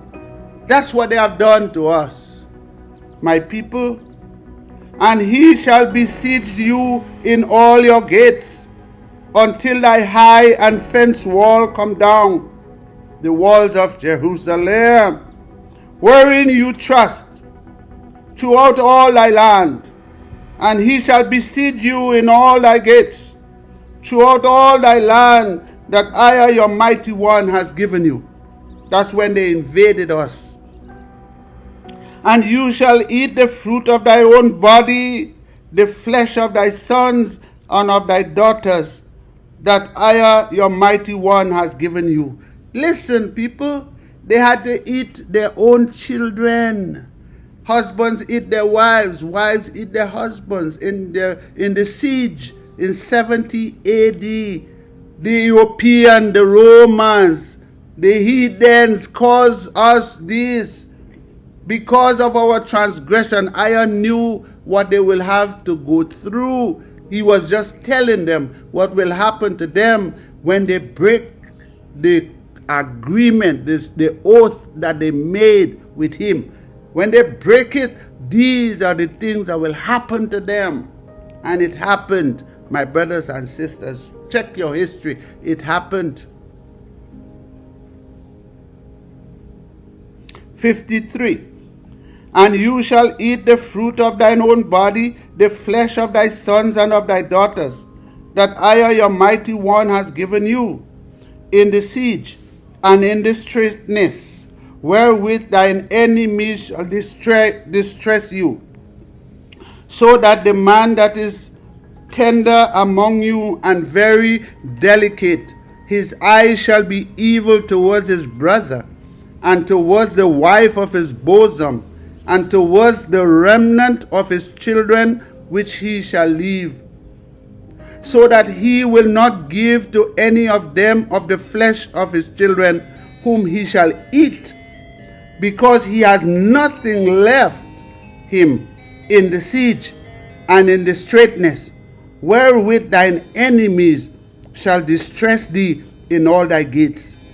My brothers and sisters, in this besiege, when they besieged the city of Jerusalem, these Romans went outside and barbecued the goats and the ox, while the people inside the city smelling this aroma, and they had nothing to eat, so they started eating one another. The tender and delicate woman among you, which will not adventure to set her sole of her foot upon the ground for delicateness and tenderness, her eyes shall be evil towards her husband of her bosom, and towards her son, and towards her daughter, looking at them to eat them, my people, and towards her young one that come out from between her feet, her baby, and towards her children which she shall bear, for she shall eat them for want of all things, secretly in the siege and straitness, wherewith thine enemy shall distress thee in thy gates. My dear brothers and sisters, this was told to them before they entered into the land. This was told to them when he caused them to read, decide to read the blessing and decide to read the curse, because that was the place they had to pass through to go into the land. And he put 6 on one side, 6 on the other side, 6 to read the blessing and 6 to read the curse. 58, if you will not observe to do all the words of this law that are written in this book, that you may love this glorious and mighty name, I, your mighty one, Then I will make your plagues wonderful. 59. And the plagues of thy seed, even great plagues, and of long continuance. It is still continuing until this day. It continues, my people, and sore sicknesses, and of long continuance. Verse 60. Moreover, he will bring upon you all the disease of Egypt that you was afraid of, and they shall cleave unto you. Also every sickness and every plague that is not written in the book of this law, them will I bring upon you until you be destroyed. And you shall be left few in number, whereas you were as the stars of heaven for multitude. Because you will not obey the voice of I, your mighty one. Verse 63. And it shall come to pass that as I rejoice over you to do you good and to multiply you, so I will rejoice over you to destroy you and to bring you to naught. And you shall be plucked from off the land where you goes to possess it. And that's where we was taken out. Aya's word came true. 64. And the Aya shall scatter you among all people, from one end of the earth even unto the other, as he has done. And there you shall serve gods, neither nor your which neither you nor your fathers have known, even wood and stone. And among these nations shall you find no ease until this day, people. Neither shall the sole of thy foot have rest. But I shall give you a trembling of heart, failing of eyes, sorrow of mind, and your life shall hang in doubt before you, and you shall fear day and night, and shall have no assurance of your life until this day. It's happening, my people. In the morning you will wish it was evening, and in the evening you will wish it was morning. For the fear of your heart wherewith you shall fear, and for the sight of thine eyes which you shall see. My dear people, do you see what fear does? That's what fear is. Verse 68. And I shall bring you into Egypt again with ships, by the way whereof I speak unto you. You shall see it no more again. And there you shall be sold unto your enemies for bondsmen and bondswomen, and no man shall buy you. Here he is telling us he is going to bring them into Egypt again with ships. And the place where he is speaking to them, they will not see it anymore. And this was been spoken to our ancestors. And they never went back to see the land again. They died in Africa. They died on the slave ship. They died when they came here, and they're still dying. And they are still worshiping gods. My people, we are to turn to Aya, our mighty one. We are to listen to the prophets he sent unto us. Chapter 29. These are the words of the covenant that Aya commanded Shemaiah to make with the children of EZER-IAH in the land of Moab, besides the covenant he made with them in Horeb. And Moses called unto all EZER-IAH and said unto them, You have seen all that I did before your eyes, in the land of Egypt, unto Pharaoh and unto all his servants and unto all his land. The great temptations that thine eyes have seen, the signs and those great miracles.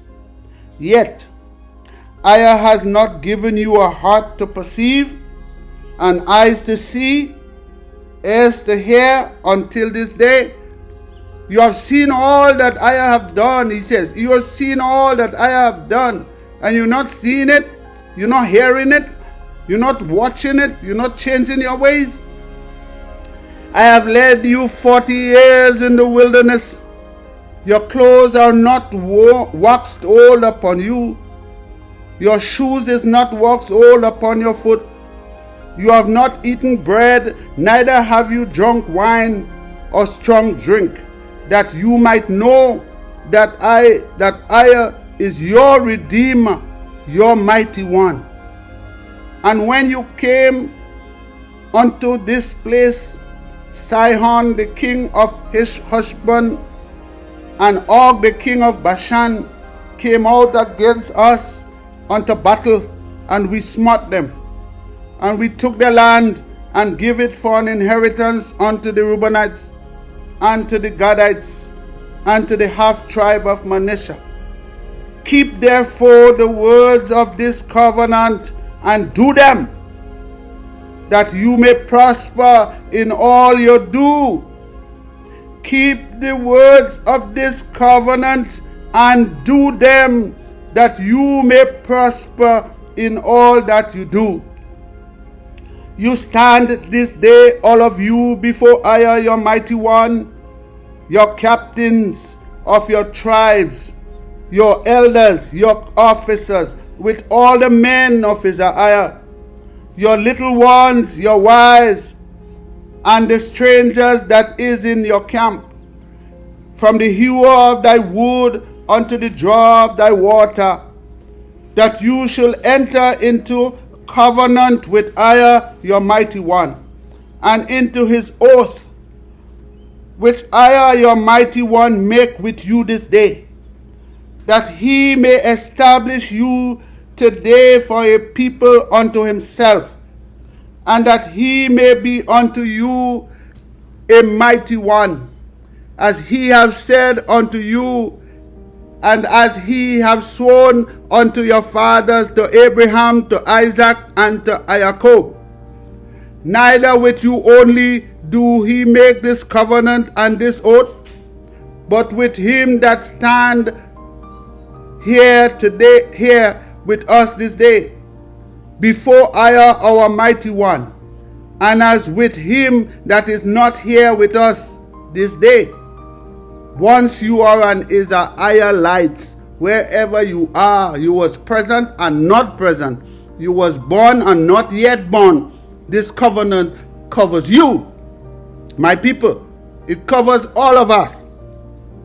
That's what he's saying to us. 16. For you know we have dwelt in the land of Egypt, and how we came through the nations that we passed by. You have seen their abominations and their idols, wood and stone, silver and gold, that are among them. Lest there should be among you man or woman, or family or tribe, whose heart turn away this day from EZER, your mighty one. Let there be none of you turn away. You have seen the idols of the other nation. Don't turn yourself onto them. Don't turn away from EZER, your mighty one, to go and serve gods of these nations. Lest should be among you a root that pictured gall and wormwood and evil seed. And it come to pass, when he heard the words of this curse, that he blessed him in his heart, saying, I shall have peace, though I walk in the imagination of my heart, to add drunkenness to thirst. You who are doing those things and think you could be blessed, you are cursing yourself. Curse will be upon you. Verse 20. I will not spare you. But then the anger of Ai and his jealousy shall smite against that man, and all the curse that are written in this book shall lie upon him, and Ai shall blot out his name from under heaven.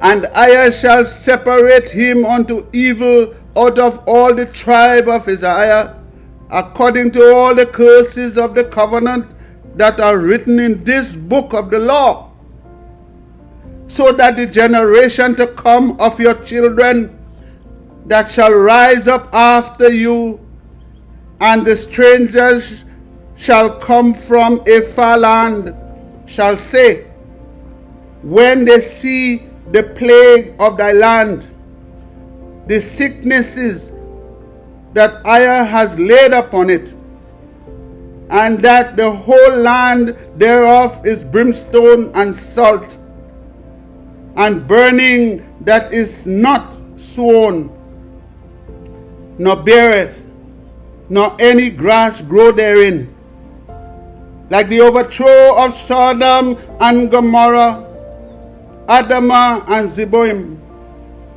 that Ai overthrew in his anger and in his wrath. Even all nations shall say, why has Ai done this to this land?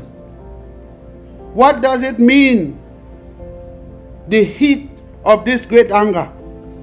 Then men shall say to what? To you, because you have forsaken the covenant of Ai, your mighty one of your fathers, that he made with you when he brought you forth out of the land of Egypt. For you went and served gods and worshipped them, gods whom they knew not, whom he had not given unto them. He hasn't given it unto us. He ain't give us no JC. He didn't give us no Yahweh. He didn't give us no Jehovah. He hasn't given us. He gave us Ai, his name. And the anger of Ai was kindled against the land, to bring upon it all the curses that are written in this book, and unto the people. And Ai rooted us out of the land in anger, and in wrath, and in great indignation, and cast them into other lands, as it is until this day. My brothers and sisters, I hope you get it. I hope you see it. I hope you will get to know what Ai is saying to us. The secret things belongs unto Ai, our mighty one. But those things that are revealed belongs unto us and to our children forever, that we may do all the words of this law. It's forever, my people. We are to do the words of this law forever. There is no end to it. Please, there is no end to the law of Ai unto his people, We are not to follow other people. We are to follow the law of Ai, our mighty one. Our mighty one. The only one, the beginning, the end, the only Savior. Ai of hosts. Chapter 30. And it shall come to pass, when all these things are come upon you, the blessings and the curse that I have set before you, and you shall call them to mind among all the nations where Ai your Redeemer has driven you. Now Ai is going to give us an opportunity. So he's going to tell us when all these things come to pass, when all these things happen, when we get the blessing, like we got the blessing, we went into the land, we was happy, we was ruling ourselves, We had our temple built with gold. We had the streets built with precious stones. We had cattle and sheep and oxen. We had many children. We was happy until we went and followed the ways of the heathen, the Canaanites. And here Isaiah is telling us, he told us what he was going to do to them, our ancestors. And here he's going to tell us what he will do with us now, the children. He says, and it came to pass when all these things are come, when all these things happen, the blessing and the curse which I have set before thee, and you shall call them to mind in all the nations. When we have to call it to mind, he's telling us that there will come a time when we will be in all the nations where he has scattered us, our ancestors. We the children will be there.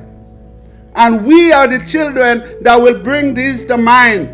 We are the children that will be awakened to this law that we didn't know about. We will be awakened to this truth, to our mighty one. We will know his name. We will start to study his word. He will reveal this to us. He is saying, and you shall call them to your mind among all the nations, where your mighty one has driven you. It's not our ancestors. Our ancestors have died. But we are here, so it is we that will have to bring it to mind. And shall return unto our mighty one. We have to return to our mighty one, and shall obey his voice according to all that he has commanded this day. They and their children, with all their heart and with all their soul. We have to turn to Ayah with all our heart and with all our soul. That then Ayah, our mighty one, will turn our captivity and have compassion upon us, and will return and gather us from all the nations where Ayah, our mighty one, have scattered us. My people, listen to what Ayah is saying to us. Listen.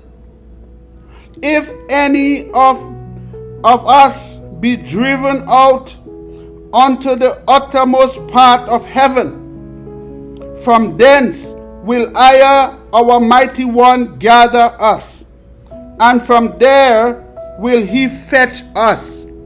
And Ayah, our mighty one, will bring us into the land that he gave to our fathers to possess, and we shall possess it. And he will do good and multiply us above thy fathers. So he is going to return all the blessings upon us. When we, in the land of our captivity, today decide to turn back to Ayah and do his commandments, be obedient. What our fathers were supposed to do and they didn't do it, we will have to do it now. And then he is going to gather us, and he is going to bring us back into the same land that was flowing with milk and honey.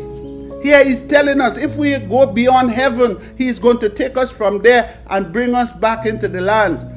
He's not bringing us to heaven. I have a land, a place he has established for us, his people, and that's where he's going to bring us.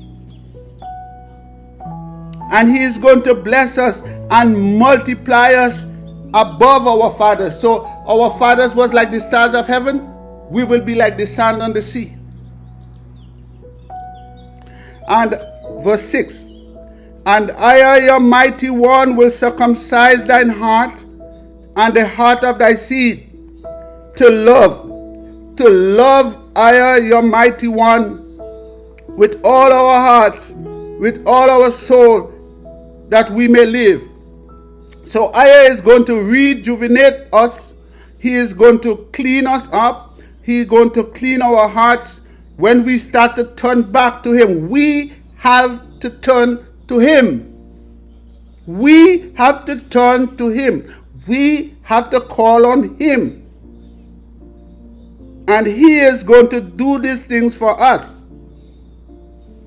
We have to love him. We have to show love to EZER, that we may live. Verse 7. And EZER, your mighty one, will put all these curses upon thine enemies and on them that hate you, that persecuted you. Here EZER is telling us, when we turn back to him, when we call on his name, when we start keeping his commandments, he's going to remove all these curses from us and put them on our enemies, those who persecuted us, those who hated us. Listen, my people, no one dying for you, no one saving you but EZER. We have to turn back to EZER, and this is what he's telling us he will do for us. Verse 8. And you shall return and obey the voice of EZER and do all his commandments that I command you this day. We have to return to EZER, and we have to do all the commandments he has commanded us to do. And EZER, your mighty one, will make you plenteous in every work of thine hand, in the fruit of thy body, and in the fruit of thy cattle, and in the fruit of thy land, for good. For EZER will again rejoice over you for good. So here EZER is telling us what we have to do and what he is going to do for us. The blessings that was taken away from our fathers for their disobedience will be returned unto us for our obedience. And that's what he's saying to us, my people. Verse 10. If you shall hearken unto the voice of EZER, your mighty one, to keep his commandments and his statutes that are written in this book of the law, and if you turn unto EZER, your mighty one, with all your heart, with all your soul. We have to turn back to EZER with all our hearts, all our soul, with all our strength. We must do this, my people. Listen to what he is telling us. Verse 11. For this commandment that I command you this day, it is not hidden from you, neither is it far off. It is not in heaven, that you should say, who shall go up for us to heaven and bring it unto us, that we may hear it and do it? It is not far from us. It is not hidden from us. What we have to do is not far from us. What we have to do is not hidden from us. And we don't need no Jesse to go to find it in heaven to bring it to us. That's what he is saying to you, my people. Verse 13, he says, neither is it beyond the sea, that you shall say, who shall go over the sea for us and bring it unto us, that we may hear it and do it. It's not beyond the sea. We don't need no one to go and look for it for us. Listen to what EZER is sending to Shemaiah, saying to us. 14. But the word is very near unto us, in our mouth. All we have to do is speak it. Speak the word. Speak the name. Do the commandments. Be obedient unto the promises. Do what he says. And in thine heart, and you may do it. All we have to do is do it. It's right here in the book telling us what we have to do. Can't you see? Can't you hear? Do it. Verse 15. See, I have set before you this day life and good, death and evil. We have the choice. He set it in motion. It is there. We have the choice to choose it. We have to make the decision which one we choose, life or death. The commandments or saying that somebody died for us. We have to make that choice. That's what he's telling us. In that I command you this day to love EZER your Redeemer, to walk in his ways. He commands us to love him, not to fear him, not to be afraid of him, not to turn away from him, but to love him. To love EZER your Redeemer, your mighty one, to walk in his ways. His ways is the law. His ways is his commandments. His ways is his name. His ways is his promises. His ways is to hope in his land and his promises, and to call upon his name and to do his commandments. That is his ways. Not the ways of the Romans, the European, not those, but the way that the prophets he sent in his name is telling us. What they are telling us we are to do. What they are saying to us we must do. That is the ways of EZER. That is his ways.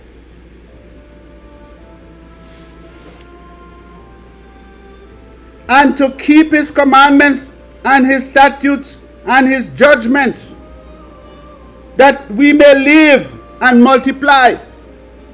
And EZER our mighty one shall bless us in the land where we goes to possess it. To get the blessing, we must serve EZER. We must call his name.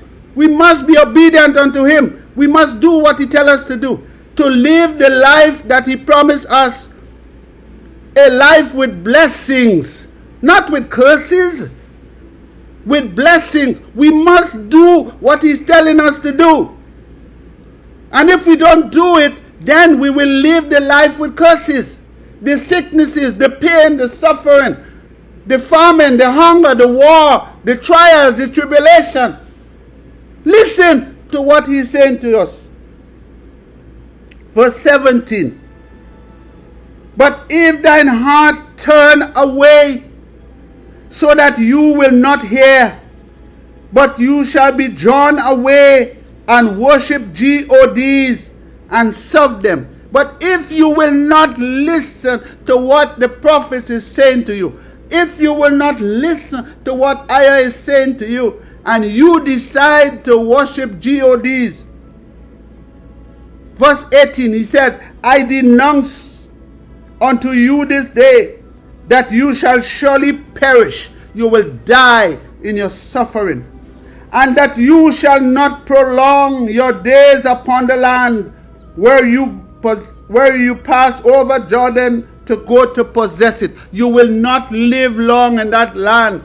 If you will not listen, if you will not do, if you have no intention to do, you will not exist very long. Verse 19, he says, he called heaven and earth to record this day against you, that I have set before you life and death, blessings and cursing. Therefore choose life, that both you and your children may live. Choose life. Choose the commandments. Choose the words of EZER, that you and your children may live. Do what he tells you to do, that you and your children may live. That's what he's saying to you. Verse 20, that you may love EZER your mighty one, that you may obey his voice, and that you may cleave unto him, for he is your life, and the length of your days, that you may dwell in the land that I swear unto your fathers, to Abraham, to Isaac, and to Jacob, to give it to them. My people, hear what Isaiah is saying to you. Hear what he is saying to Shemaiah to say to you. Listen to what he's telling him to tell you and do it. Do it. Love Isaiah. Don't be afraid of Isaiah. Love him. Love Isaiah with all your heart, with all your soul, with all your strength. Love him. He commands you to love him. Chapter 31. And Moses, Shemaiah, went and speak these words unto EZER-IAH. So as Isaiah spoke to him, he went to speak the same words that Isaiah gave to him to the children of EZER-IAH. And I want you to make a note.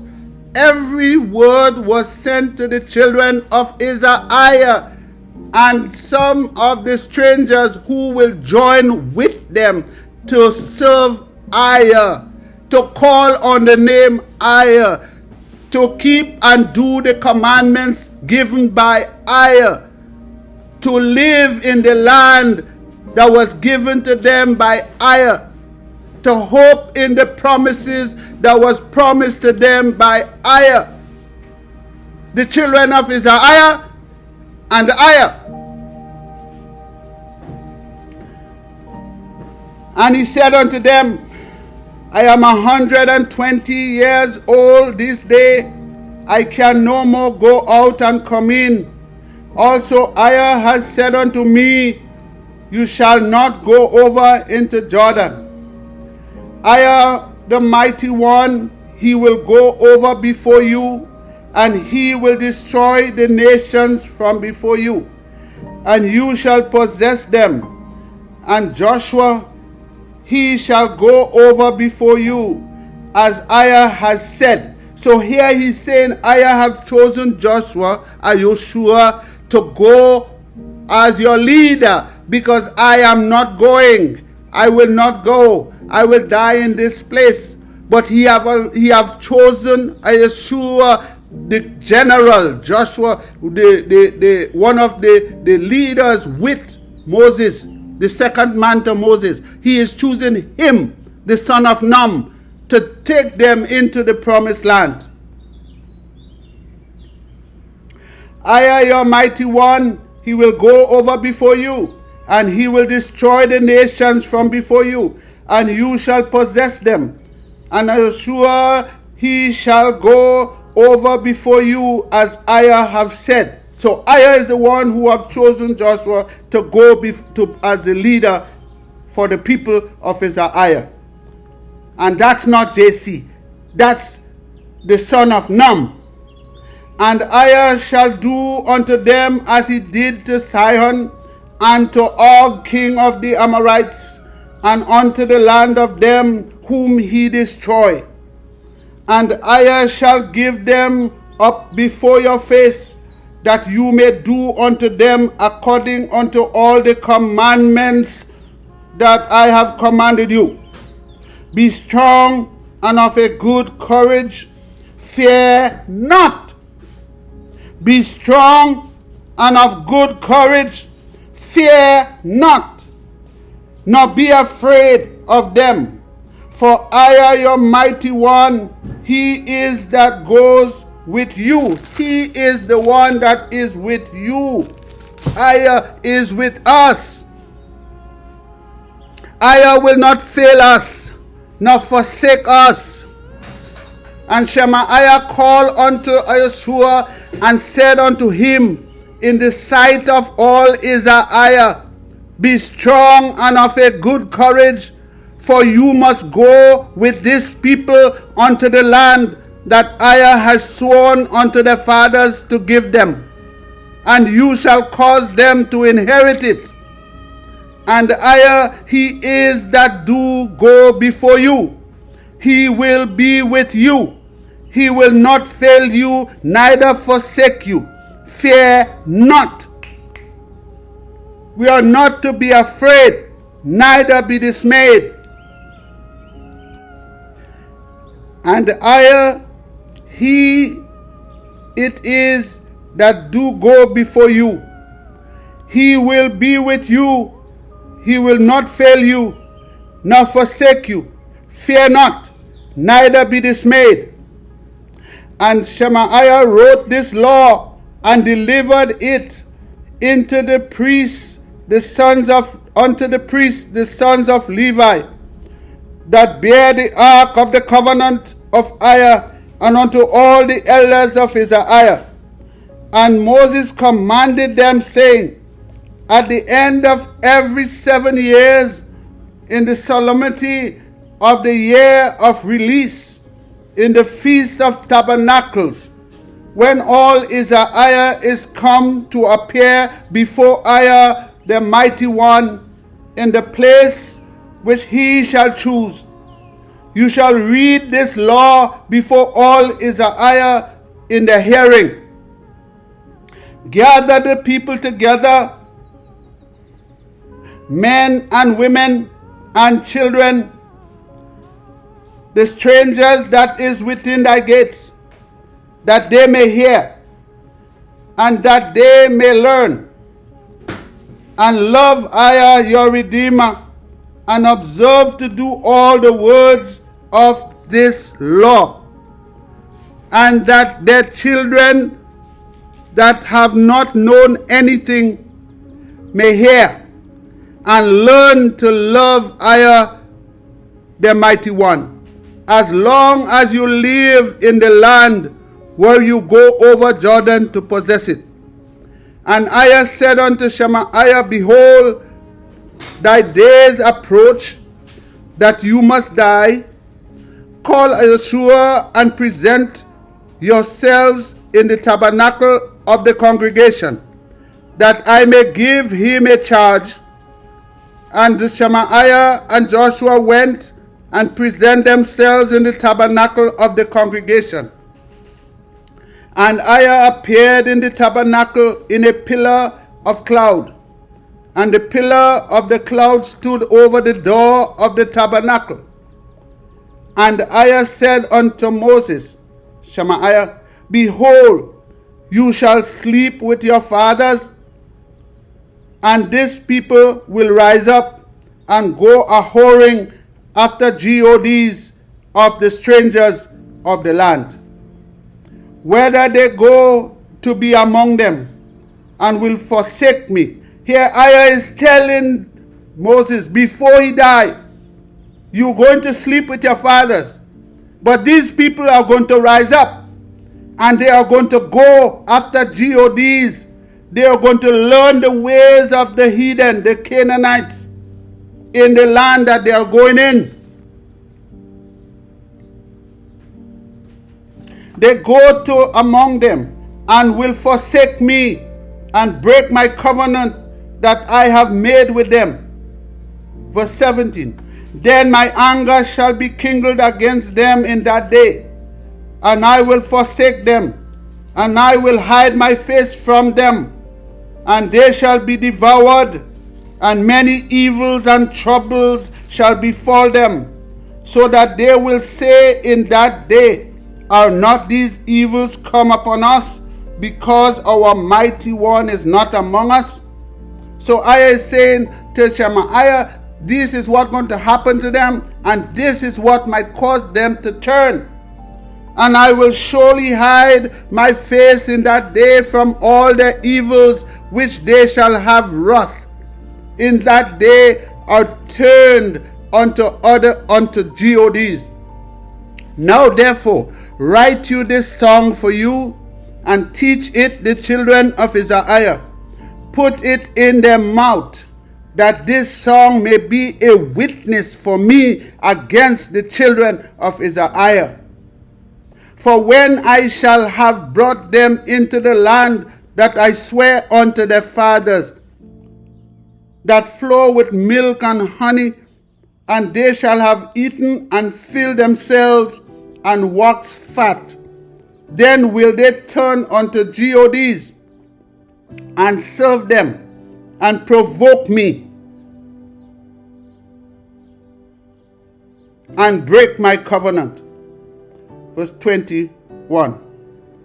And it shall come to pass, when many evils and troubles are befall them, that this song shall testify against them as a witness, for it shall not be forgotten out of the mouths of their children. For I know their imagination, which they go about, even now, before I have brought them into the land that I swear. So Isaiah is saying to Shemaiah, I know what they are going to do before I even bring them in the land. I know what they're going to do. Verse 22. And Moses therefore wrote this song the same day, and taught it to the children of EZER-IAH. And he gave Joshua the son of Nun a charge, and said, Be strong and of good courage, for you shall bring the children of EZER-IAH into the land which I swear unto them, and I will be with thee. And it came to pass, when Moses has made an end of writing the words of this law in a book, until they were finished, that Moses commanded the Levites that bear the ark of the covenant of IAH, saying, Take this book of the law, and put it in the side of the ark of the covenant of IAH, your mighty one, that it may be there for a witness against you. For I know thy rebellions and thy stiff neck. Behold, while I am yet alive with you this day, you have been rebellious against IAH, and how much more after my death. 28. Gather unto me all the elders of your tribes and your officers, that I may speak these words in their ears, and call heaven and earth to record against them. For I know that after my death you will utterly corrupt yourselves, and turn aside from the way that I have commanded you, and evil will befall you in the latter days, because you will do evil in the sight of IAH, to provoke him to anger through the work of your hands. And Shemaiah speak in the ears of all the congregation of EZER-IAH the words of this song until they were ended. Chapter 32. Give ear, O you heaven, and I will speak, and hear, O earth, the words of my mouth. My doctrine shall I drop as the rain. My speech shall distill as the dew, as the small rain upon the tender herb, and as the showers upon the grass. Because I will publish the name IAH, ascribe you greatness unto our mighty one. He is the rock. His work is perfect, for all his ways are judgment. A mighty one of truth and without iniquity. Just and right is he. They have corrupted themselves. Their spot is not the spot of his children.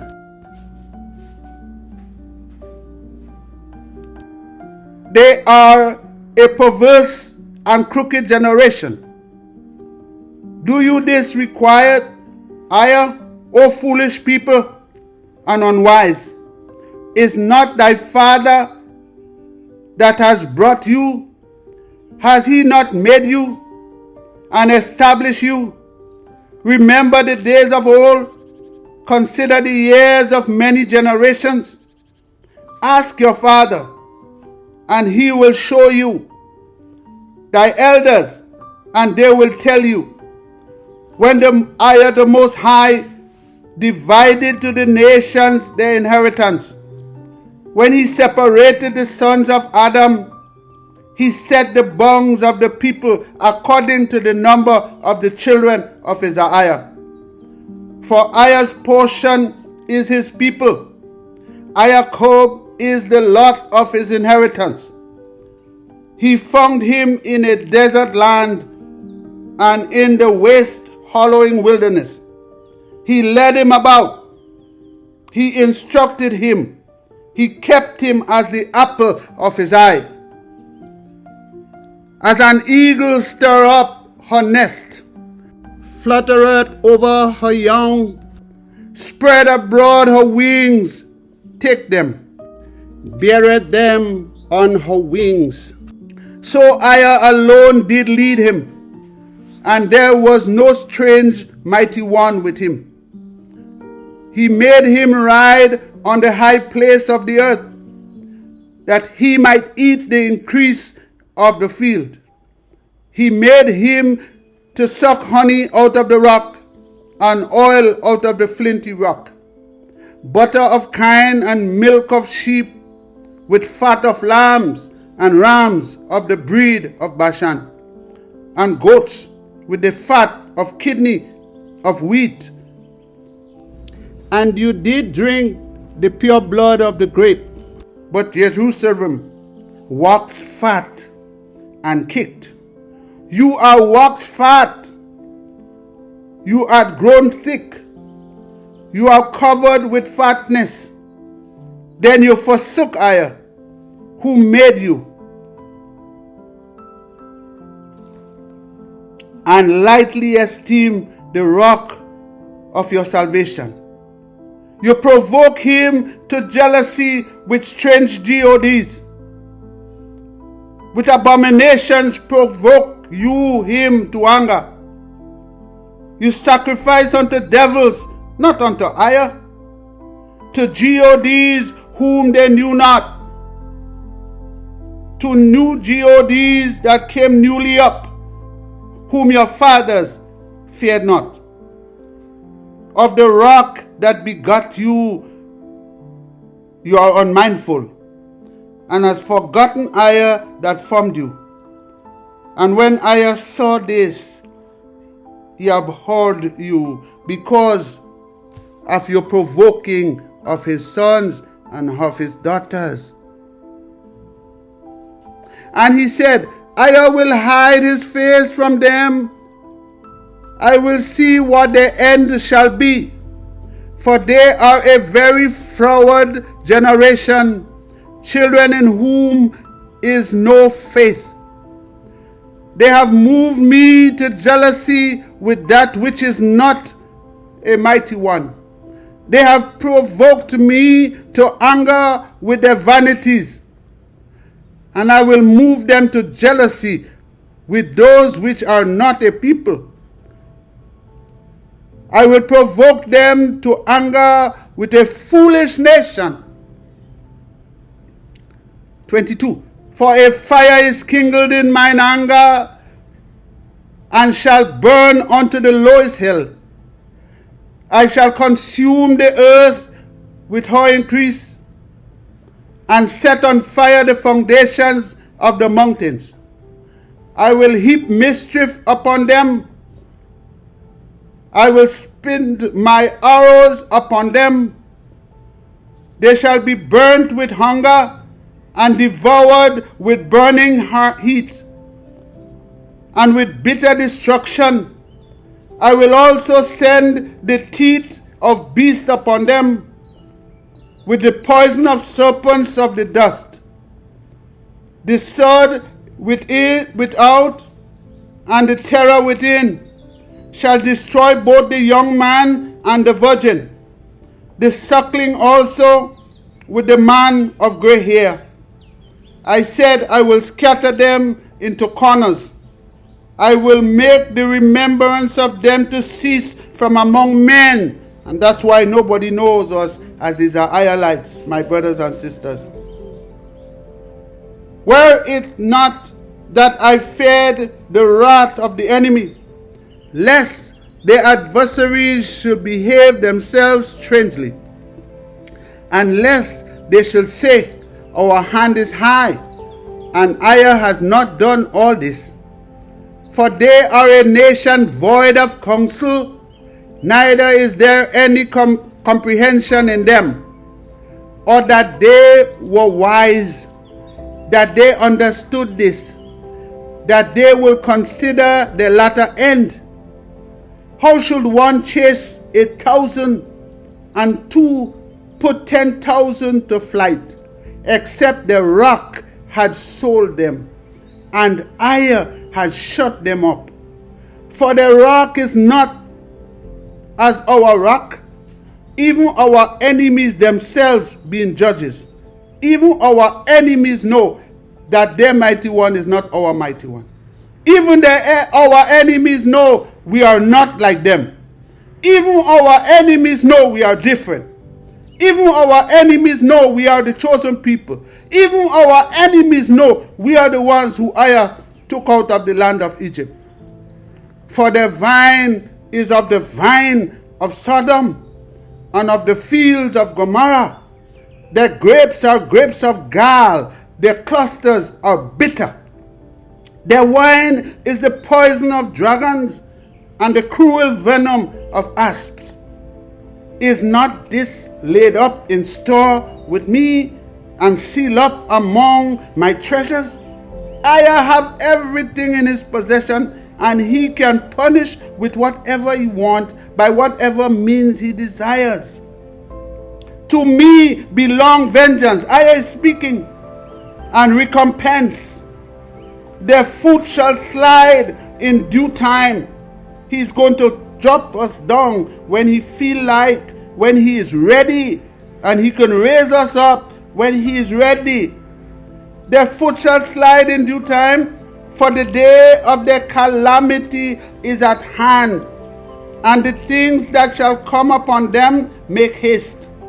For Aya shall judge his people and repent himself for his servants, when he see that their power is gone and there is none shut up or left. He is the one going to judge us. He is the one that knows who's serving him and not. He is the one that will do this. 37. And he shall say, where are their gods, their rock in whom they trust? I shall say, where is your God? Where is your power that you served? Those in whom you put your trust. When your end is come, when your trouble, your trial, your tribulation, your stress, who's going to help you? 38. Which did eat the fat of their sacrifice, those you sacrifice into your idols, can they help you? And drink the wine of their drink offering, those you offer drink offering. Let them rise up and help you and be your protection. 39. See now that I, even I am he, and there is no mighty one besides me. I am speaking. I kill and I make alive. I wound and I heal. Neither is there any that can deliver out of my hand. No one can change Aya's decisions. For I lift up my hand to heaven and I say, I live forever.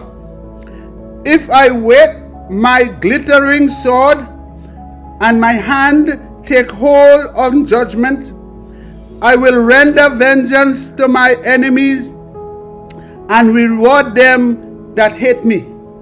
My dear people, once you turn to idols or to man or to anything you put your trust in, you begin to hate Aya. You have turned away from him. I will make my arrows drunk with blood, and my sword shall devour flesh, and that which the blood of the slain and of the captives, from the beginning of revenge upon the enemy. Rejoice, O you nations, with his people, for he will avenge the blood of his servants. Hear this, you nations. Aya is going to revenge our blood that you have spilled. He's going to revenge the blood of his people that you have spilled, and will render vengeance to his adversaries, and will be merciful unto his land and to his people.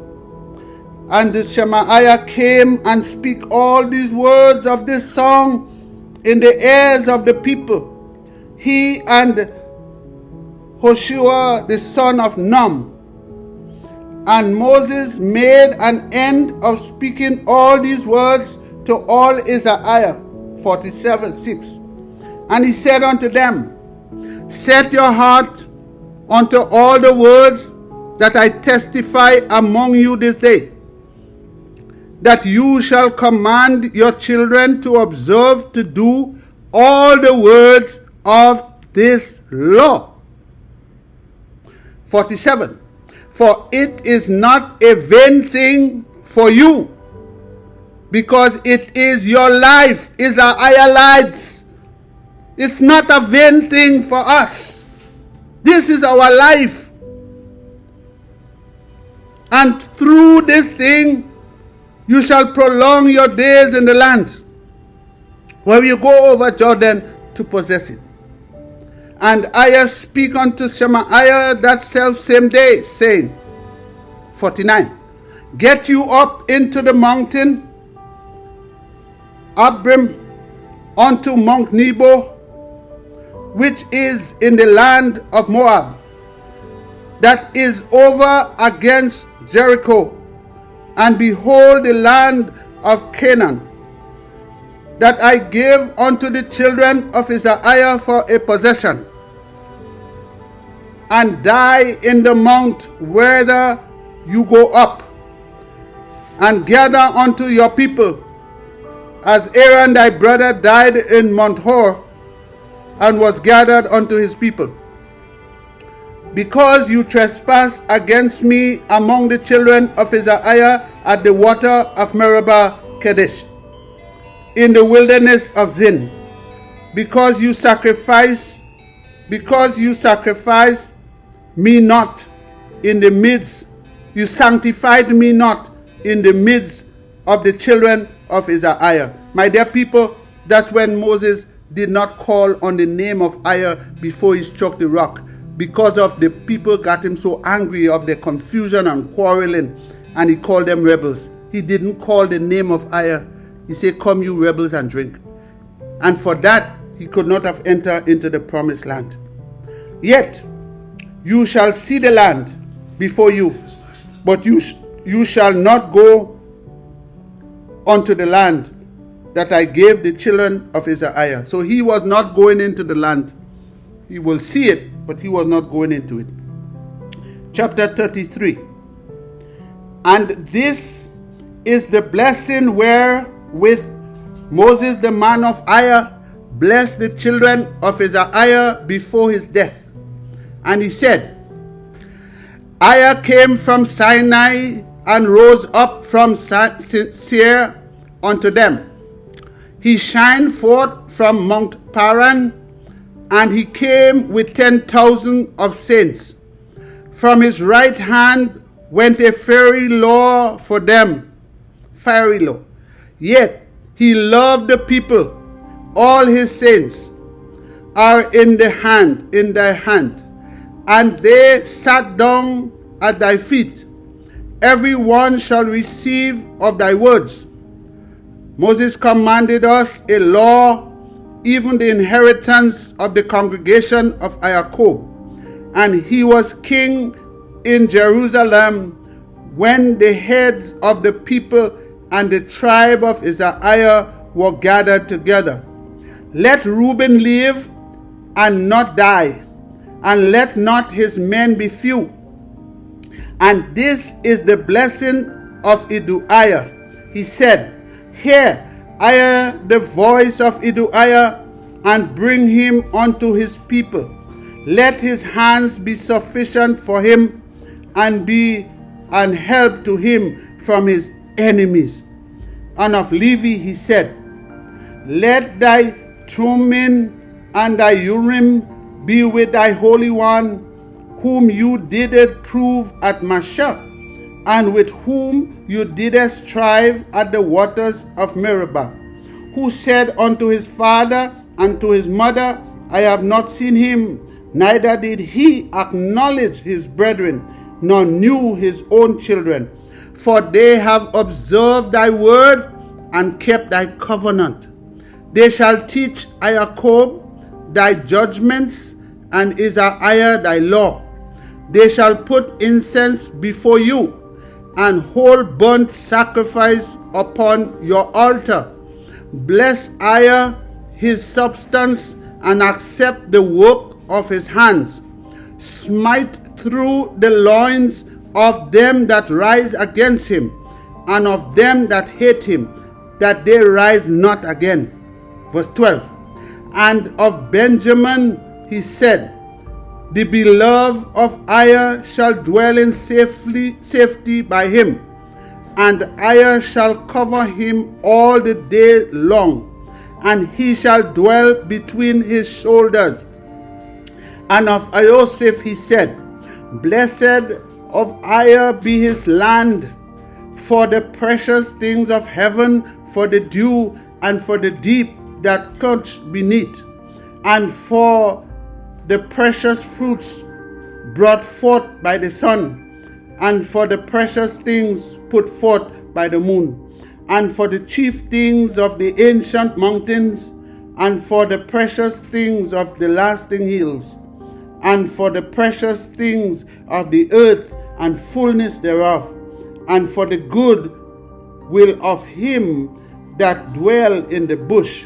Let the blessing come upon the head of Joseph, and upon the top of the head of him that was separated from his brethren. Verse 17. His glory is like the firstling of his bullock, and his horns are like the horns of unicorn. With them he shall push the people together to the end of the earth. And they are the 10,000s of Ephraim, and they are the thousands of Manasseh and of Zebulun. He said, rejoice, Zebulun, in thy going out, and Issachar in thy tents. They shall call the people unto the mountains. There they shall offer sacrifice of righteousness. For they shall suck of the abundance of the seas, and the treasures hidden in the sand. And of Gad he said, blessed be that enlarged Gad. He dwell as a lion, and teareth the arm with the crown of the head. And he provided the first part for himself, because there is a portion of the lawgiver he seated. And he came with the head of the people. He executed the justice of IAH, his judgment with EZER-IAH. And of Dan he said, Dan is a lion's whelp, he shall leap from Bashan. And of Naphtali he said, O Naphtali, satisfied with favor and full with the blessings of IAH, possess thou the west and the south. And of Asher he said, let Asher be blessed with children, let him be acceptable to his brethren, and let him dip his foot in oil. Your shoes shall be iron and brass, and as thy days, so shall thy strength be. There is none like unto IAH of Jerusalem, who ride upon the heaven in thy help, and his excellency on the sky. The eternal mighty one is thy refuge, and underneath are the everlasting arm. And he shall thrust out the enemy from before you, and shall say, destroy them. EZER-IAH then shall dwell in safety alone. The fountain of Jacob shall be upon a land of corn and wine. Also his heavens shall drop down dew. Happy are you, O EZER-IAH, who is like unto you, O people, saved by IAH, the shield of thy help, and you who is the sword of your excellency, and thy enemies shall be found liars unto you. and you shall tread upon their high places. EZER is promising them that his children will find out that these nations are liars, as he has now made it known to us, and exposing all their lies, that they're lying to us. Chapter 34. And Moses went up from the plains of Moab unto the mountain of Nebo, to the top of Pisgah, that is over against Jericho. And EZER showed him all the land of Gilead unto Dan, and all Naphtali, and the land of Ephraim, and Manasseh, and all the land of EZER unto the uttermost sea, and the south, and the plain of the valley of Jericho, the city of palm trees unto Zoar. And EZER said unto him, This is the land that I swear unto Abraham, unto Isaac, unto Jacob, saying, I will give it unto thy seed. I have caused you to see it with your eyes, but you shall not go over unto it. So Moses, the servant of EZER, died there in the land of Moab, according to the word of EZER. And he buried him in a valley in the land of Moab, over against Beth Peor. But no man know of his sepulchre until this day. And Moses was 120 years old when he died. His eyes was not dim, nor his natural force abated. And the children of EZER wept for Moses, Shemaiah, in the plains of Moab 30 days. So the days of weeping and mourning for Moses was ended. And Joshua the son of Nun, not Jesse, the son of Nun, was full of the spirit of wisdom, for Moses had laid his hands upon him.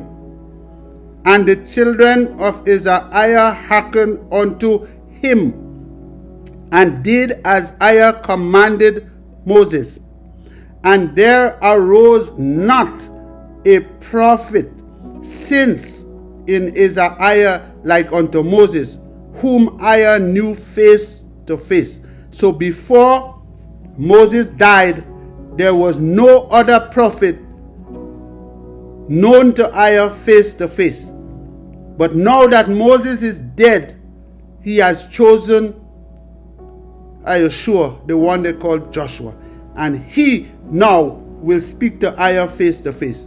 In all the signs and the wonders that EZER sent him to do in the land of Egypt, to Pharaoh and to all his servants and to all his land, and in all that mighty hand and in all the great terror that Moses showed in the sight of all of EZER. My dear brothers and sisters, this is the book of Deuteronomy. I hope you will listen to these words and you will take them very seriously. These are the words of EZER unto Shemaiah that he brought unto us, the children of EZER.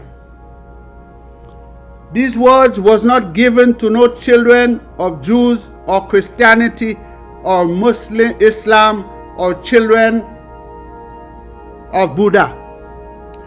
These words was given to the children of EZER, the Israelites. As we see, when Moses was asking for the blessing of the children of EZER, there were 12 tribes, not one tribe, there was 12. He took them out of the land of Egypt. They were slaves in Egypt. He gave them his name and his commandments. He gave them promises that when they do the commandments, the blessings would be the promises. And if they refuse to do it, they will get curses will be upon them for it. Punishment, destruction. They will be destroyed. He gave them a land that they were supposed to move into and possess it. And in that land, they were supposed to use his laws that he gave them to rule the land. The laws that he gave them was to be obeyed by them and the strangers that sojourned with them in the land. They were not to follow the laws nor inquire of the laws of the people that were in the land. They were not to worship their gods. They were not to bow down to them. They were not to sacrifice to them. They were not to do this. But they was commanded to stay and love Aya, their Redeemer, their Mighty One, and bow down to him alone, to serve him alone, to sacrifice unto him alone, to worship him alone. My dear people, if you don't know who you are, he has told us in this book who we are. He has told you what will happen to you if you disobeyed the commandments that he was giving you. Our fathers, your fathers, the ancestors. So if you still does not know who you are, I encourage you to read or to listen to the things that he told them that will befall them, that will come to pass, that will cleave unto them.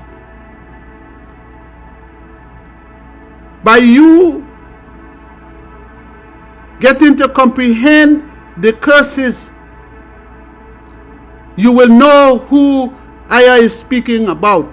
You will know who are the children of EZER-IAH.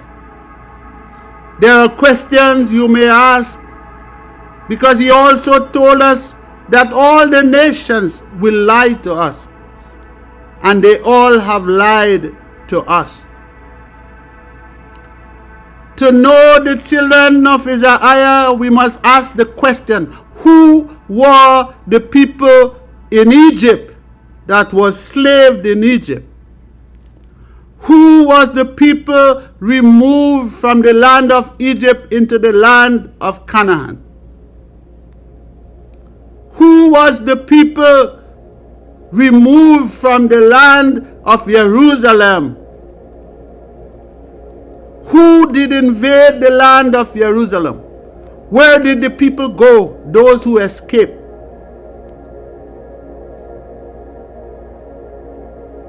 Aya told us that he was going to put them back into Egypt again by using ships. Who are the people who was put into Egypt again by ships? Who are the people who was put into slavery again using ships? Aya told us that they will make us worship wood and stone, gods that our fathers have not known. They will do this among a nation whose language they have not known. My people, who are the people that did not know Europe or the European language? It cannot be people in Europe. It have to be another people. It have to be a people who did not know the languages of Europe. He said, they will sell your sons and your daughters for bondsmen and bondswomen. Ask the question, who are the people that was sold for bondsmen and bondswomen, that was taken upon ships from the land of Africa, a people who came into the land of Africa from North Africa? Ask the questions. He said, if you will not hearken unto his commandments and do them, you will have to borrow all your life. You will have none to lend. My people, see who are the people that are borrowing for everything that they need and have nothing to lend to anyone. Learn your history and know yourself. He told us they will put yoke of iron upon their necks and shackles upon their hand. Search the history and see who people yokes of iron was put upon their necks.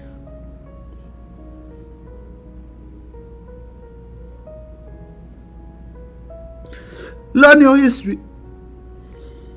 Learn about yourself. Ask questions. He told us, in the land of our captivity, we will return unto him. He will give us his name again, which he has now done. He will hear us when we call. He is doing it. And then he is going to save us. When we do this with our whole heart, our whole soul, and with all our strength, he will do these things for us. He is waiting for us to ask. Let us join together with one voice and ask EZER to come to our help. Ask EZER for forgiveness for the sins of our fathers and our sins that we have committed. Ask EZER to heal us and strengthen and renew his spirit in us, that we may leap, that we may get out from under the domination of our enemies. My people, EZER says he will make you a remnant, least among all the people, if you will not hearken unto his commandments that he has commanded you. Look around the world. See whose people have been scattered to every corners of the earth. He said they will call you bywords and proverbs they will use to describe you. See who is being described with bywords and proverbs. See who have nothing to lend to anyone. See who is at the bottom, at the tail. See who is the least among the nations. See yourself and learn your history. Read your book, as he said. In this book, it is written for you. Serve EZER, your Redeemer, your Mighty One. Serve EZER, your King. Sing your praise to EZER. Glorify him, glorify his name. He is your Mighty One, the only one. My brother, my sister, may EZER bless you, may EZER keep you. May Ayah make his face to shine upon you and give you peace. May Ayah lift up his countenance upon you and bless you as you continue to call out to his name and sing his praise. Praise Ayah, praise Ayah, praise Ayah Almighty, praise Ayah. I also have a warning to the people. I've seen your streets filled with sludge, mud, and water. I've seen your cars underwater. You, the people in the Caribbean, especially in the island of Grenada, I've seen your streets with sewage, filthiness, completely covered, and your people in anguish. I beg you, call on Ayah and ask to pardon your iniquities. Call on Ayah and ask for mercy. Call on Ayah and ask him to turn his anger away from you, his people. I beg you, you people of America, North America, Central America, and South America, turn your ways from your evilness.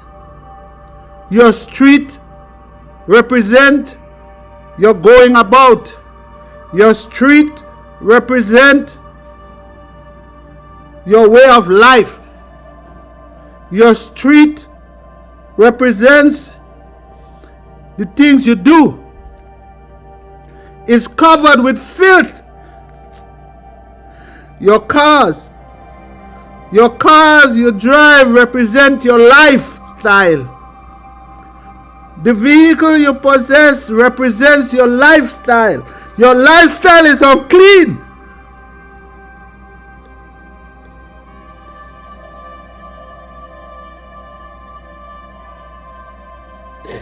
Ayah, have mercy on us. Have mercy on us. Have mercy on us, Ayah. Have mercy on us. Have mercy. Listen to the words of Ayah. Do what he says. Do it, my people. Do it. We are coming to the end. Do it. It's close. Do it. Praise Ayah. Praise Ayah Almighty. Praise. Oh. Ayah, have mercy on us. Have mercy on us, Ayah. Have mercy on us. Have mercy on us, Ayah. Have mercy on us. Have mercy on us. Hear our prayer and have mercy on us. Have mercy on me, Ayah. Have mercy on me, yeah. Ayah, have mercy on me. I rebuke Lucifer with all his works and his pomps and vanity of the world. I rebuke him. I rebuke the enemy of EZER-IAH. I rebuke them. I come against the evil forces that fight against the people of Ayah. In the name Ayah, I rebuke them and command them to the pits of hell, the place that Ayah have prepared for them, in the utter darkness where they shall abide. I rebuke them, I rebuke them, I rebuke them. I rebuke them. With the name Ayah, I rebuke them.